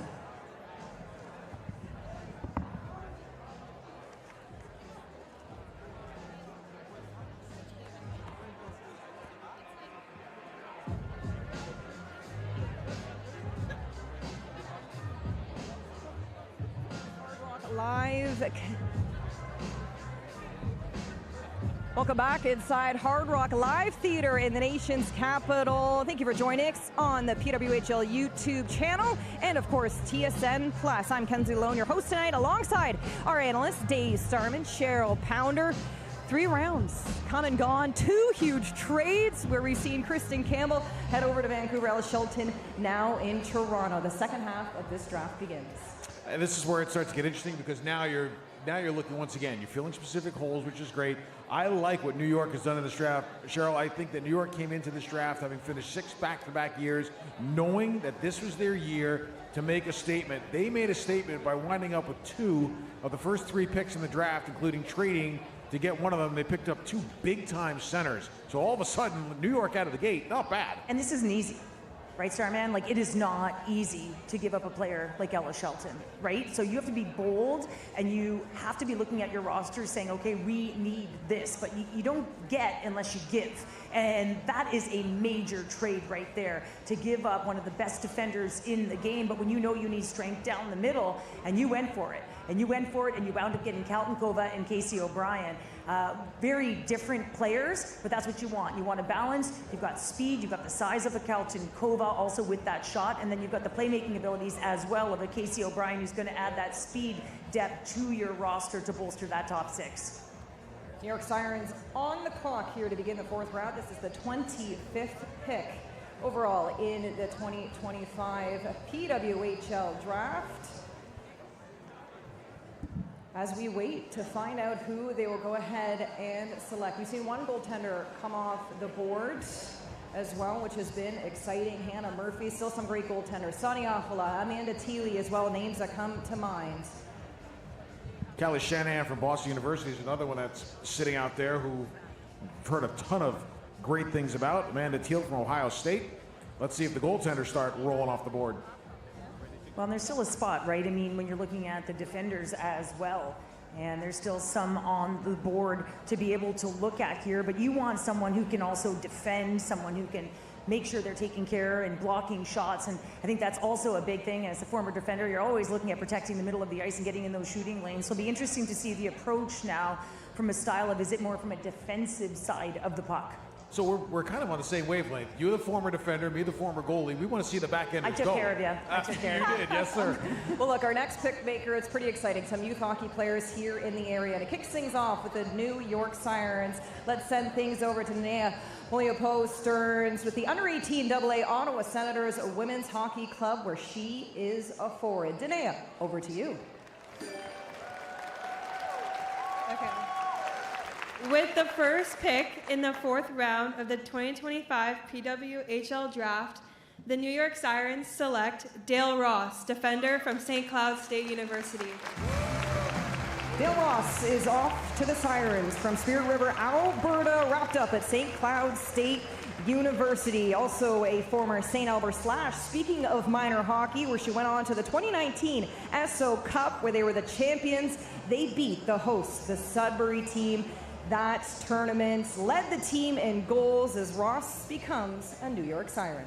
Leaving St. Cloud State University, where they just got a $13 million endowment for their Herb Brooks Hockey Center, so big things happening there. She's kind of like Keppel, a little bit like Wilgren, similar style in the way she plays. Their coach, Brian Idalski, now of PWHL Vancouver, kept telling scouts in the PW, don't overlook her. She is an absolute steal in the middle of the draft. She is wash, rinse, repeat when it comes to the way she plays. Nice, consistent with a good defensive stick. Well, and those are big words from Adalski, who really rejuvenated that program at St. Cloud State. And look at their defensive metrics, right? And their block shots. And guess what this athlete does? She blocks shots. She will make sure that she's taking away those shooting lanes. And she is physically capable of playing in this league. But I love the skating ability. She's powerful. And she will do those little things, right? You mentioned her stick to take away time and space. As a defender, if you want to close, you have to steer into a quadrant of the ice. You've got to use that stick to push into that quadrant, and then you've got to close, and she does that very effectively. So in terms of defending her own zone, she's on point. This is a real nice pick by the Sirens. You know what's interesting? She is the embodiment of what Brian Idalski was as a player when he played, because Brian was big, strong, smart, simple, physical, had real good IQ. He knew when to move the puck, but he could shut down a game without taking penalties. It's amazing to watch Ross play, because it's almost like watching Idalski all over again. Let's hear from her now. She's standing by with Rob Pizzo. So, Dale, when we've spoken to former coaches and people who know your game, they talk about what you do on the ice, but almost more importantly, they bring up your character and what you bring into a dressing room. How important is that to your game, to know that you're going to be a good teammate, not only on the ice, but off the ice as well? Oh, I think that's even more important, to be a better person than player. So I always try to enforce that in the room as an individual and just try and make others better and enjoy everyone else's company.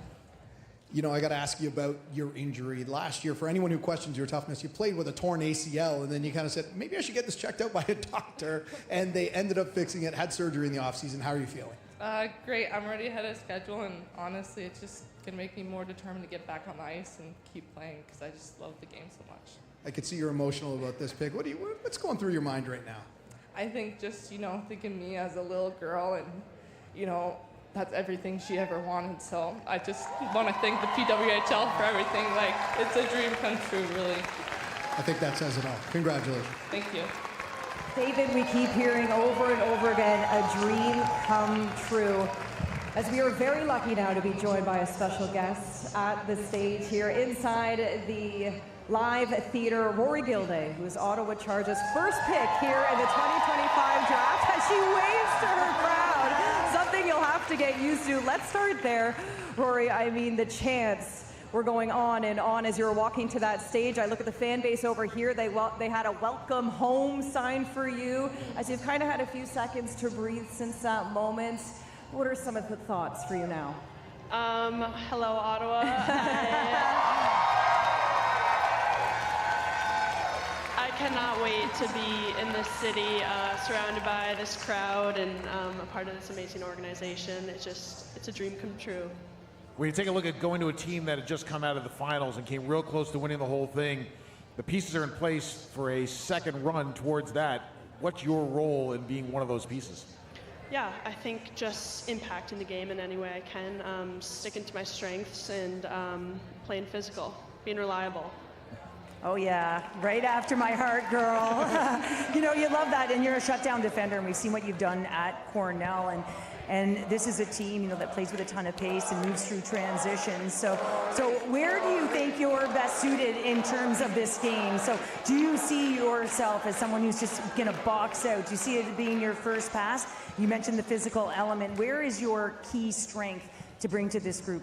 Yeah, I think boxing out, letting my goaltender see, and clearing people out of that net. I think that'll be a key for this team. When you look back on your time at college, Cornell, finishing off as a captain of that team and having Doug Dare as your head coach there, when you think of one or two things that you're excited to take from those years and bring it in to your pro experience, what comes to mind? I think immediately I think of the hard work that it takes and what I've learned from Cornell in all those aspects, and then also just care for the game, for the people around me, for the city. It's just something I'm looking forward to.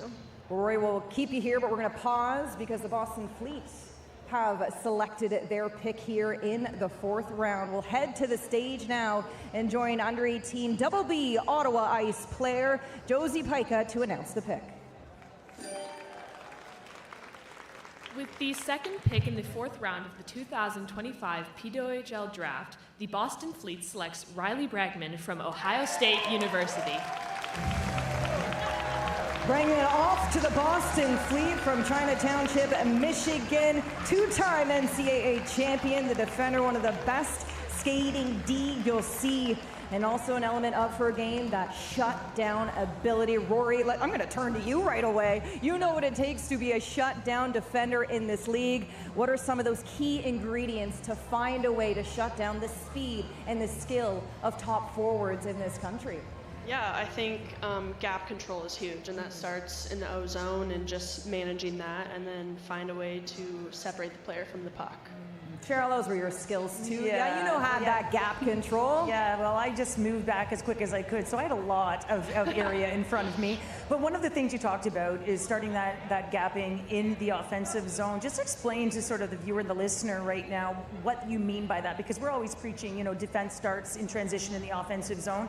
So just, enlighten the group, especially our viewers and listeners on that. Yeah, definitely. I think you can describe it as kind of, you got to get your feet going to the middle, and that can help you gain that space between you, and then you can adjust after that and take the space you need. And then you've got a great stick, and with your frame as well, just the leverage of that stick to push to the outside. I think it's one of your X factors that we'll be waiting to see in Ottawa. Another great D off to Boston. Riley Bregman, a new addition to this blue line. Let's hear from her now, standing by with Rob. Well, Riley, your resume speaks for itself. Two-time national champion. You've been in the highest pressure situations you can be in. How much is that going to help you as you take this next step in your hockey career?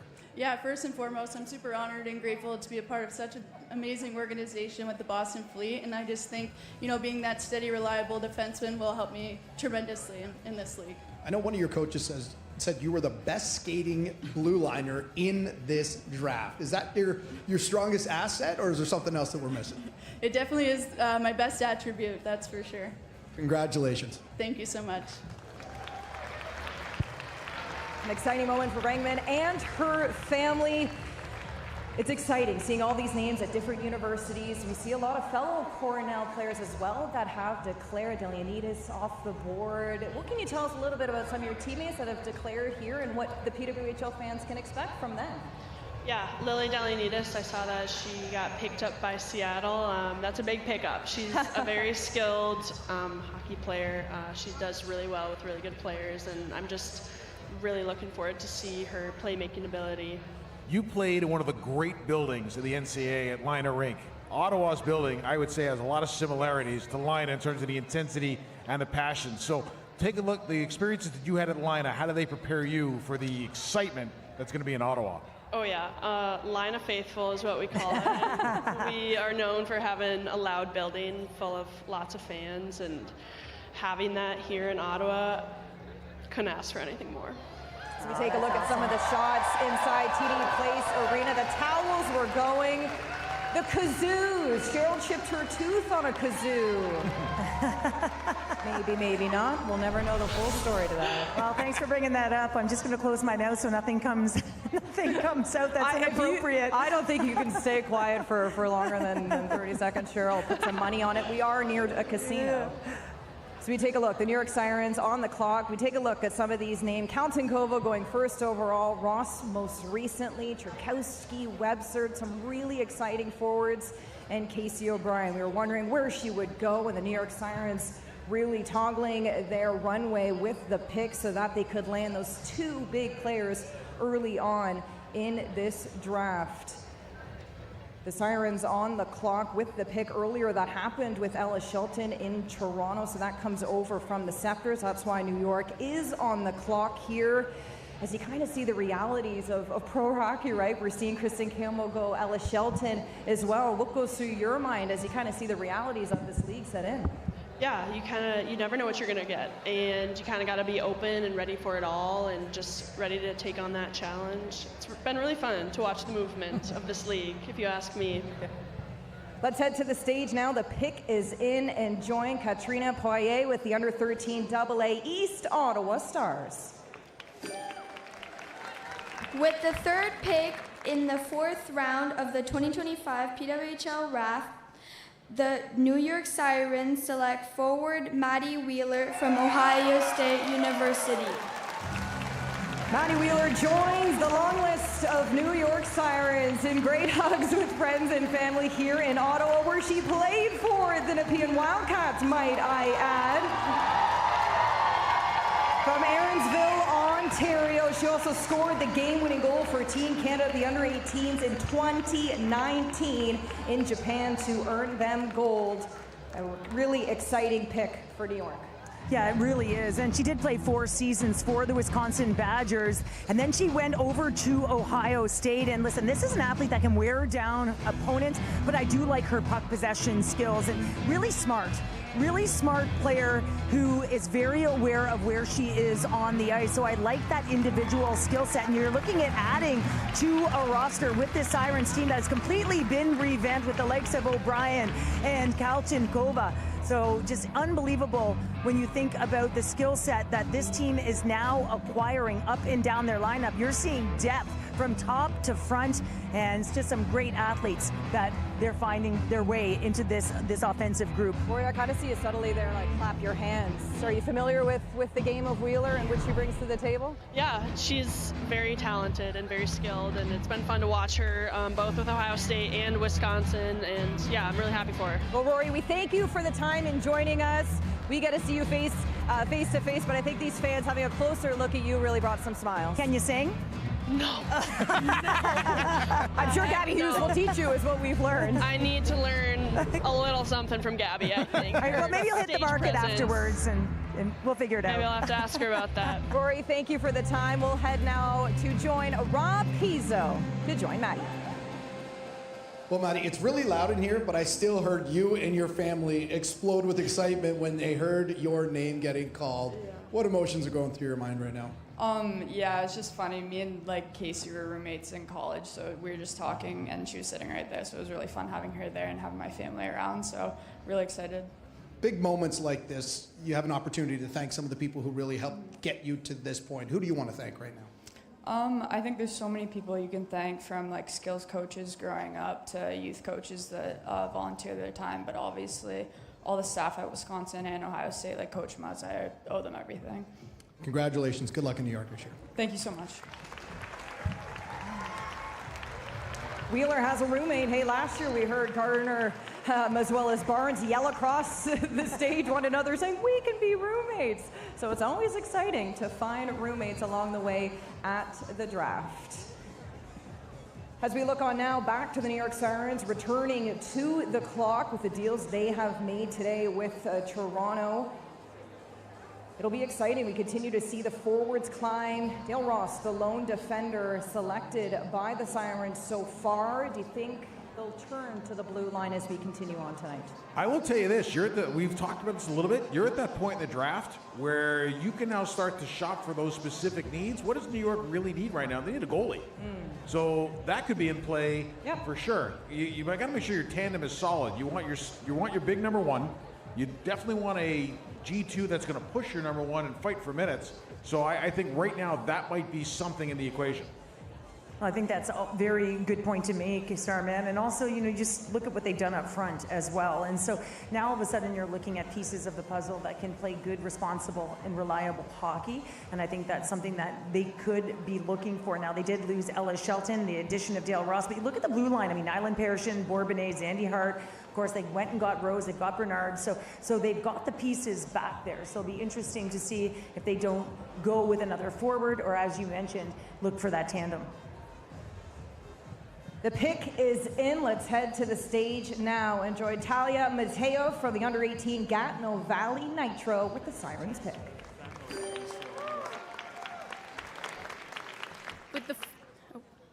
With the fourth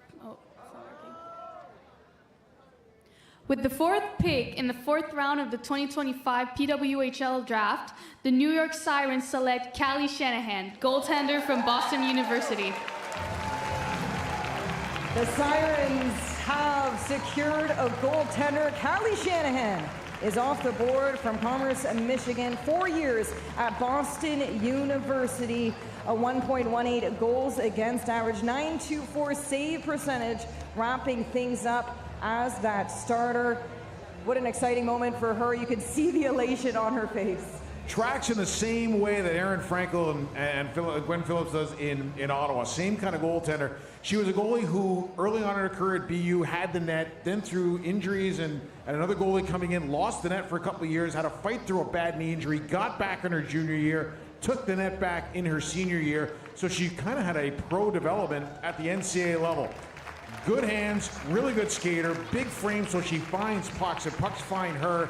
Really good body speed, very, very explosive, and coming off the injury, changed the way she played the game a little bit to become a little bit more economical with her movement and her motion, and to have more pucks find her so she didn't put stress on the injured areas. Well, yeah, and that allows you to be a little bit calmer, right? Know your style of game, but also, that resilience, fighting to get back on the ice, fighting to get your net back. And so you want that. You want fierce competition at the crease. And you mentioned that 5'10" frame, to be able to get to the top of the crease, to take away daylight, should be very effective at that. Let's hear from Callie now, who's with Rob. So, Callie, our crew's up there talking about how throughout your career, even in college, you had to battle for your spot. You'd lose your job, you'd win your job. You'd lose your job, and you've been doing it for a while. How excited are you to do it at the pro level? Because as we know, it's all about you win and you're in. Absolutely. I think through all the adversity I've been through, it's really prepared me for this, and I'm just so beyond excited to take on this challenge. Speaking of excited, we just saw your family on the screen. They are extremely excited. Who came with you today, and just talk a little bit about how much they helped you get to this point? Yeah, my mom and dad are here today, and I would not be where I am today without them. And of course, I want to give all my glory to my Lord and Savior Jesus Christ. So I just am so thankful for my parents and my family and friends to get me here. Congratulations. Thanks so much. Thanks so much. Szegedy, Shanahan, both from Commerce, Michigan. The elation, I think Callie's mom has taken the energy. A great reaction from the Shanahan family. This is the 2025 PWHL Draft presented by Upper Deck, the official trading card partner of the PWHL. And look, we've seen it all, trades tonight, the emotions on these athletes' faces, and the hugs with friends, teammates that are in the house tonight to support these athletes, to be with them in these exciting moments with the prospects behind us, the future ahead of us. This is the draft. As we continue on here, as we're partway through round 4, can't forget there are 6 rounds in this draft. Now we have 8 teams, of course, to make things total out. 48 picks will come off the board here today as the Ottawa Charge back on the clock. It was great to have Rory Gilday join us moments ago. It sounds like she'll have to pick a song for karaoke maybe to start this season. Gabby Hughes can maybe lend her a hand there as they look to see what will be the best piece for them in this puzzle. And when you take a look at Ottawa's next choice, the one thing I've always admired about Carla McLeod, the way she coaches, she doesn't want robots. She wants players who can think on the ice. She wants players who can play a freestyle. She does not overstructure her team offensively or defensively. She wants her athletes to play the game to the level that they can play the game at by using their creativity. So I think as Ottawa continues the draft, you're going to find players who really identify with Carla's style of use your skills, use your hockey IQ, play free, and play the game the way you want to play it. Well, yeah, and you want culture, right? You want players that can come in and execute and play a role. And this part of the draft, as you mentioned, you're looking at players who can play in those depth roles and really execute to the coach's plan and to the identity of the team. So interesting right now with the Ottawa Charge and what that next look looks like. How exciting was it for it to really click there in the later half of the season? They went 15 games with one of the best points percentage in the league. Their third period pushes. Manna McMahon's goal, I think, blew off the house at TD Place Arena throughout the finals. And we're seeing those depth players really find their game right now. Let's head to the stage for the Ottawa Charge selection and join Amy Paisley, who plays for the Capital City Condors, Team Jenner. With the 5th pick in the 4th round of the 2025 PWHL Draft, the Ottawa Charge selects Peyton Hemp, forward from the University of Minnesota. Peyton Hemp from Andover, Minnesota is off to the nation's capital. Hemp, a name we know well. 3 sisters all playing hockey. Peyton, who had 1 gold at the under-18s in 2020, had a career best season this year at the University of Minnesota. 16 goals as captain. Well, yeah, the 22-year-old is a right-handed shot, so she can come in as a right winger. Again, we talk so often about whether or not she goes to that off-flank position. You know, I see her sort of that middle bottom 6. So again, you want to execute in that role play. And you mentioned it. I mean, 33 points this season for an athlete who was named the Women's Hockey Commissioners Association National Rookie of the Year in 2022. So when you're rounding out your lineup, you need players who not only can execute the plan, but they can play to their strengths. And Peyton Hemp certainly can do that. A 2-year captain at the University of Minnesota. Be interesting to see how the NCAA game transitions in her first year with the Charge. You know, one thing about the NCAA, and I think it needs to get said, is it's a development level on both sides where you're playing against older players as a younger player coming in. I think this bodes incredibly well on the women's side because let's say you're coming in as a 19-year-old freshman, you're playing against players that could be 23, 24 years old. So you are really playing against older, more mature, more physical, smarter players. So that really, to me, accelerates your development as you move towards the next level. A lot of players in these drafts, 2002, 2001 birth years, those are 23, 24-year-old kids. So they're coming in as adults, not as kids, so their learning curve is a little bit faster. Well, yeah, you know, you have to play hard when you're young, right? And so now all of a sudden, as you mentioned, this is where they're percolating and seasoning, right? This is where they're at in terms of their development. So it is, you know, made ready, if you will. Yeah, it takes a little bit of time. It'll take some transition, more for some than others. to find your game, especially if you're not a physical player. Just find your ways to get to the inside of the ice. But I certainly believe there's a lot of players who can have an impact right now in this league, but certainly depth is a massive, massive piece of the pie, as we've seen through the playoffs the last 2 seasons. And let's not forget how challenging the WCHA is in the NCAA. Night in and night out, these teams, it really is one of the tougher conferences, if you will, in the NCAA. So every time you see these names of the Minnesota, the Wisconsins, of the Ohio's come off the board, Duluth as well right there, you know you're getting something special in these athletes. See, what's interesting is on the women's side, the WCHA stayed the same. So all those age-old, decades-old rivalries maintained itself. And when you think about some of the national champions in the last 20 years, there's been a lot of Minnesota, been a lot of Ohio State, been a lot of Wisconsin.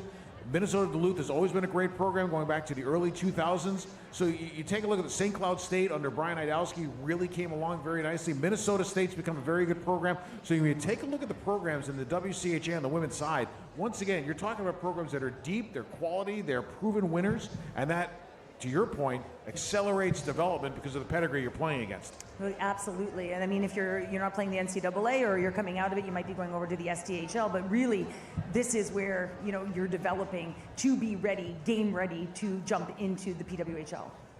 The pick is in for the Minnesota Frost. Let's head to the stage now and say hello to Lily Belfoy with the under-18 AA Nepean Wildcats. With the 6th pick in the 4th round of the 2025 PWHL draft, the Minnesota Frost selects defender Ava Rinker from University of Connecticut.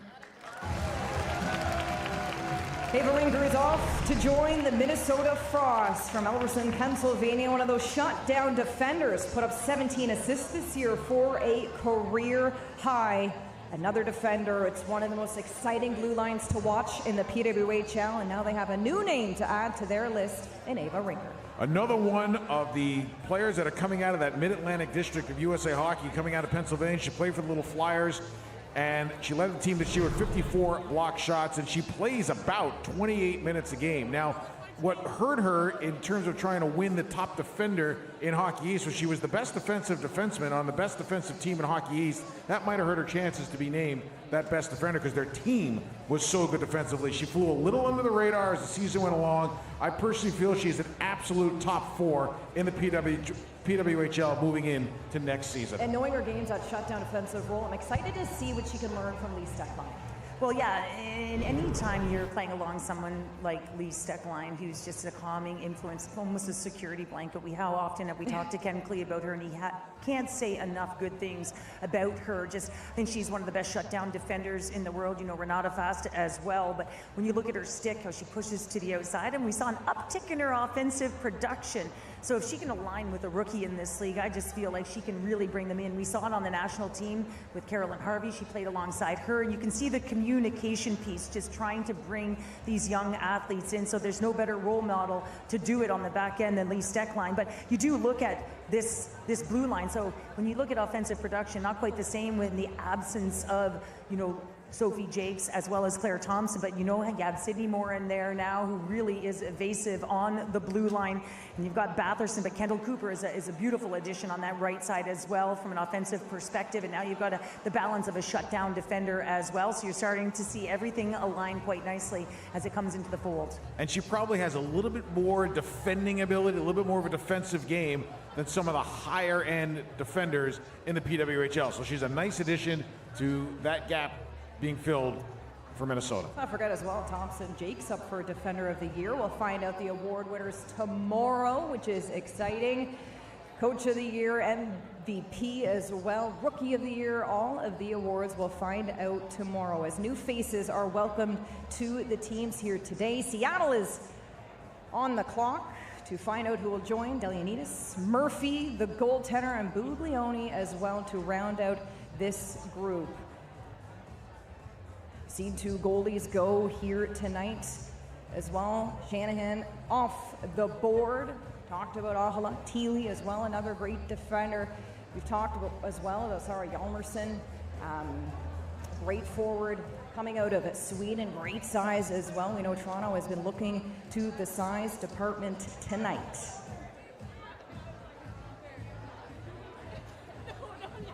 The pick is in for PWHL Seattle. Let's head to the stage. Mael Bondi, the under-18 Double B Carleton Place team. With the 7th pick in the 4th round of the 2025 PWHL Draft, Seattle selects forward Jada Habish from University of Connecticut. Another graduate of the University of Connecticut, and this is just so exciting to see these players and their names get called. Habish off the board and off to Seattle. So here go the Huskies as they start to get picked 1 and 2. They play in a great building at the University of Connecticut, Storrs, Connecticut, great spot to go to school. The consensus was that she might get picked, but would absolutely be a free agent invite if she wasn't. Her coach, Chris McKenzie at UConn, couldn't say enough good things about her, and she was a Minnesota kid who was not recruited by the Minnesota schools, wound up going to a camp at UConn. They blew her away, or she blew them away, and they recruited her quickly. Well, and it's, again, that's that resilience, and it's the details and understanding them. So sometimes as a player, like Habish comes into your lineup, comes into your training camp, and now all of a sudden you start to see those details unfold. Now maybe all of a sudden you're aligning her with better players, and now all of a sudden you're starting to see that skill set, and you watch, you know, her true strengths come out. And I think that's something that's pivotal, right? When you're trying to find the nuance of an athlete's game. So Buffalo, Minnesota, Habish has a new home. So here's the cool thing. Her brother's a wrestler at North Dakota State, and her coach McKenzie was saying she can kind of wrestle too. Now, we all know how strong Natalie Snodgrass is, and he said she pinned her in about 3 minutes one day on campus. So she's kind of got that farm girl strength type of body that you can play with, which is going to be pretty good at moving players off pucks. Well, yeah, functional strength, right? And if you have core strength, right, now all of a sudden, you know, you can be a little more explosive, and your balance is also better. So good for her to be able to pin her brother. I love that too as we take a look at those names joining Seattle, but it is Vancouver on the board. Carvin and Yope Smith, that European flair going over to Vancouver. Brian Adolski announced as the head coach of this team.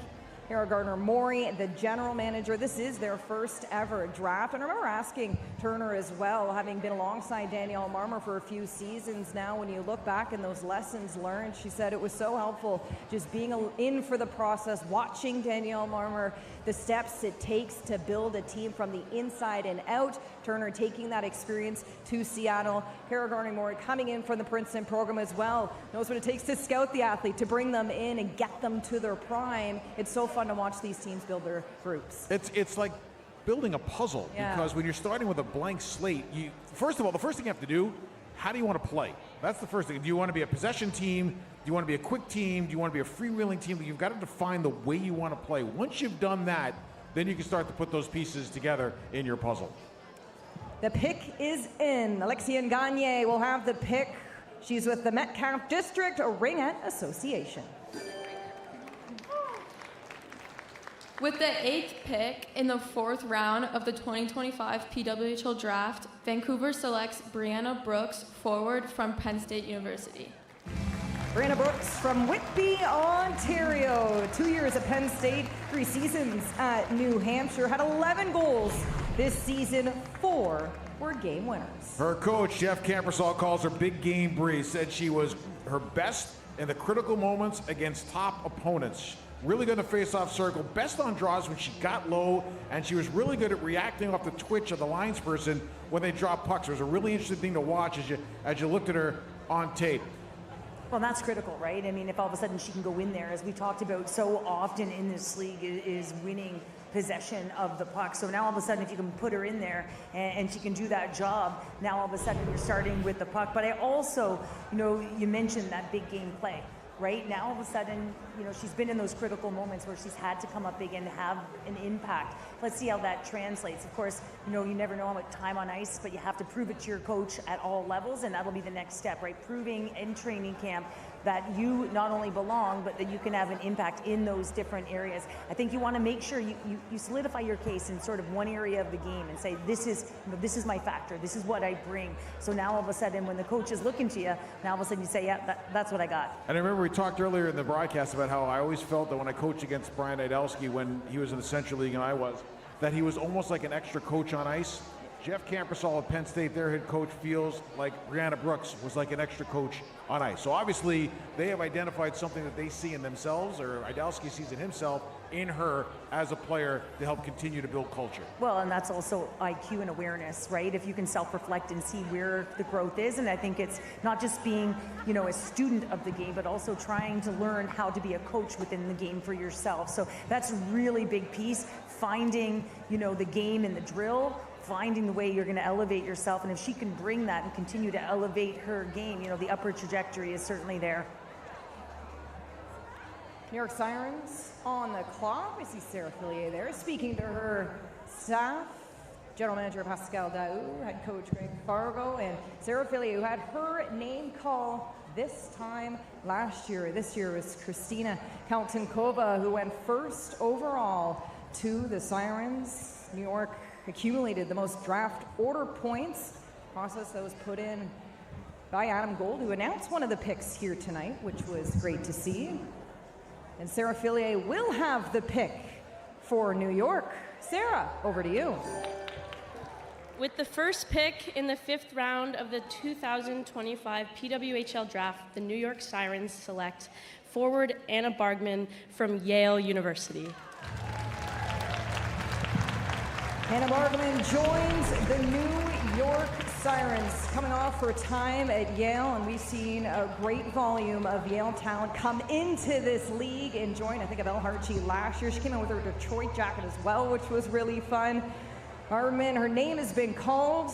Her future on the horizon. Well, yeah, and I mean, you look at her accolades. I mean, there's so many things. She did record 32 goals, 13 goals this year and 10 assists. But she did score 2 goals, the game winner against Harvard on February 8th. So that's something, you know, you look at just her body of work and you look at her underlying metrics. And when you look at them and you're looking at all of the advanced stats, you're saying, wow. Like, you know, you're looking at the puck possession. You're looking at the puck control and those expectations. So I like this pick. I think this is sneaky good.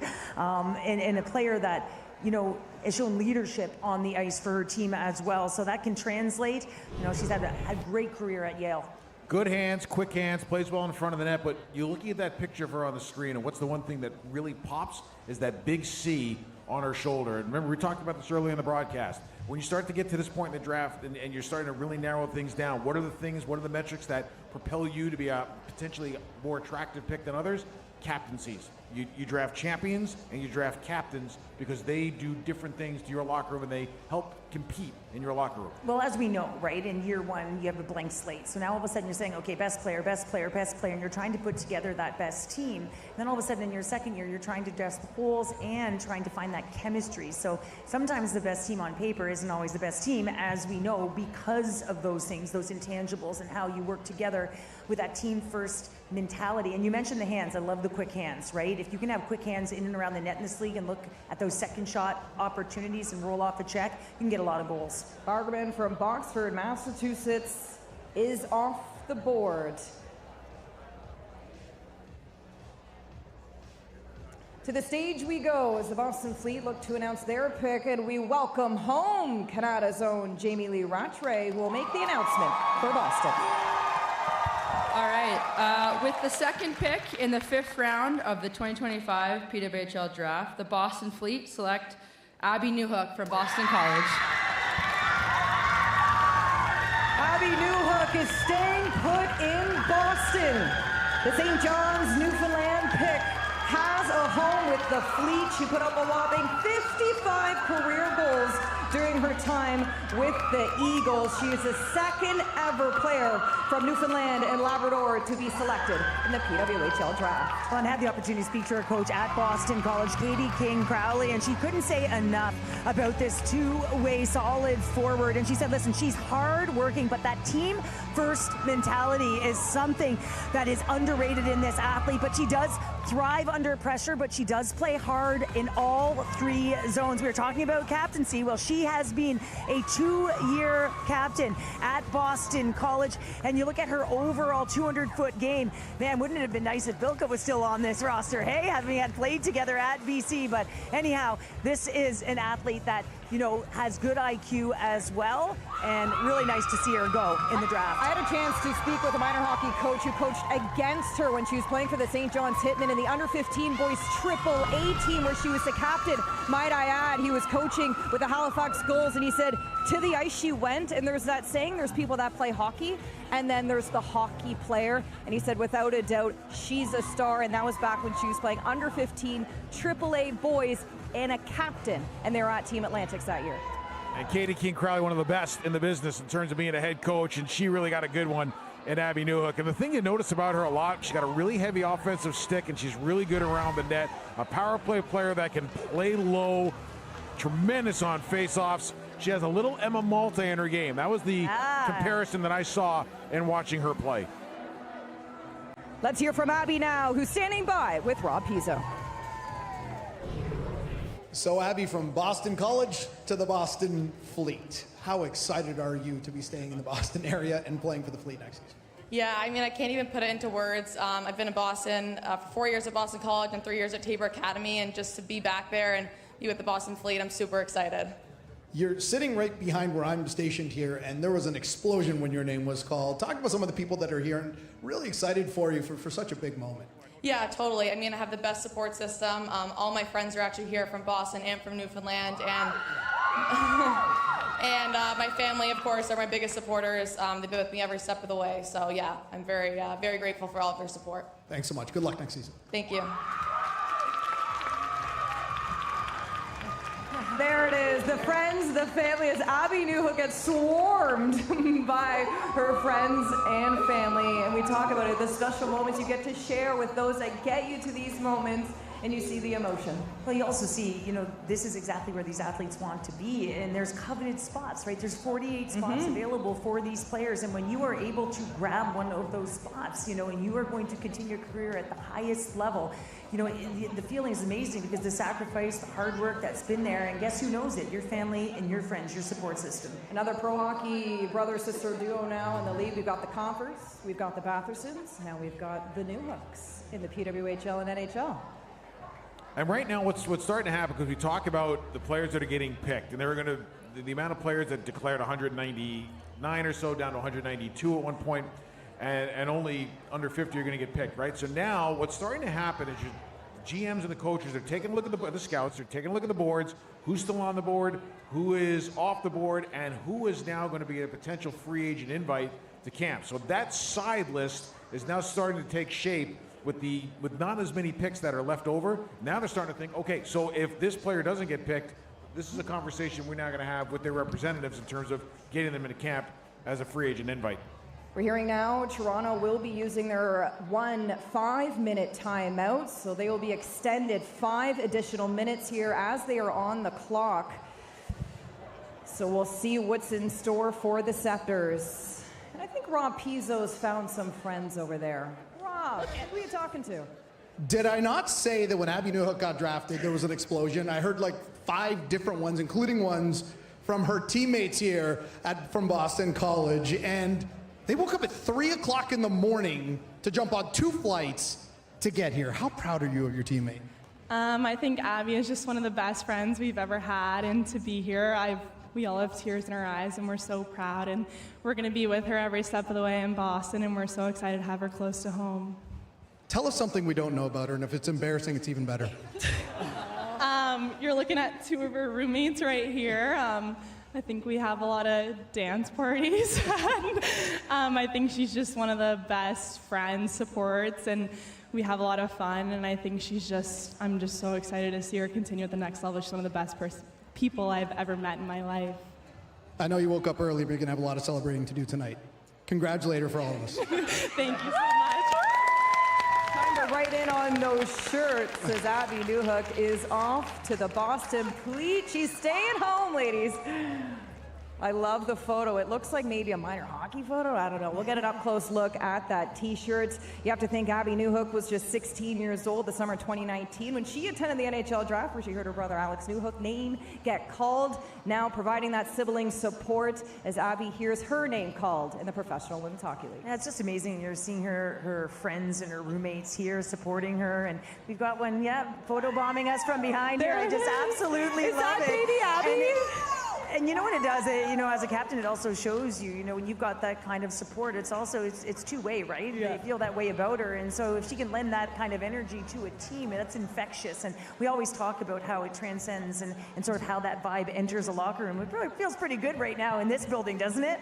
I'll tell you what's really cool. Boston College is a special place to play hockey. No matter what side you're playing on, it is a beautiful place to play. And think about when Ryan Leonard turned pro and he played his first game back against Boston, and all of his teammates showed up. You're seeing the same thing right here. The Boston College Eagles have generated an incredible hockey tradition on both sides of the coin, and it is just a special place to play college hockey. And you're also talking about the Tsonga Center and the extra room below the goal line. So players like Abby Hook or Newhook who are cerebral, can really draw to them from down there and make play from below that goal line. So going to be interesting. Of course, Boston's such a fabulous city, and she gets to stay home with her roomies. How's that? How about that? No need to move if you're Abby Newhook. Toronto is using their 5-minute timeout right now. We'll see what they're cooking up for this selection in round 5 as we're getting close to the end here. Cheryl and Dave, can you believe it? And I've yet to show my Team Starman pen, Dave. I remember when we called, speaking of the Tsonga Center, when we called a game and he said, hey, and I said, oh my gosh, these are the pens I always use. I need every single pen, and I appreciate it. You're with me every step of the way, Starman. I appreciate that. I never got a pen, so I'll just... Do you want mine? No, I need it. Oh, thanks, Starman. Thank you. Man I'll of the use it. people. It's color-coded, too. It's very important to me. I know. It's You don't very have a pen important now. staying color-coded, so Well, Dave, I figured thank you. I've spent hundreds on 4-colored big pens in my life scouting, and all of a sudden one day my mother came up to me and she said, why don't you just make some for yourself? And we put the Team Starman thing on them, and there we go.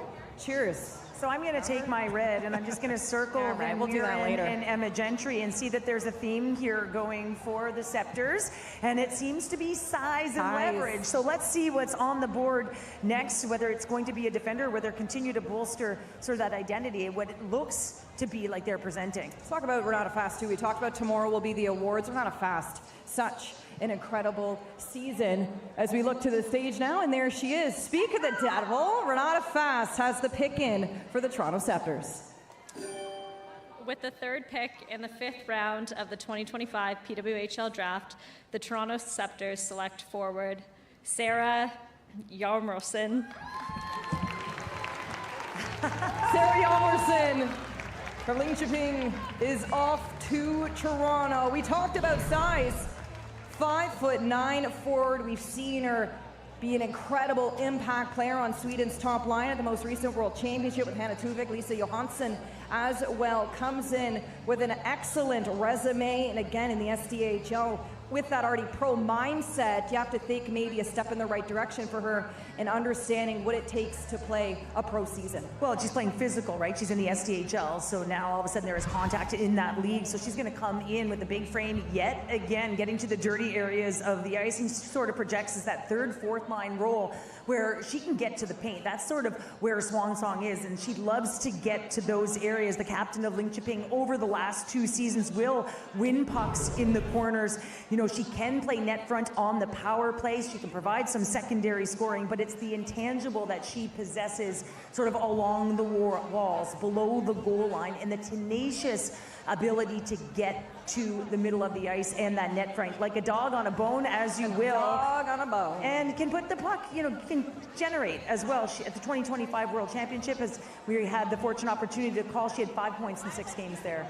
You remember the legendary coach Fred Shiro, who once said, the key to being a good hockey player is arrive at the puck first and be there in a bad mood, and she exhibits a whole lot of that, and I think she can bring a lot of that snarl to Toronto. And she's 27 years of age, right? So now all of a sudden she's come into this league, so she's got that physical maturity now. We talked about playing, where you're playing, and I think that's critical because you're playing against women, right? So now all of a sudden she is that woman coming into the league with years of experience, so having played in the SDHL, so I think that's only going to lend to a better transition into this league. Fun fact, Sarah Hjalmarsson was born on the exact same day Sweden played their first ever Olympic hockey game in women's hockey history, February 8, 1998. Fun fact for Sarah Hjalmarsson, I must say Renata Fast has a good Swedish accent as well. Great job, Renata Fast, Maggie Connors, announcing that pick. As we move on, Montreal Victoire on the board. 2 picks remain for Daniel Sauvageau and the Victoire. We've talked about the blue line. We've talked about the forward depth. And now I look to you, my great analysts, and I ask you, as we look to build this forward core, we've seen what Stacey and Poulin can do. Anyone rounding them out. Gardner had a great year. Do we keep them together in next season, or do you explore the thought of separating and building around another line sequence? I've always been of the opinion that if you could take great players and spot them throughout your lineup, you create all kinds of matchup issues, especially when you have home ice and last change. So if you could take 2 or 3 great players and have them, let's say 2 on one line, 1 on another, so now you're challenging the other coach to match you if they want to go that route. When you load up, generally you're loading up more on the power play, or if you just need a goal late in the game, 6 on 5, that kind of thing. So the more depth you can build where you can get complementary players for your stars, you create a whole lot more diversity in your top 9. Let's head to the stage now and welcome the Montreal Victoire captain Marie-Philippe Poulin to announce Montreal's pick. With the 4th pick in the 5th round of the 2025 PWHL draft, la Victoire de Montréal est fière de sélecter Maya Labad. Maya Labad heading home from Montreal, Quebec, a new member of the Victoire. Spent time with Quinnipiac. Later Cégep at John Abbott. Great size, 5'7". Look for her net front.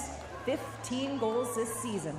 Well, and with Quinnipiac, Cass Turner said, she's a linear player, so she is north-south, but she can protect the puck. So she's got that sort of power forward mentality, but she's got good speed. So if she can score in transition, this is something that she can do, right? Because she can have the puck through the neutral ice and find ways into that offensive zone because she is quick. So if she can get speed underneath that puck, she can make things happen, especially when you talk about north-south drivers, Dave, right?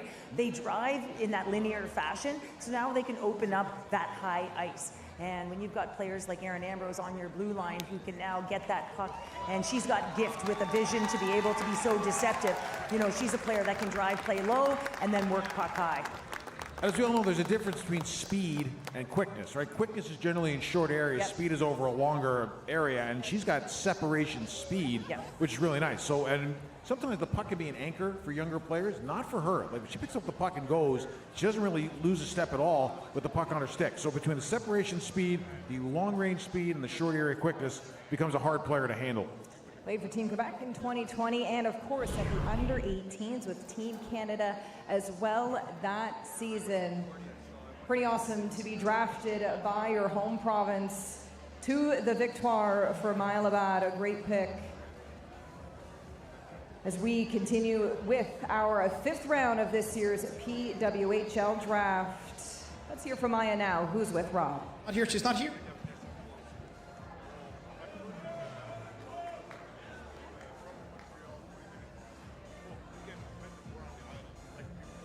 Maya, first things first. I know you're excited about getting drafted, but you just took a picture between a Hall of Famer and the GOAT.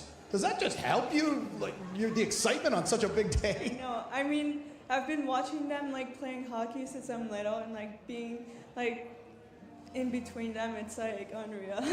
Talk about what you're feeling right now, because not only are you drafted into the PWHL, but going back to your home province as well. I'm excited, and I'm sure my family and my friends are excited too. What can you bring to this team? I mean, I'm sure you've spoken to them and the representatives. What are you hoping to bring to this team next season? I can bring a lot of speed, and I'll be in front of the net to put pucks in. So, yeah. Congratulations. Thank you. Rep your favorite PWHL team in style this summer. Unlock free shipping on all orders over $75 or $100 Canadian. Just visit shop.thepwhl.com and get your gear today. Can't wait to see what logos will come out of Seattle, Vancouver. Team names. Everybody had anything workshop that you want to throw on the table here? Any thoughts? What do you got? What do we got? What do we got? I haven't really thought about it. I like the colors. I like the colors. The colors are great. We'll see what's in store. Playing at Climate Pledge Arena is going to be exciting for Seattle, sharing that practice facility as well. But Vancouver, they're going to be the primary tenant at P&E. That is so exciting, knowing there'll be renovations with you in mind. That's got to feel special if you're headed off to Vancouver. Absolutely. I mean, you look at the facilities, and that's your building, right? That's your home. And I think there's a certain identity that goes with that as an athlete when you know that place is there for you. And so Yeah, it's going to be exciting. It's an exciting time on the West Coast to have 2 teams in expansion to enter the PWHL and more opportunity for more players within this game to play. What's really neat is the Pacific Northwest was never a huge hub of either men's or women's hockey, and one of the great players to come out of that area is a women's player who played at the University of Minnesota named Kelly Stevens, who played on that great line with Natalie Darwitz and Chrissy Wendell. And Kelly Stevens is one of the first players that came into women's hockey with that real edge, that real snarl, having played boys hockey her whole life. I remember when she got to college, the first thing she said was, "What do you mean we can't hit?" But she was just a great player and really helped grow the game in the Pacific Northwest. Ottawa Charge on the clock, and it looks as though the pick is in. Mike Hirschfeld standing where with the stick that's awarded to the draft pick as he heads to the stage. And we welcome Captain Brianne Jenner, Ottawa's own Rebecca Leslie, and singer-songwriter Gabby Hughes will workshop that to announce Ottawa's pick. To our Ottawa fans, we just want to thank you for the support you've given us tonight and all season long. We love you guys so much. With the 5th pick in the 5th round of the 2025 PWHL Draft, Ottawa est fier de sélectionner Sani Ahola.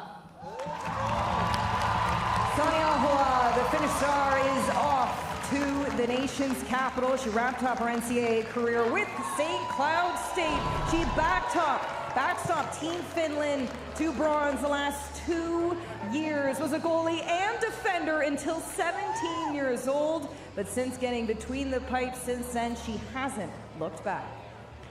Yep, Finland's #1 goaltender and has really done great things for that program. I talked to Brian Idalski, who was her coach in college, about her. He said a really good positional, tactical goaltender, not explosive, but squares up really well and always knows where she is in the net. A situational type goalie, a blocker style, but can use her feet extremely well. One thing that pops when you watch her, the use of the catch glove is really good. Her hands are always in excellent position out in front of her. She doesn't cover covered space with her hands, so she can get wide, take up a lot of the net, and is really good tactically by covering her angles. Well, yeah, and the reason why she was a 2023 World Championship All-Star, right? And or 23-24 WCHA Goalie of the Year with a .935 save percentage that year. You know, she can make the timely save, and as a goaltender, that's what you want, you know, to make that timely save, to be able to reset momentum for your team. I just find there's a calmness to her game in those big moments that we've seen on the international stage for so long. And she earned those minutes, right? Anne Kaisla kind of had that starter spot with Finland's national team. She came in, took it over. Now you look behind her, you got Emilia Kurku as well, sitting right there. The goaltenders coming out of Finland is always exciting. Nina Räisänen has also declared for the draft. Long-time Finnish national team goaltender as well. Well, and you look at St. Cloud State, she's had to play against some of, you know, the great players that she has, and then on the international stage in Group A, going against the likes of the top American, top Canadian players. So, you know, she has been peppered with those hot shots, if you will. So she's been in those pressure cooker situations, which is something that you'd like. Now all of a sudden you've got a tandem with Phillips, you know, and that's critical, right? To find someone we've seen with injury this year, whether it was Anne-Renee Desbiens, Mashmeyer went down back on March 11th. So now all of a sudden, you know, you've got the tandem, you've got some depth at the goaltending position. Minnesota Frost on the clock. We'll see who they choose to welcome in to their team. It's always got to be exciting when you watch the Frost, and if you are, your name is called back-to-back Walter Cup champions, as we talked about, showing that it wasn't just a fluke. Ken Klee knows how to get the most out of his athletes. As they welcome in a new member to the family, we'll head to the stage now and join Lee Steckline as the picks in. Hello, everyone. Shout out to our fans at Tom Reed's in Minnesota at the watch party. Thank you so much. With the 6th pick in the 5th round of 2025 PWHL Draft, the Minnesota Frost selects forward Vanessa Upson from Mercyhurst University.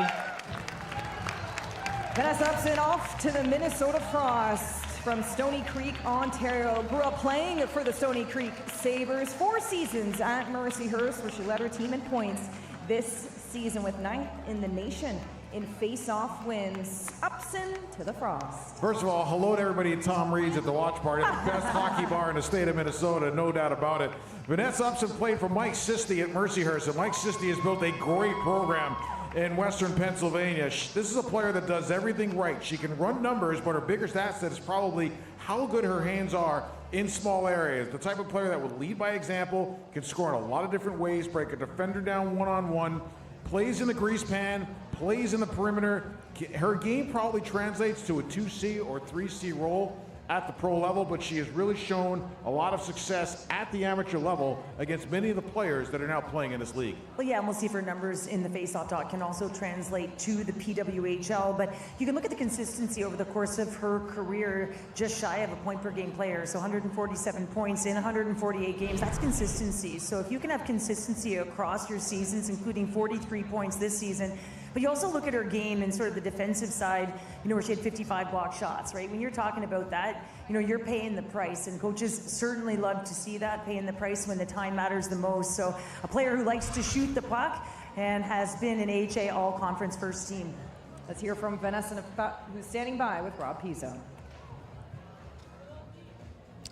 Well, Vanessa, congratulations. I don't know if you heard Dave Starman just say she does everything right. And I think that's a real microcosm of your game. I know you're asked to do a lot of different roles in college. Is that what you're looking to bring to the PWHL next season? Yeah, I think I'm a pretty versatile player. I think my high hockey IQ will definitely help me at the next level.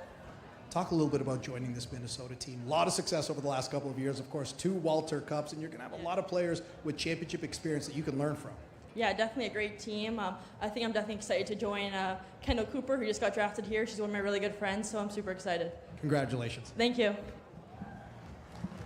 Cooper ups and off to Minnesota, maybe roommates. Time will tell in Minnesota to take a look at Russo and the coaching staff working the tables on our stage here tonight inside the Hard Rock Live Theater. Let's just say, guys, we are one of the first events in this building. Brand new, pretty exciting to make history. Do you get our pictures on the wall? I'd like to think so. Concert artists do, or? Yeah, we'll give a nice thumbs up. Maybe we'll put on one of those Abby Newhook t-shirts just for fun. Yeah, we'll put those t-shirts on. We love a good t-shirt. We love a great t-shirt. We've gotten some from the Charge fans, so we've been able to wear them with the overtime that ensued during the playoff run. But you know, a lot to continue to talk about here. We're more picks on the board as teams are sort of rounding out their rosters right now, looking for that secondary and that depth. Well, with the trades being made, Vancouver now knows Campbell is off and joining them. As they are on the clock, Smith, Karvinen, Brooks to Vancouver as we await to see who they will select in round 5 of this draft. Let's hear from one of the newest members of PWHL Vancouver, Jen Gardner. With the 7th pick in the 5th round of the 2025 PWHL draft, Vancouver selects forward Madison Samoskevich from Quinnipiac University. Madison Samoskevich from Sandy Hook, Connecticut is off to Vancouver. 20-plus point seasons for the last 3 years. A remarkable move for her and Quinnipiac. We've talked about the talent, the familiarity of that program, of course, here in the PWHL. As she hears her name called here tonight. Well, and it's interesting here because she can be a defender for you, or she can be a forward, right? Because she started and played years at Quinnipiac as a defender and then moved in her grad season, winds up being a 1C, strong in the dot, and winds up getting 22 points in 38 games. So she's got that versatility and a real great stick defensively. So when you're looking at this well-rounded athlete, you can look, where are we going to put her here? You know, maybe we want to throw her up front. Maybe, you know, maybe we want to throw her out back. Something happens now, you can use her as a defender. So she's kind of a dual factor, if you will. So she can provide both ends of the ice for you. So I really like this acquisition. In her 5th year, she quickly became an offensive threat for Quinnipiac. And kind of a cool story of the family. Her older sister's an assistant coach at Quinnipiac. Her twin brother, Mackie, might be one of my favorite players I've ever watched. Just won a Stanley Cup with the Florida Panthers. So a great time to be a Samoskevich right now. You got a draft pick in the PWHL. You got a Stanley Cup champ. And they are getting a terrific player who, as you mentioned, can be multifaceted. Her sister played with Danielle Marmer-Turner, some of those names at Quinnipiac. Would have won that cup 1 week today, I think. So an exciting time for the Samoskevich family. Well, and it's interesting. When you're being moved from defense to forward, right? So you understand all responsibilities of the game. And so it's a different lens, right? Whether you're back there, and sometimes when you go back there, you see the ice a little bit differently. So it'll be interesting to see her, whether she transitions back or she stays up front. But no question about it, you have to have IQ to be able to do it, and to do it with the efficiency in which she did it for Quinnipiac this year. Take a look now as Seattle is on the clock to round out round 5 of the 2025 PWHL draft, presented by Upper Deck. To think after this, just one more round remains. 192 athletes declared for this draft. Only 48 names will be chosen here today. What will be a long, exciting summer, and then brand new season next year. The pick is in for Seattle. Let's head to the stage and join Kayla Barnes. With the With the 8th pick in the 5th round of the 2025 PWHL draft, Seattle selects defender Lindy Lobdell from Penn State University. Lindy Lobdell from Aurora, Illinois is off to Seattle. She became the program leader in career points by a defender, finishing with 84 her time with Penn State. Her coach, Jeff Campersall, said that she is a tough, physical throwback defender who can bring some offense from the back end. When I look at her, I see a really good D6 on a really good team, has excellent strength and size. Tara Lova of Ottawa is a comparison I would make in terms of playing the same role and playing a very similar style. Really good aggressive penalty killer, good stick, and can be a threat on the power play. Well, I mean, if you can be a threat on the power play, and then also you can have a physical presence in this league, you're going to be successful, right? And I'm liking the way that this blue line is shaping out. You mentioned Tara Lova, and you've got Kayla Barnes there, who's just one of the best defenders in the world with Anna Grillen. You've got Keppel now, Brown, and Carter. So now you've got this physical element on your back end as well. And you mentioned the stick. I mean, in this game, it is so important to have a real good stick that can disrupt. So nice piece. Led her team in block shots this year as well. Lindy Lobdell, as she's off to PWHL Seattle, and you can become a PWHL insider and never miss a shift. Sign up for the PWHL newsletter and access the latest team news, ticket alerts, gear drops, and more. And it has been quite the news cycle over the last few weeks since the exclusive signing window for these expansion teams, and then the expansion draft and the signing windows for players on expiring contracts. As we begin round 6, the 6th and final round of this 2025 PWHL draft, the New York Sirens have one more pick they can make. It will be their 41st pick. And as the old saying goes, it doesn't matter when you get picked. I think Katie Knoll's a great example of that. A last pick for Minnesota in last year's draft, and look at how critical that line was for the Frosts this season. Katie Knoll, Liz Shepers, and Clara Himlerova. It doesn't matter where you go. It's all about how you make the most of your moment with that team. And if I'm not mistaken, that line scored the last 2 goals in overtime and the last 2 wins for Minnesota. You talk about depth and knowing how to use your lineup. It's pretty impressive. The pick is in. Let's head to the stage and join the New York Sirens management team. Okay. With the first pick in the 6th round of the 2025 PWHL draft, the New York Sirens are proud to select goaltender Kaylee Doyle from Quinnipiac University. Katie Doyle off the board. 5'5", 24-year-old goaltender. This is her starter this year, at 3 years at Brown as well. The Michigan native is off to New York. From the great spot of Livonia, Michigan, a really good hockey area that's produced a lot of male and female players, a lot of good hockey players coming out of Livonia, and really did a terrific job for Quinnipiac. Patient goaltender that can make saves that you want, steal a few that you need, and not give up the leaker that can kill you. Love seeing goalies pick goalies, by the way. Nice little Goalie Nation moment up on the podium. Yeah, you gotta love that. And Cassie Turner certainly liked her at Quinnipiac as well. Just nothing but praise for her. Just said, you know, the numbers speak for themselves, but you said it. you know, if you can steal saves, and that's exactly what she can do, and if you can do that for a team, you put them in a position to win. So right off the hop, you're looking at a player that's patient, which means she's got some quiet feet, and you like that, right? You don't want a superwoman out there outside of the post. So really important that you have good practice habits as well. And this is something, you know, when you are fighting for time, you know, between the pipes, you know, you've got to be a fierce competitor, and you've got to put in the relentless work, and that's exactly what she does. Last round here, and you think of some of these great names. See if their names get called. Morgan Knightsky, a name that jumps off the page for me. We'll see if her name gets called here tonight.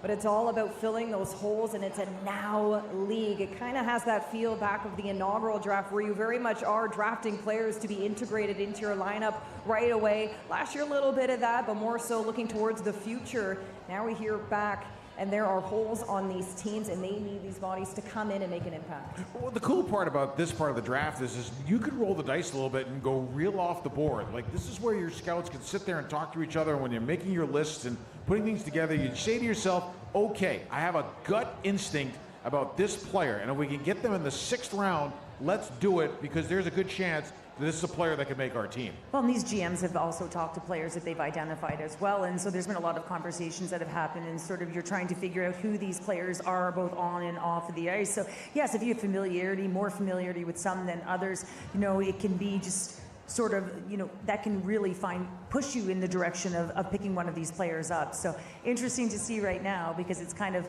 you know, seeing if you can pick out a real winner. Boston Fleet, the pick is in with their final pick of the 2025 draft. Let's send things over to Danielle Marmer and her staff. With the second pick in the 6th round of the 2025 PWHL draft, the Boston Fleet selects Amanda Thiele, Ohio State University. Amanda Thiele off the board from Milford, Michigan. She's off to the Boston Fleet. She's played in 3 NCAA championship games. She only had 7 losses this year, a 914 save percentage, so much experience. You look at the goaltenders, Frankel, we'll see what's in store for Peslarova, as well as Soderberg. Another great goaltender joining the PWHL. And another one from the mitten gets picked here. Another Michigander comes off the board. Really good. She reminds me a little bit of Kristen Campbell in the way that she plays low on the ice. She can really build a wall, seals the low ice very well, anchors excellently on the post, and presents an aggressive challenge. The thing that you like about her, quick hands, always set for a first save, real good for second ones. Well, and anchoring on the post is important when you've got more room behind the net, right? So it's really important when your teams can play below the goal line. You want to make sure you're hugging those posts. So you're right. If you can be strong post play, I think that's really important as that puck works from below the goal line up, you know, into higher ice. So you can be able to push from the post up to the top of the crease. But she's also athletic, right? She's got good size. So when you can get to position, you can make saves. So you're going to be playing behind Erin Frankel, you know, so compete, push, right? And the day in, the day out competition, I think, is healthy for everyone. And what's really neat, they're both riverboat gamblers as goalies. I mean, there's a lot of high-risk plays sometimes in their game, which works, calculated risk type of thing, but they are both exciting, athletic goalies. Well, look, as of now, that wraps up the Boston Fleet trades, but or rather draft picks, I should say. But trades are still possible. There's still time left in this draft.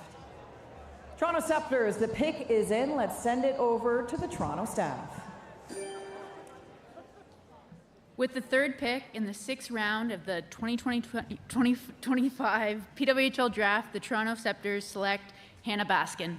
Hannah Baskin from Minnetonka, Minnesota, is off to Toronto, the assistant captain this year with Minnesota Duluth. In her junior year, she was named the UND Breakthrough Player of the Year, embraced by friends and family. Baskin, here's her name called tonight.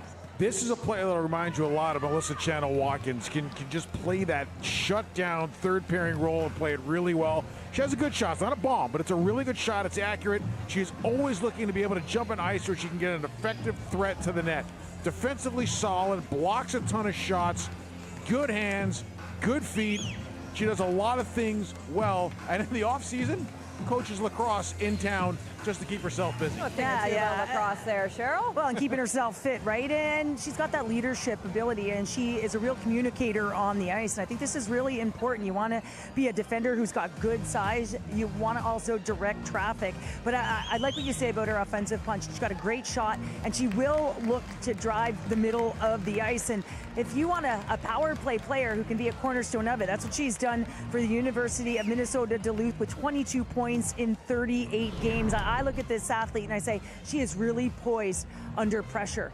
And that's difficult to do when you're going back for a puck and you've got a relentless forecheck on your tail. So if you've got that composure and you've got that ability to turn that puck up ice quickly, I mean, you're going to do good things. And you mentioned the stick and blocking shots. You know, if you want to be a solid defender, you've got to use that stick, and that's exactly what she does. So when I look at her and I'm looking at all three zones, I think this is an absolute steal for the smooth skating defender.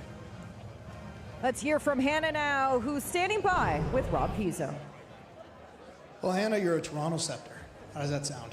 Sounds great. Really excited. Talk about this team and maybe how you can advance your career. You're going to be playing with someone like Renata Fast and being able to watch and learn from her on a daily basis. How much is that going to help your career? Yeah, I'm so excited. I mean, I've been able to learn from some pretty good D at Duluth, so I'm looking forward to Toronto. It's a great organization with great players, and I just can't wait. Who's on the to-do list? What's on the to-do list, now, between now and the start of camp? Have you talked to the team? Is there something specific they want you to work on? Yeah, just keep training, keep getting stronger, better, faster. It's gonna be a fun transition into the league. Congratulations. Thank you so much. Scepter's training camp is going to be exciting. Asking a chance to fight for a spot and learning from the likes of Renata Fast, Shanna Bilden, longtime captain of the Swedish national program as well. So it'll be fun for Hjalmarsson to have a familiar face in the locker room with Toronto. Absolutely, and another UMD Bulldog comes off the board, and I don't know if you've ever been at Amsoil Arena where they play, but there's a huge wall where all the great female players that have played there, that have moved on to the pro level, is there. That wall's got a lot of players on it, and they're going to add a ton coming out of this They need draft. to find the room. But it's a beautiful mural that they've got there.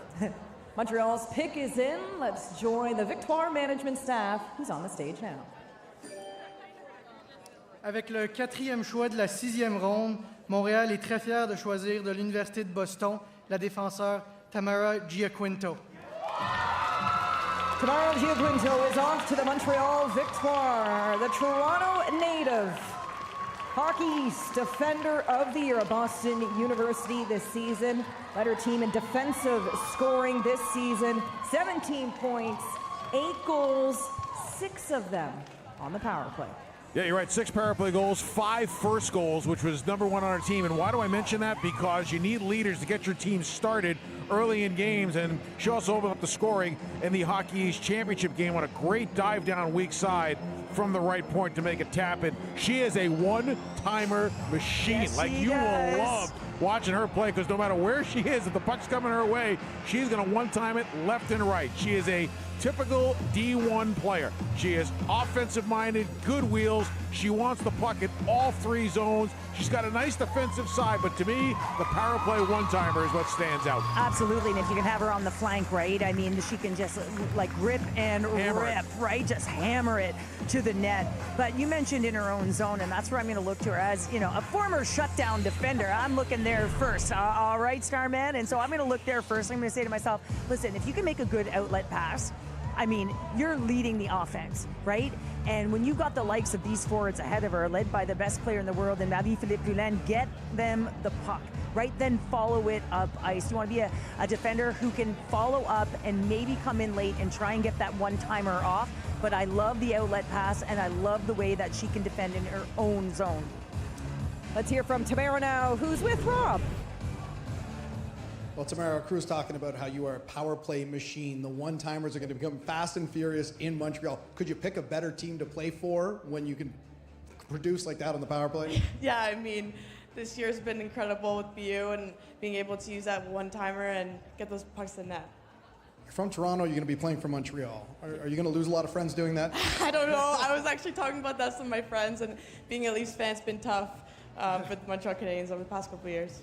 Well, maybe you got to switch allegiance next season. Congratulations. Thank you.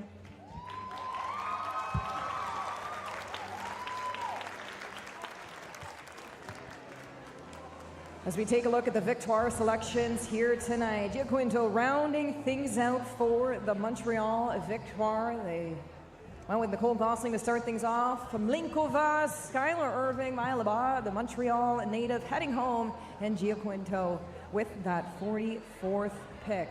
Ottawa Charge on the clock and what will be their final selection. But as we know, trades are impossible and we're not done just yet. Exciting to see how Ottawa will move forward. They selected Sani Afala, we'll back up one until it's moving forward to next season, so you can check that off their to-do list. So one more pick. Any inclining? Do we go to the blue line just to be safe, or do we look up top? Well, I mean, when you look at this roster collectively, I mean, you've got players up front. You know, there is a hole. You know, you're looking in that fourth line area. And then, of course, you know, you do still have an absence on that right side of defense. But it'll be interesting here when you're looking what's available on the board. There's still some high-producing forwards still in this draft class. So interested to see what this next pick looks like. Let's head to the stage now and join Mike Hirschfeld and his staff to announce the pick.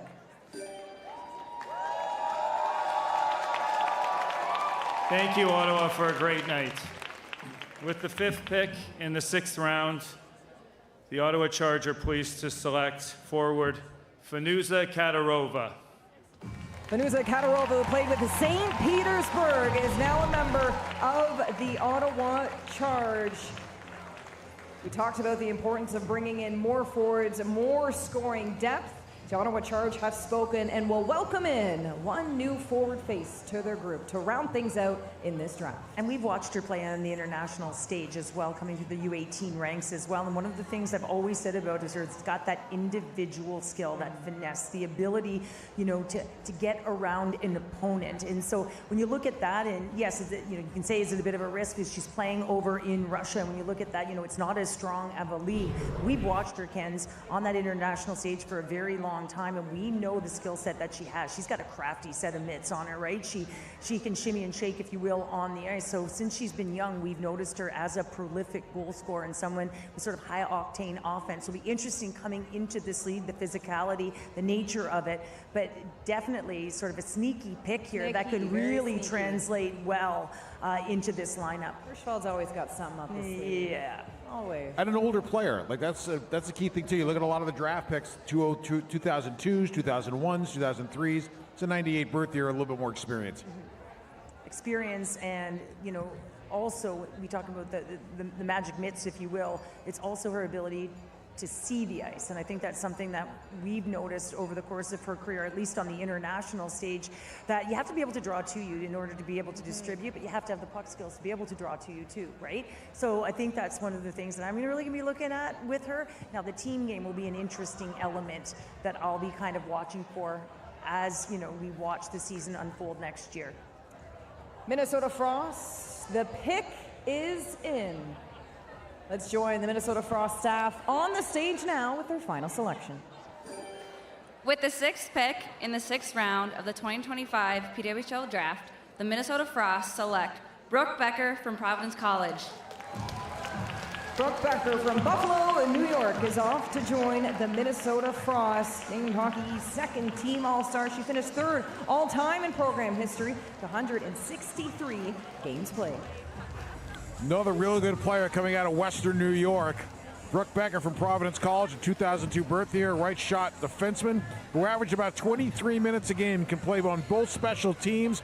She's got the ability to bring the puck through the neutral zone really well and under control. An effective second wave player on the rush with the ability to get pucks to the net. She's got a good one-timer. It's not a scoring one-timer, but it's a good one-timer. And on the other side of things, a really nice, effective shot blocker. We have brought up the name Melissa Channel-Watkins in terms of comparison for some of those third-pairing defenders. This would be another one in that vein of players who can do the things that Melissa did to make Minnesota a 2-time national champion. Yeah, not necessarily flashy, but effective. right? And pushing to the outside, make a good first pass and win your puck battles. And I think this is something that Brooke Becker can certainly do. I think she's been consistent over her career at Providence College, and she does defend well. So you look at that as the cornerstone of her game, and you know that she can be that third pairing defender that can make a difference. Because listen, as we know, the depth is continuing to grow in this league. So those third pairing D are critical to your success. From outside Buffalo, actually played in what was then the PWHL, now called the U22 Elite League with Stony Creek. We saw Haley Skimmer do that as well. It must be so nice being near the border, choosing if you want to go up, play in the U22 Ontario League as well. So has some of that under her belt, so I'm sure there'll be some familiar faces with her new team.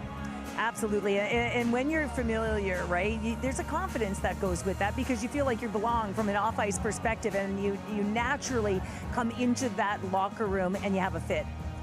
Let's hear from Brooke now, who's with Rob. Well, Brooke, congratulations. At Providence, you played a lot of minutes and you played a lot of games. How much are you looking forward to doing that in Minnesota? I'm extremely excited. I mean, I think that was a good part of my game, is just being reliable and being there for all of them. I'm always curious about the conversations you have with the team beforehand when you don't know where you're going to go. What did you hear from this Minnesota team? What are they looking for you to bring next season on the ice? Yeah, I mean, I didn't have a ton of conversations, but probably just continue with my speed and strength and just making sure I'm a reliable defenseman, shutdown defenseman for them is how I see myself in this role. Well, we'll see that next season. Thanks so much. Thanks so much.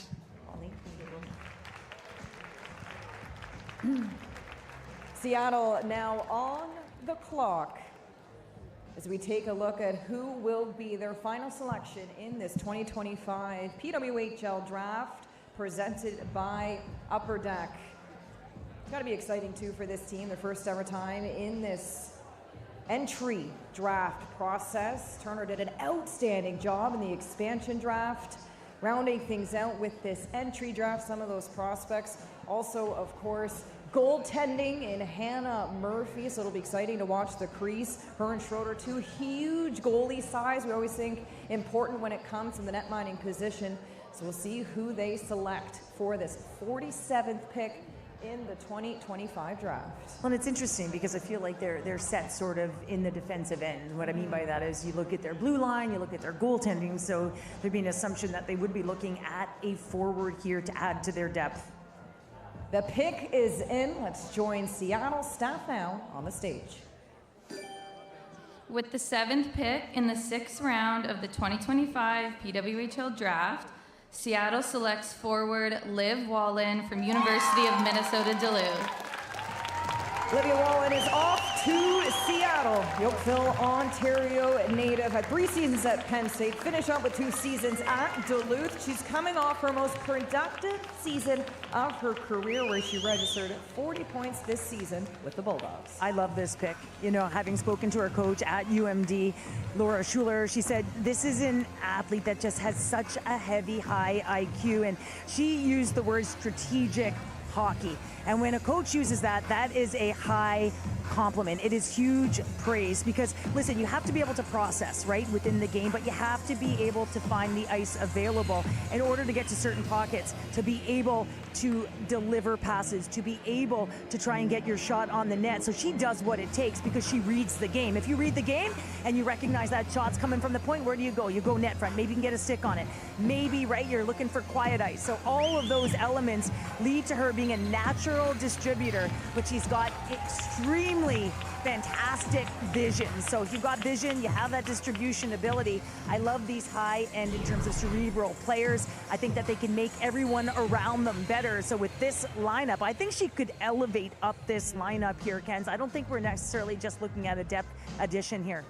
It's a player that I think is really good slashing into hard areas. Like, to me, it's a thing that pops when you get a good viewing on her. And I saw her play a couple of games against St. Cloud late in the season when I was in Duluth, and you just notice a consistent effort to get to hard areas of the ice with the puck on your stick, or to be able to present your stick to pick up a pass and put it towards the net. Look, and in that highlight clip reel as well, 10 out of 10 on the goal celebrations. Let's hear from Olivia now. Well, Liv, leading up to this draft, there's always sleeper picks. People keep saying, who's going to be the sleeper pick? Late round pick that could make some noise. Your name came up a lot in that department. Are you the sleeper pick for next year? Well, I'm just really honored to be drafted by Seattle, and I'm really excited to go and, bring the hockey in Seattle. Well, let's talk about that because you are going to be there from the ground floor. It's an expansion team. How exciting is that? That's super exciting. You get to know your fan base a little closer since it's the first season, so I'm super excited to go. Have you had a lot of talks with the team about what you're going to do in the offseason to prepare for next year? I haven't had that many talks with Seattle, but I know I'm going to work really hard this summer and come to camp prepared. Thanks so much. Congratulations. Thank you.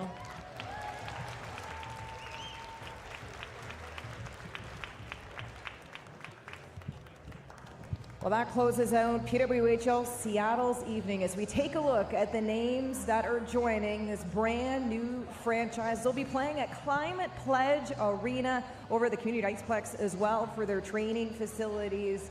A mix of forwards, defenders, and of course goaltender Hannah Murphy. We turn our attention now to Vancouver, who's on the clock with the final pick in the 2025 PWHL draft. Can't wait to see how things will shake out for Harry Moore and Brian Adolski. Who do they want? You get one more, just one more. Do you overthink it? Do you keep it simple? You wonder what the logic is here. This is the kind of pick where you can really take a risk to make a splash and create a pipeline that might not be there just yet. Well, the pick is in. Let's join the Vancouver staff on the stage now. First of all, I'd like to thank the PWHL for putting on this incredible event tonight and for welcoming Vancouver to this amazing league. Thank you again to the City of Ottawa for hosting us, and I want to give a shout out to our fans at our draft watch party from She's Got Next. And with the final draft pick of the 2025 PWHL draft, Vancouver selects forward from the University of British Columbia, Shanreet Bassey. Shanreet Bassey is off to Vancouver. The Lake Country, BC native is heading home. The U Sports graduate of the University of British Columbia. 4 straight U Sport Championship tournament appearances. They won bronze in 2023. Top 2 points the last 4 seasons for UBC. An exciting pick for this team. And as a U Sports alumni, Cheryl, yourself as well, it's great to see a U Sports athlete taken in this year's draft. Absolutely, and a former Laurier grad, I look at the U Sport and I say to myself, you know what, like the depth and the compete level within these teams is certainly elevated, right? And it's so nice to see a U Sport athlete go and hopefully have an impact. If you look to Rylan McKinley, former UBC with Toronto, she didn't get drafted, but then she went into training camp, right? And she signed with Toronto as UFA. So you're looking at these athletes who are getting their opportunity and they're trying to make the most of it. So Shanreet Bassey, I mean, this is an athlete who can get it done, and you gotta love it, right? You gotta love it. Just finding her rhythm here, and you look at what she has been able to do, 42 goals over 5 seasons, so she can find the back of the net. Great to see a U Sports player get drafted in this draft. And I've spent a lot of time talking about U Sports with Rachel Flanagan, who's the assistant coach in Toronto, who was coaching in U Sports, and she said it's a very underrated college hockey development system. A lot of really good players. You see a lot of coaches represented from U Sports that are through the PWHL, and now you're starting to see some more players. Well, and you also see some of the greats in the game. I mean, you've got Julie Chu at Concordia, and you look at Vicky Sanahara, at Toronto. So, the list goes on, and as these players reintegrate themselves into these programs, they're getting the high-level coaching, and more players are wanting to stay. So, great to see this acquisition from U Sport. Well, from a Laurier to a Mountie, it's great to see Shanreet Bassey from UBC into the PWHL family. And I hear, speaking of family, Bob Pizzo's joined by special guests. Yeah, all 48 picks are in the book, so I thought I'd come over and say hi to the crew from Jocks and Jills. I know one of you was right about the #1 overall pick, and one of you was wrong. Wasn't me. I wonder with this pose, who was the right one? Let's start with you then, Julia. Your overall thoughts of the draft. What surprised you? What didn't? Now that all the picks are in the books, What's really sticking in your head? What a night, guys. I think I'll remember being right, probably. I'll also remember the trades, like the way Ottawa, you guys reacted, like you guys gave the full, the way you want to hear on a draft night. So the drama, I think it was, Pizzo. What about you? I love the re-emergence, if you will, of Michelle Carvinen back into North American hockey. I think Vancouver is going to like very much what they got in a player like that. The fact that Vancouver, as a city and a hockey memory for her, is huge in the Vancouver 2010 Olympics. To only be able to go back and kind of have that good feeling, that good juju that she had while she was there. And we had her on talking with us, and she is so excited to get back to it. And I think it serves Vancouver really well because they have immediate veteran in their locker room. So I think leadership matters. That team is going to really utilize her in that role. And she hates losing. So I think Vancouver is going to love that part about her. So you mentioned that you talked to her. You guys have been collecting content like mad today. So tell us what we could expect over the next little while from Jocks and Jills, because I've been saying this before, I'll say it again. If you're a fan of this league and you're not listening to these two, you're absolutely nuts. What can we expect to be laid out over the next little while? Well, let's be clear. It's the ladies that are in the league that make our job so easy and so fun. And that's what we love about it, is all of them. They're all so willing and so excited to be a part of our show. And we're big fans of all of them. And we're excited to have 48 more to talk about. So, yeah, it's been a ton of fun. For the summer months, we're going to have a ton of content going. We still have one episode to drop that will break down the draft, as well as the awards that will take place tomorrow. That episode drops on Friday. Lots of fun stuff. I feel like Julia's going to work on her golf game, so hopefully we get some updates. Apparently her short game's great, but her drive can use some work. Can you confirm or deny that your short game needs some work? I can confirm that my entire game needs a lot of work, so I'll be on the course. What's the one interview you did today that you can't wait for people to hear? Yeah, Casey O'Brien, I don't want to spoil it, but had a really special moment, like live while she was sitting with us. I'll kind of spoil it. One of her best friends got drafted to the Sirens when she was sitting with us, so we got the live reaction. The other one would have to be when we had Nicole Gosling sitting here, and we had a podcast crasher, if you will, and Erin Ambrose, who's a friend of the show. She came in and gave her a lot of hugs and kisses, so it was a pretty cool moment. As someone who has crashed this podcast before, it's a lot of fun. I absolutely love doing it. We appreciate your work. Great job. Yes, thank you very much. Let's send it back to the crew. I think we're done here. Tessa, Julia, I think we all got to get a golf game under our belt here by the end of the week, eh? Maybe this heat will settle a little bit. We can get out there. I like the sounds of that. Cheryl Pounder on a golf course. Yeah, I can Happy Gilmore it. New Happy Gilmore on the horizon as well. Can you believe it? 48 picks, come and gone. New teams, 8 teams. They all have a home for the upcoming season. Look, it went by quickly, but it was really exciting to see the strategies for each team coming into this draft and how it all played out. Yeah, and right off the top, right, with Ella Shelton getting traded for the pick and, you know, Casey O'Brien coming into New York for it. And so for me, that was just sort of a wow moment within this league, knowing just what a pivotal piece on the blue line Ella Shelton has been for New York. And now, of course, she moves. And then, of course, New York down the middle. I mean, getting Kaltenkova and Casey O'Brien. So a lot of great stuff going on right now. And one thing's for certain, there are some good players in this draft. And these teams have found a way to fill some holes, especially with expansion. It's pretty unique. You've got to really like what New York did. So they get the number 1 pick. It's a good pick. Then they trade to get the 3rd pick overall. So they took 2 of the first 3 picks in the draft and took 2 players that are going to be impact players in the league for a long time. So New York off and running after a 6th place finish, where last year they were in pretty good shape to make the playoffs for a good chunk of the season. Then they got nailed with some injuries and some inconsistency late in the year. All of a sudden they look like they're back in the saddle to make some hay in the PWHL.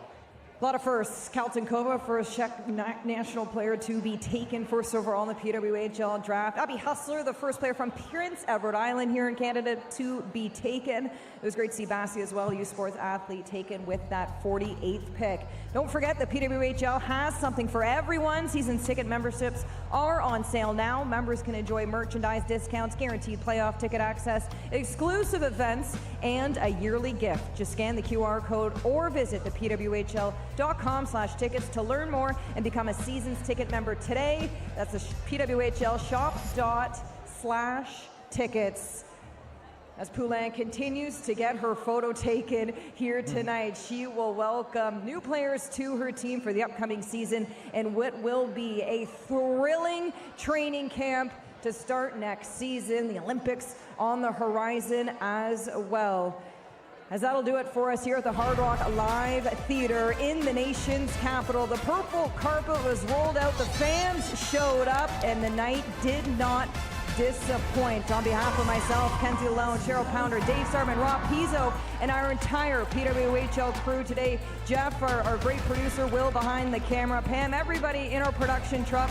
It really does take everybody to pull off a show like this. We thank you for watching, and we'll see you next season.